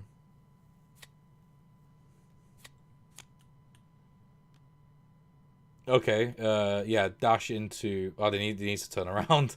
They need to rotate. Just the hands aren't working out right now. Maybe interrupt. They could maybe interrupt sliding kick for the. Yeah, I mean, for the turnaround. That would give 2 interrupts, but you need to make sure there aren't 2 cards in between Ultra Kick and Sliding Kick. Yeah. Or no, yeah, 2 cards.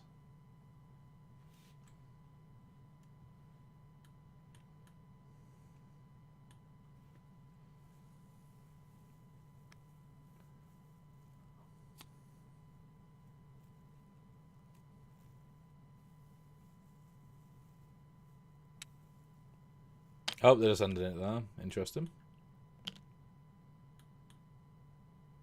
That was a waste of potentially 2 interrupts, which is interesting. If I was to stall or use a turn to stall, that shield shouldn't be there. Yeah. If I was to use a turn to stall, I would have potentially used sliding kick, which wouldn't have given me an interrupt or a meter. Yeah.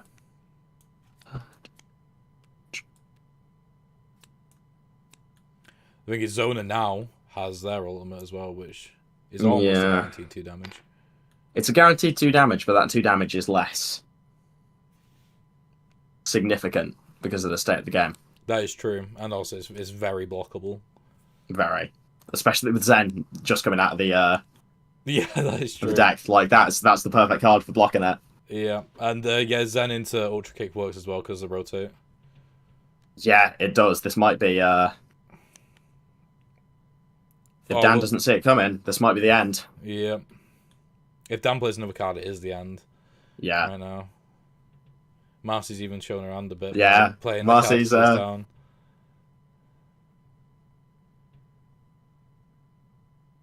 It's going to be too little too late. Dan's just all of a sudden got his remote sorted out. And it might. And that is unfortunate. It is.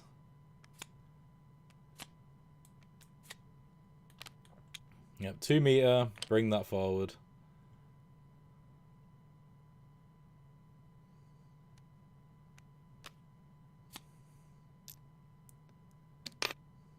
Boom. Dead. Damn! Right, okay, cool. So, first game done. Yeah. Let's head back into the call and see if he wants to change his fighter. Okay. Hello! Hello. First game done. Damn, that was from Dan's perspective. I can imagine it being quite frustrating because you got all your good cards really early on, and then there was just like a drought of like 4 rounds without any cards which worked well together. And it was similar for you, Marcy, as well, because you had Ultra Kick in your hand, but you couldn't close the gap for like 3 rounds. Yeah, I had options to close. It's just I wasn't allowed to play them. Oh yeah. So I was like, oh well. Yeah. Yeah. Kept on getting. I have to stick to this, right? Yeah. Dan, you have the opportunity to change fighters now if you want.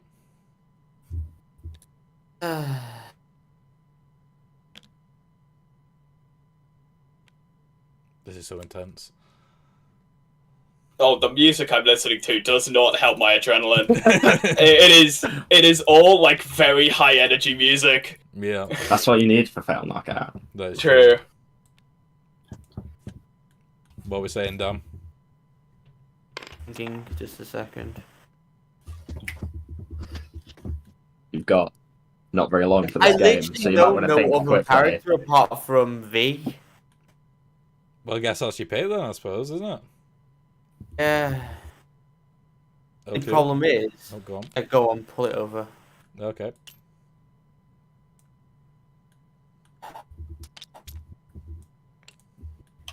Cool. Right, so we got another V versus Mercury matchup. Good luck to you guys, and yeah, we'll see. I mean, I might come back here and ask for Marcy to change fighters. Who knows for the third game? But yeah, good luck to you guys, and we'll see you soon. See ya. Alright, Jolly good. So we got the same matchup again.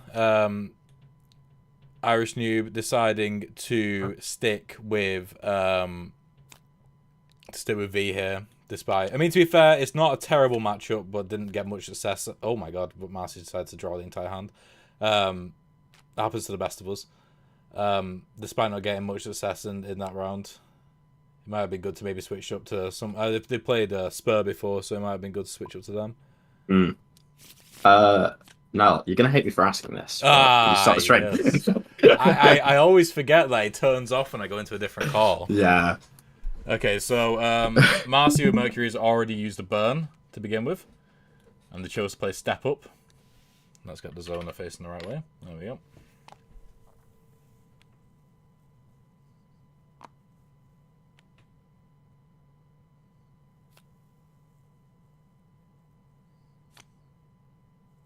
Oh, Style's a good way to start the game. I mean, it's gonna be blocked by shield, but either way, it's a good way to start. I just start immediate aggression, because the thing is, as well, you could land it on the space in front. Decided to play Reposition again, though. That was a card they played first in the last game. Yeah.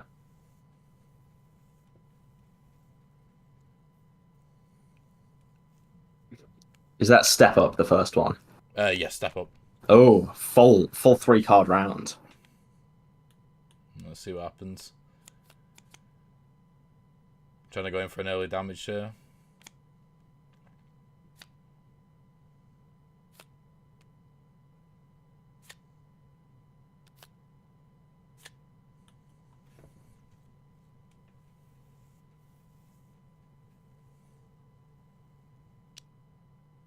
Interrupt straight away, bringing dash forward, and they can interrupt twice with those 2 cards, but they won't be able to actually do the movement if that's the case. So moving up and shielding with Step Up.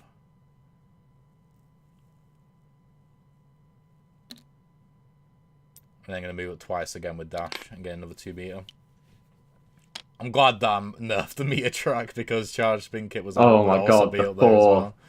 4 interrupts in a row. Yeah, I mean, I've noticed that in the recent balance patches, it's just been slowly removing the meter tracks, just ripping them up bit by bit. Yeah. No more reloads, no more notes. Get the interrupt out of there. Yeah, they are. They usually Get the robots off of the puppet. That is true.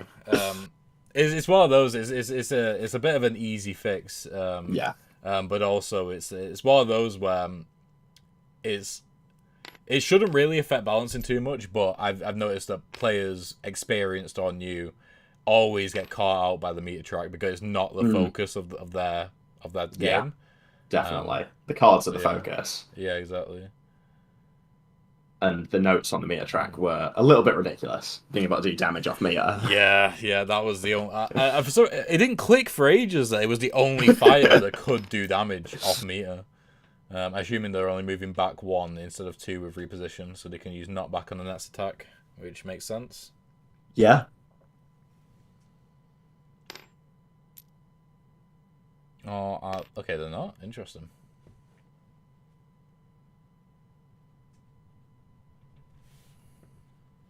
Maybe they think the knockback needs the weapon to use. Maybe. That's my theory.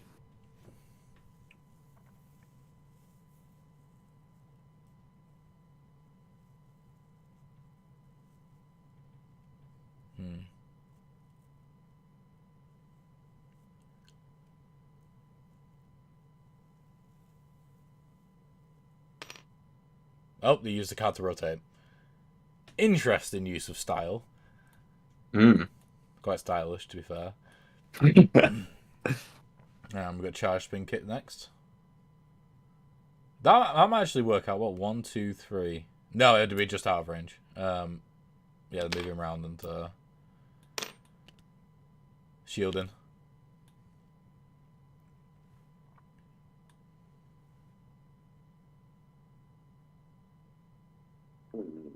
What is V gonna do here?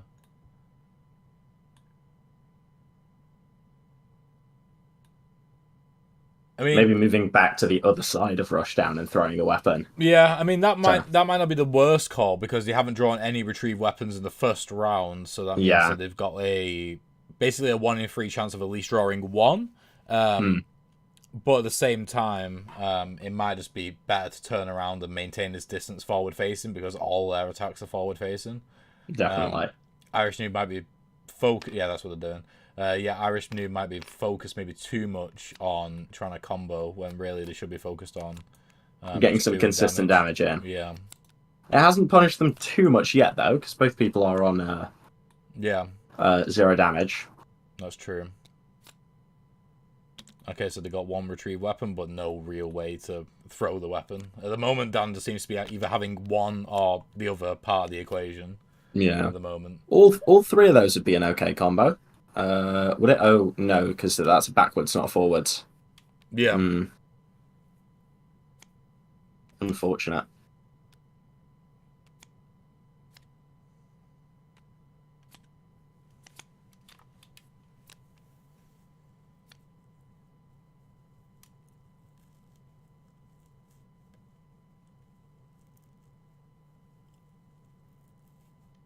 Okay, so with V going first here, it'll be interesting to see what they pick. Spin attack isn't really a good option. Well, spin attack could be a good option actually. Yeah, spin attack into scrap up would at least do some remote damage to Mercury, and it would also zone him out a bit. And Mercury currently does not have any damage doing cards at all, and they've already used 2 burns, and they don't have any way to regain burns. So I think they're just going to be happy just playing all these cards which don't do any damage, so it could work out. Yeah. A good round for V, definitely.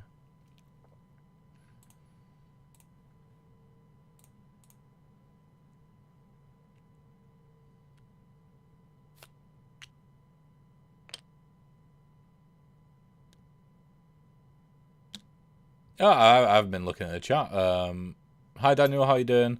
I'll be honest, I'm nervous to do aggression. Often I get caught up thinking, what if I lose? Sorry, but aggro is hard for me.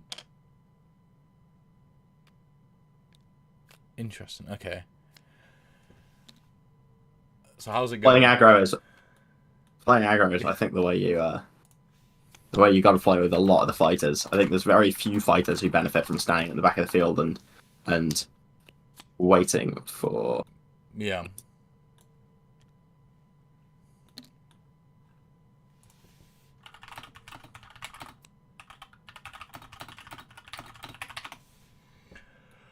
Okay, cool. Okay, so we got remote out right now.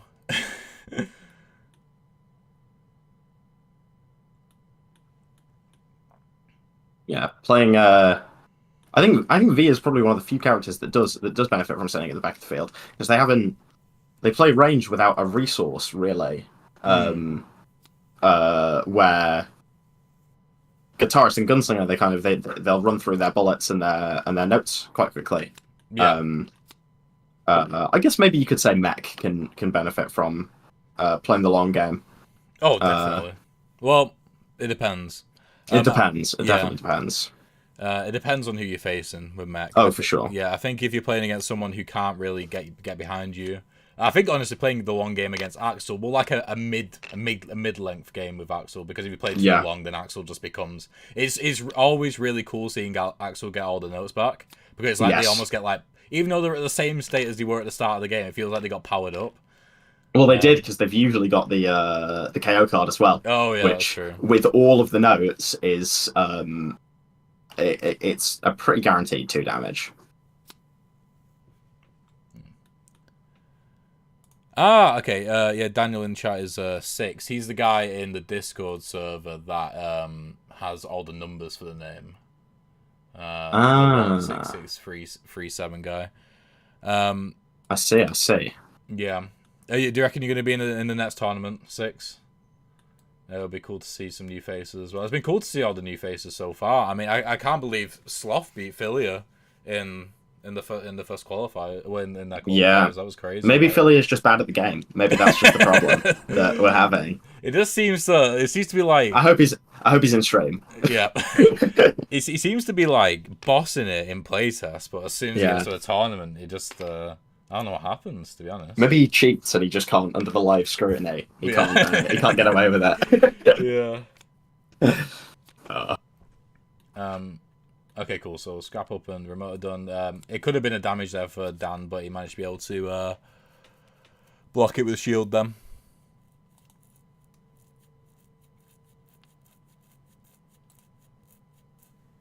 Right. Okay. So again, is this it's crazy? Cause I don't know if I don't think Marcy can do it on purpose, but it seems to be whenever Dan has the ability to do ranged attacks, Marcy's right up close.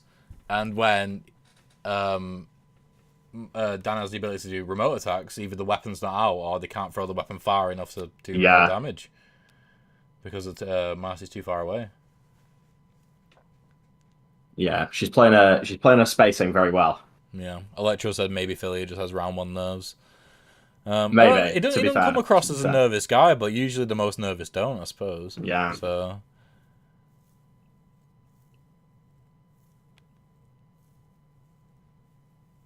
He'll need to have a Rocky style training montage before the next tournament. Yeah. Yeah. I saw him change his Discord profile picture to the Zoner today, to V today. So. Oh yeah. The artist Fodsley did a commission for him. It looks really. Oh, that's really awesome. Cool. That's so cool. Sloth actually did some fan art of Surge as well, so I'm gonna put both of them in the Kickstarter update tomorrow. Oh, that's awesome. Cool. Community stuff like that must be so fucking cool to see. Oh yeah, definitely, 100%.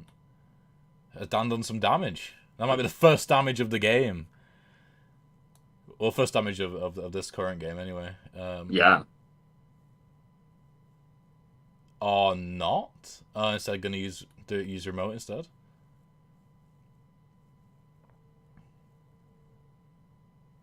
Oh.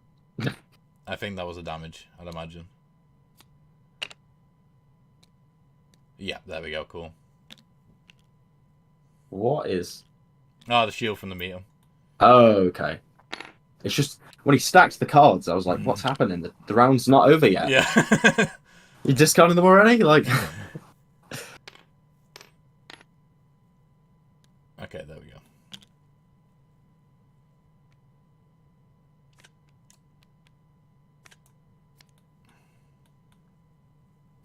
Okay, so first damage has been done.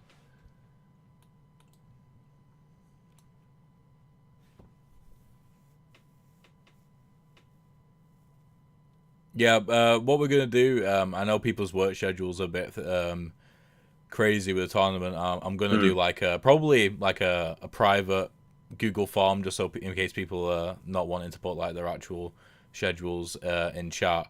And then I'll try and work out the best possible time for tournaments where we can get the most people available. Kind of like like at least like 4 or 5 people wanted to be in a tournament this time around, but it just couldn't because of work schedules or something like that. So yeah, it doesn't help as well that like the fan base is slowly growing more and more. You can't complain about that. No, I can't complain about that, definitely. But like more and more American, and we're like a UK based company, so timings, regardless of days as well, is always going to be a bit of an issue. Okay. Yeah, I shouldn't really complain about that, I suppose. I'm excited to see when nationals start happening, when it starts all being, different. I can't wait to do like a first physical tournament. I'm gonna talk to Gemini Games and do one. So like I'd do like a relatively big prize pool as well, because what I'll do is I'll do a day of bringing in a bunch of games and getting people testing, not testing, learning the game, and then like, on the weekend I'll get people playing. Which I think would be really cool. I'm excited to win my first physical tournament then. Yes. Yeah, I'm gonna wait until I get the full print, because like the game has changed so much. Since I did notice the what was it? It was the it was the choruses and the notes being entirely different on the exactly. Yeah. Which is good that the reviewers still like the game in that state, but it's improved massively since then. Yes. Well, it's because the core of it's got a strong core, and then it's just the balancing changes on top of it. Yeah. And playstyle changes, I suppose, for a lot of fighters. What's happening here, Dan? So you spin dash to move and rotate, and then charge hits do a damage. So now they're both taking a damage each. Oh. And then control attack would just get in 2 meter, which would give him the KO card, which isn't good in this scenario at all, but at least they have it now. So the KO card is it's a very long throw that does 2 damage. 3 to 7, and then you can move, but it doesn't have mix up on it. No. So you need it's quite situational. Mm. Yeah, it plays into the playstyle quite well as well. If you're doing really good as zoner at staying away, then it's a good way to keep doing good amounts of damage whilst being away.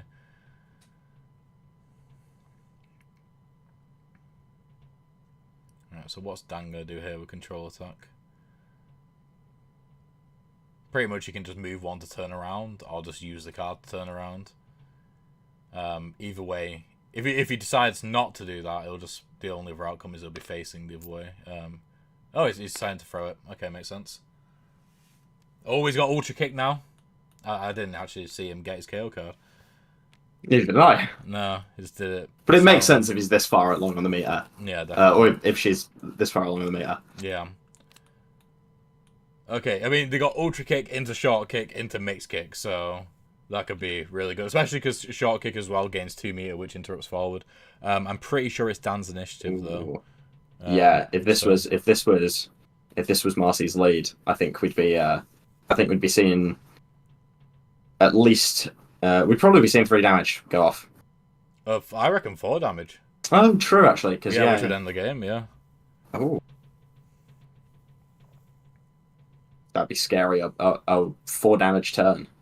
You don't usually see that outside of Spur. No, yeah, that's true.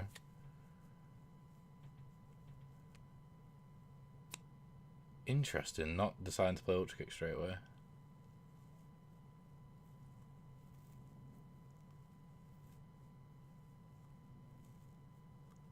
The thing is as well, though, Realign does give him 2 meter, which would keep, put a shield in front of him and keep him in the corner. So it will protect him from 1 instance of damage. And that 1 instance of damage would be Ultra Kick as well, because it would go first. Mm-hmm. So that could potentially protect 2 damage, so it might even be in Mars's interest. My best bet would be to... What did you say, sorry? What initiative is that first card that's been put down? Sorry, it's a one. bit far away. 1. It is a 1, yeah. Ooh. Daniel in chat says my best bet would be to burn with the Zona. I agree. Like the ultimate card, even though it's an ultimate card, is not worth having currently. Yeah, you do. I find with the more someone plays a game, the more someone plays the game, the more they burn. Yeah. Especially on characters that have chances to get it back on the meter. Yeah. Because you've got them, you might as well use them. And positioning to get your it does have KO card in the exact right. Oh. Yeah, I didn't realize that was mix-up. Completely forgot. Is this going to be a hit then? Yeah, it's going to be a hit for 2 damage, I think. Oh. Assuming he moves back far enough. Which he can do.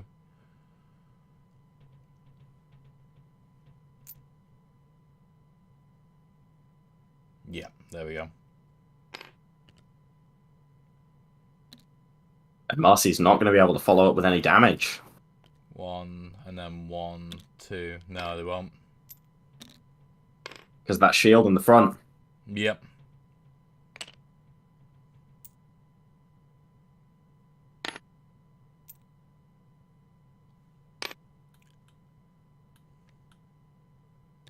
As a Yu-Gi-Oh player, it feels nice to burn cards to get what you need when you need is incredibly helpful. Yeah, that was one of the things, like, I had a lot of inspirations for this game, and one of them was a game which was highly strategic, but one of its things which a lot of people critiqued was the fact that these cards are very highly strategic, but it's like a 50-card deck, and there's no way to discard any cards, and it's like a 6-hand game and stuff like that, and so that was straight away, oh, Marcy's just going all in. It's interesting the players have started doing that. Yeah, so it was interesting. Oh, just all in with no cards in response. That is bold. Yeah. So I wanted to make it so that you could you could see pretty much all your deck if you wanted to. Because if you burn straight away and burn all cards every time, you get to see 12 out of 14 cards in the deck. That's true. And with only 14 cards in the deck, it's very it only takes you really 2 or 3 games on a fighter to learn everything that they can do. So you can very easily burn for something specific. I very often burn for tune when I'm one square away and it's my lead. Is Dan's going all in as well? No. Is he? Let's do 1 card at a time. It's fine. There we go. Ultra kick into mix kick, it should be over here. This depends on whether or not Dan can do the damage. So they got 2 meter gain, and which will give him an interrupt into an interrupt. So I think either way they're gonna be able to survive. They can shield as well. So yeah.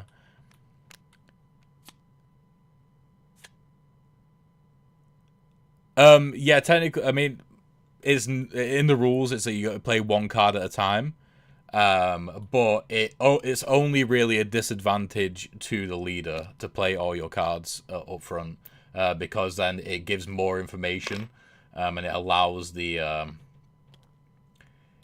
opponent to take their time to like burn and think about their turn. Like, okay, we're playing 3 cards. Like, I need to look for these particular cards. So the reason why I don't stop it is just because it doesn't really have a massive disadvantage. It doesn't really have a disadvantage to the opponent when the leader does that. So, yeah, is what it is. But I'm pretty sure Dan can't do anything. Oh no, they can move back. They can move back and not back, so they can actually survive. Yeah. There. It's just whether or not he sees that. They couldn't move back and then not back. They could with style. Oh no, wait, but Marcy's still moving. Oh, there we go. Yeah, sorry, I thought they were facing the other way. Ah, okay, got you.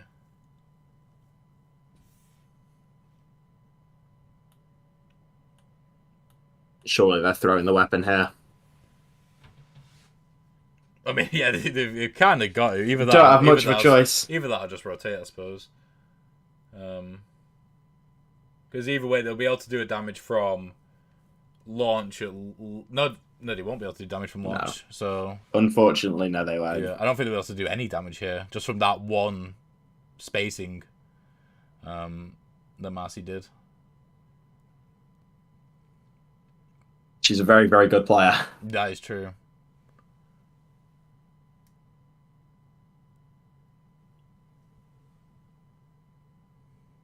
What are they going to do here?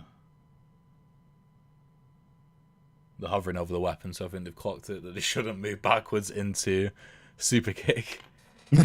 Yeah, just turning around. Okay, cool.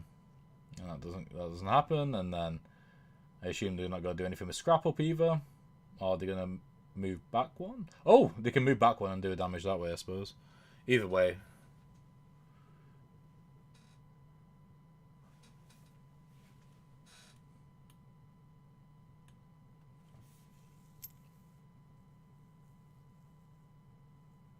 Oh, yeah, throwing it behind. Oh, but the shields. Yeah, no, okay. He's thinking. He is thinking.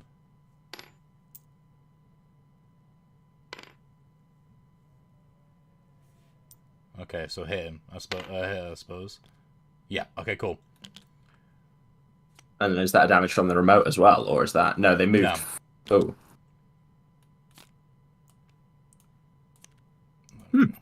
Pull out there. Pull out there. Pull out there.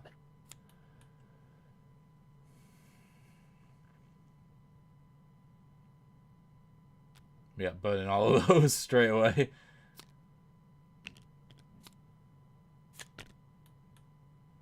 Ah, mixed kick. So they've got a really good hand there now. They've got dash, short kick, and mixed kick. Yeah. It'll be difficult for, especially with Dan's hand currently, but Dan also has 3 burns available. I think it'll be very difficult for Dan to be able to protect themselves from this, so they kind of need to finish them off first. They do. And do they have the tools to do that? Not really. I would definitely be burning here. Yeah. Just whether or not they have the knowledge of the opponent's deck, I don't think they do. Oh, I would have played mixed kick there first. Oh, no, wait, no, I think it's GG. Yeah, it's GG. No, it's not GG. He's got 2 health left, never mind. I think it's game for I think Dan's going to win this, actually, potentially.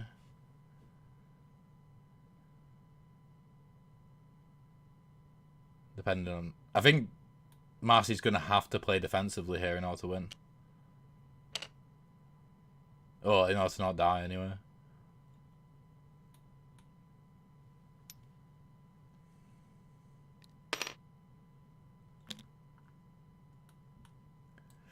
I don't know if that was the best play.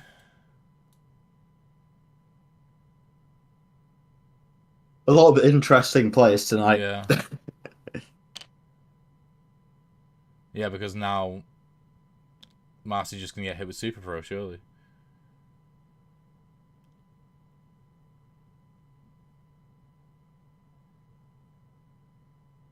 And then we're going to go to game 3, it looks like. Yeah. Oh, they've thrown the weapon. Okay, never mind. Oh, and then, yeah, like that. That works as well. Yeah, so it is game 3, isn't it? It is game 3. Right, let's hop in the call and let's get this rolling. Hello.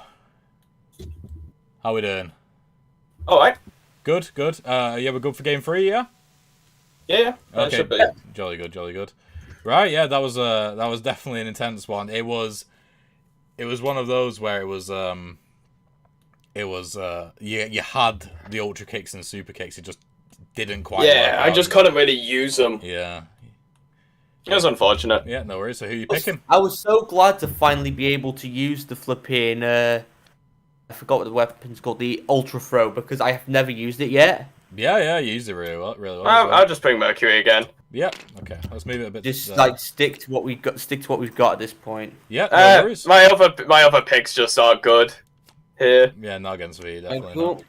Cool. Right. Good luck to you guys. Oh, we'll great! See starting off perfect here. Okay, we'll see you in the next round. I mean, when we finish. Hello. Oh, I'm losing my words. It's getting late. Yeah, I'm the same. Brain function's slow to a crawl. I'm so glad my games are tomorrow. Yeah. No, yeah, definitely. I've got a potential of 8 games tomorrow, though, haven't I? Yes. Oh boy. Yeah. You do have more of a break though, because your game's happening first, in the semi-finals. Oh god. But I'm pretty sure I'm going to give it like a 20-minute break anyway in between games, so that the opponent doesn't have too much of a disadvantage. And my opponent is currently to be determined, or is it Electrode? It's Electro for the semi-final. Yes. And then if you get to the final, that could either be one of these two. Could also be. Let me move that over there. That shouldn't be on. Oh my god, that shouldn't be on screen. I don't have the stream up because I can't, because I'd hear you twice. So. Yeah, no, it's fine. Let me get that back up so you can see. So yeah, it's one of these two, and then either. So it's actually based. It could be potentially. Well, after Electrode, it's one of 4 people: Irish Noob, Mad Mars, Ants Mason, or Sloth. Yeah. So yeah, we're gonna have the final quarterfinals tomorrow as well. That'll be kicking us off. Yeah. Should be interesting because Ants Mason is currently technically the only other undefeated person because he only played 1 game last tournament. Fair enough. Fair enough. Yeah, they play Spur, so it's gonna be interesting to see. We haven't had a Spur yet, which is mad because usually they're quite popular. Okay, so we got an early spin move and mixed kick. Could result in an early damage.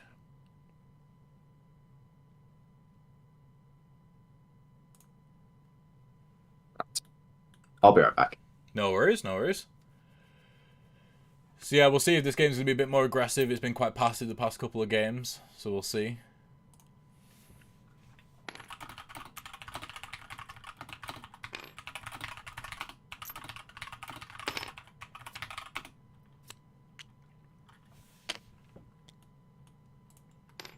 Okay, so immediate damage there done by Mercury there.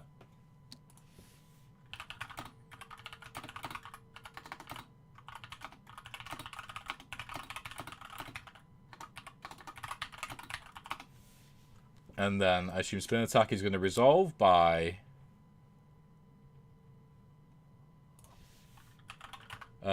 a rotate into a throw, I'd imagine. So then they can be set up nicely for a remote next round.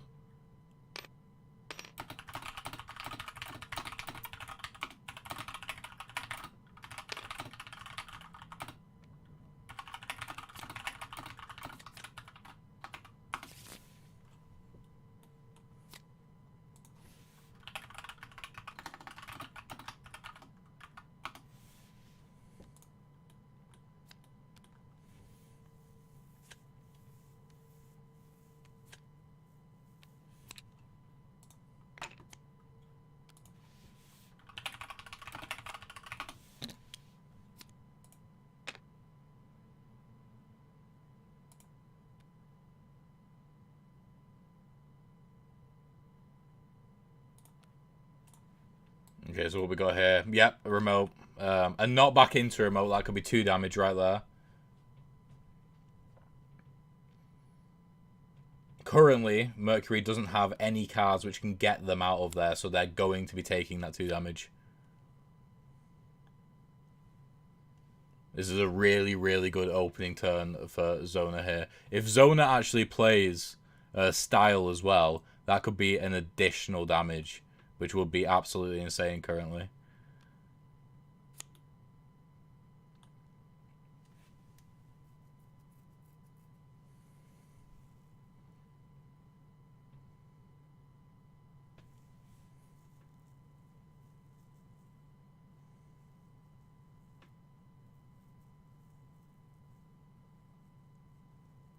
Okay, so they've ended the round here. I mean, that's also smart because you don't know whether or not Mercury has anything which could stop them from remote. So it's just going to be a nice trade here of 2 damage to 1. So now they're both on 2 health. So the game's actually going a lot quicker this time than it did last time, which is always exciting to see. Players being a lot more aggressive.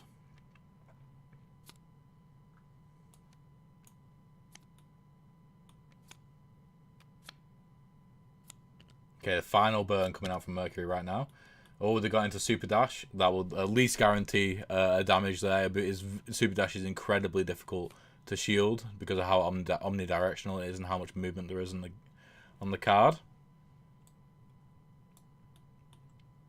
Okay, so Scrap Up is really good because it's a move back one into a retrieve weapon. That is huge. That's basically another damage guaranteed if the spacing is right here, which might not be the case. We'll have to see.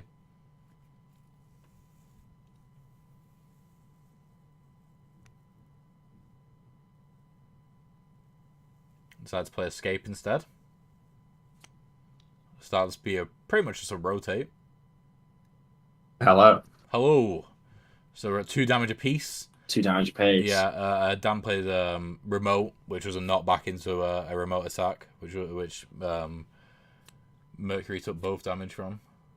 Mercury's already used all of their burns, which is a bit spooky.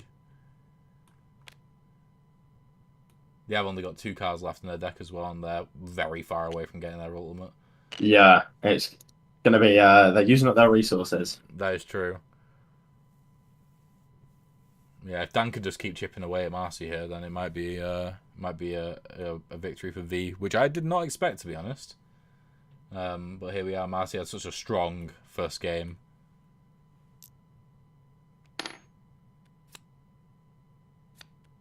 They are going to be able to come in here with Super Dash, though.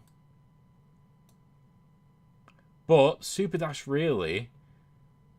I mean, it depends. It depends how it works out here. Because, yeah, Dan's going to have to rotate, which makes Scrap Up not as valuable because you won't be able to back up behind them and then retrieve weapon. Yeah, let's move back and do a damage.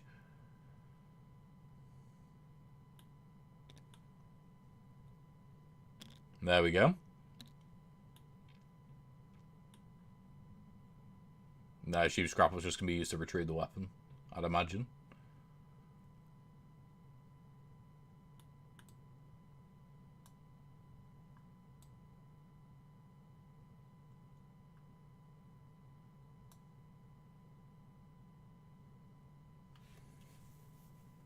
Not sure what he's planning there.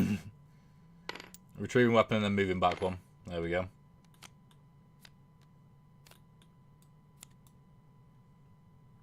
Mars is searching the pocket right now. Picking up Step Up, and then one from the deck, which is Zen. They've got all of their setup cards, but nothing to finish them off. And no burns either. Yeah. And Dan is just pulling pure gold right now, pretty much. Just with every pull, does getting the right cards, which you need. Yeah, if it's Marcy's initiative here, Marcy's lead, then it's not. But if it was, then it would be good just to play one card.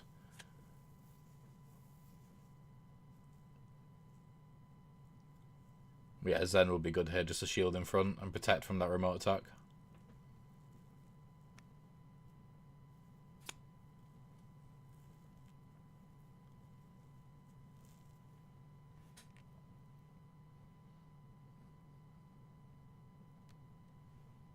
Nope. Oh, nearly gave away the master plan there. Exactly.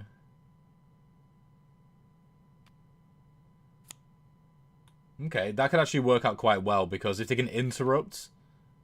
let me work that out there. Yeah, if they can interrupt Big Dash forward, they can actually shield up a second time and protect from another remote attack. If that's how they decide to go about it. So they gain 2 meter first.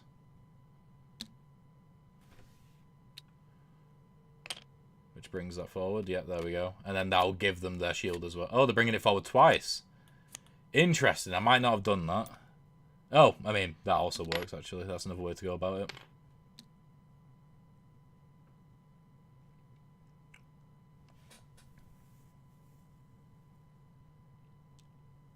I mean, if they just rotate, and then they'll be able to at least break the shield. Oh, yeah, flipped on the head.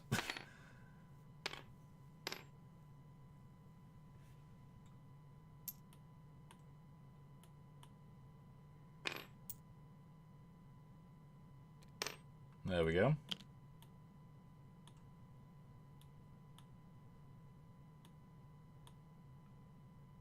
That Car's done. Job's done. Yeah, cool.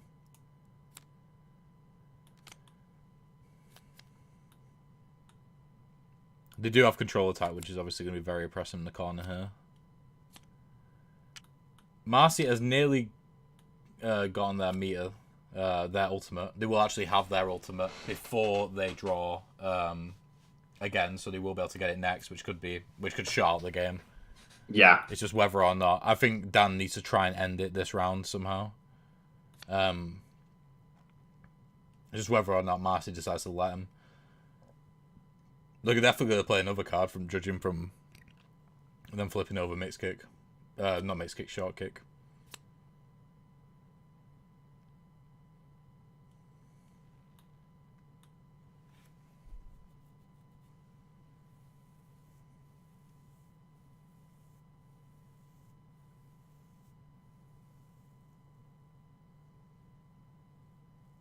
What are they going to play here now? Yeah, control attack's a good one because it just keeps on that pressure. It definitely is, yeah. I think it. Well, to be fair, Mercury's only taken 2 damage here, so might be able to absorb just enough pressure. But I think they're gonna take more punishment than they kind of needed to because next round they could have gone in. What? Sorry. Was this Mercury's lead? Sorry. It was. Yeah, I think that they played maybe too many cards on the ought to. Yeah, a little bit because now they're. Well, I don't know. I never like playing a KO card on the opponent's lead. No, that's true. That's true. Because there's a lot of 3 initiative cards, including the other KO cards, pretty crucially. So, I don't know. It feels like this turn could have been some wasted value. Did manage to do the damage though, which is always good. I mean, to be fair, it's always good for Mercury to run over Zona because Zona is very difficult for Zona to turn around and be facing the right way. To be fair, though, they have shielded the wrong way, so they have. Yeah, if Dan just uses control attack here to rotate, then they can get at least 2 damage from leading through and launch, which will put them at 4 apiece, which obviously isn't nothing to sneeze at. Definitely not. At that point, it's anyone's game, and going into Dan's lead, that is definitely. Yeah, rotate, move back, and then whack him twice.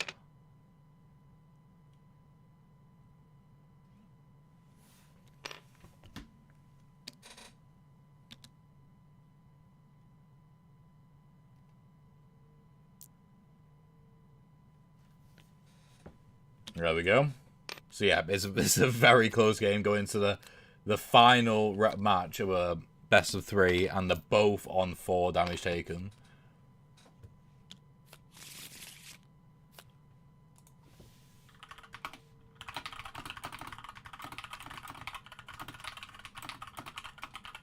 It's going to be a close one. It is. It's going to be, I think, definitely the closest we've had, right?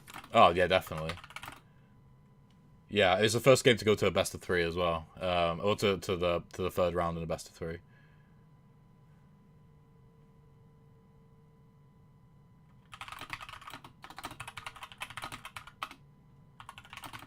It was interesting seeing no counter picking after the first game against Mercury. No, yeah, that's true. Dan is a bit of a one trick with V, that's for sure. Fair. What is fair. I can relate. What is Dan doing? He's just like, what is happening? He just drew from the bottom of the deck. Is that? Oh, there must have been like 2 cards left or something like that. Oh, right. That must have been it. Otherwise, Marcy would have definitely called them out. And to be fair, that is a terrible hand, considering Marcy has Ultra Kick right now. She's just hovering over Ultra Kick, waiting to play it.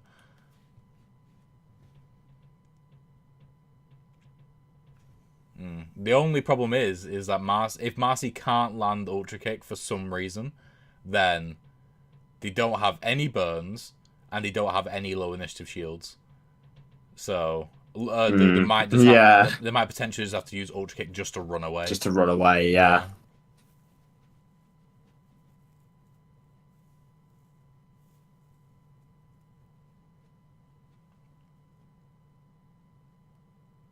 Obviously, not an ideal use with no burns where you can't get it back super easily. No, yeah, definitely. Like, that might have been so. If Marcy doesn't win this, that might be one of the regrets using so many burns so early. I think they used 2 burns within the first 2 rounds, which is Mercury Definitely, yeah. that you shouldn't be. No, doing, not as really. Mercury. Yeah. Come on, Dan. What are you gonna do?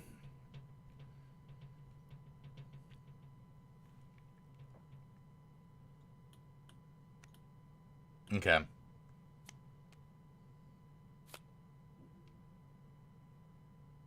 That was a powerful play, though. Just slapping the card down on the table. What? Did he just accept defeat when they could have burned? I guess so. I guess that's GG. It's yeah. I guess it's late. I guess they're getting getting tired. I guess that's it. I suppose. Well, there we are. Right, let's hop into the call one last time to talk to them. Yeah. Use that there to get we a are. shield. Which... Hello. Yeah, GG. That was GG. by far the closest game we've had. It went to the 3rd game in the best of 3, and also was finished 5-4. Yeah, there we go. Congrats, Marcy, for getting through to the. I semi-finals. realized what happened when it was like I realized he would have had bloody ultra kick anyway, and I realized I could have. Would it have blocked both hits? Yeah, it blocks the entire instance of damage. Yeah, but if you had put a shield up, I could have walked over you and hit you in the back instead. Yeah, literally, your only play was to burn for cards which would put you up against the wall and give you a shield. Like if you, or if you like drew back off from the pocket, but it saved you as well. But yeah, that was a close game. Congrats. I knew I was like, I messed up the last turn by putting my shield the wrong way around. Oh no, yeah, we saw that. It was fine. It was fine. Everyone saw it. It all worked out in the end. It did, yeah. Alright. Cool. Right. Well, jolly good. Yeah. Thank you guys for playing. And yeah, Marcy, we'll see you tomorrow in the semi-finals. Right. Your opponent hasn't been determined yet, but it'll be determined pretty soon as we get into tomorrow's Okay. games. But yeah, cool. Thank you guys for watching. Oh, I keep saying thank you guys for watching. I'm so tired. Thank you guys for playing. And yeah, see you tomorrow. Goodbye. See you. Bye. Right, so there we go. That's it for tonight's tournament. Let me just quickly change the bracket here. So we have the standings going into tomorrow. Have you got the Windows 11 update? Nah. No, I refuse to every time it boots up. No. I go, no, I'm comfortable with this. It is literally the worst thing. They've recently Yeah. updated it, so snapping windows to monitors, like to different monitors, is now like the worst thing. It used to be perfect, and now like it's just like it's awful. They can't put my taskbar in the middle of the screen. That's the thing that I am most. Yeah. That's the thing that I'm most annoyed about. This I didn't buy a Mac for a reason, and I'm gonna keep it like this. Yeah. Amazing. All right, okay, let's save that, and then we'll change it on the stream, and then I'll update in the Kickstarter update tomorrow as well. But yeah, cool. So you'll be facing Electros in the semi-final, and Marcy will be facing either Ants Mason or Sloth. So let's quickly change that, and that is what the bracket is going to be looking like for tomorrow. So yeah, thank you guys for watching. I know it's been a long stream. Tomorrow will be shorter because we only have 3 games to get through. The 2 best of 3s and a best of 5. Well, actually another best of 3 actually as well with the quarterfinals. But yeah, thank you guys for watching. Hopefully you've enjoyed it. Like seeing this high level play by some of the best people playing Fatal Knockout. And yeah, see you tomorrow. Goodbye.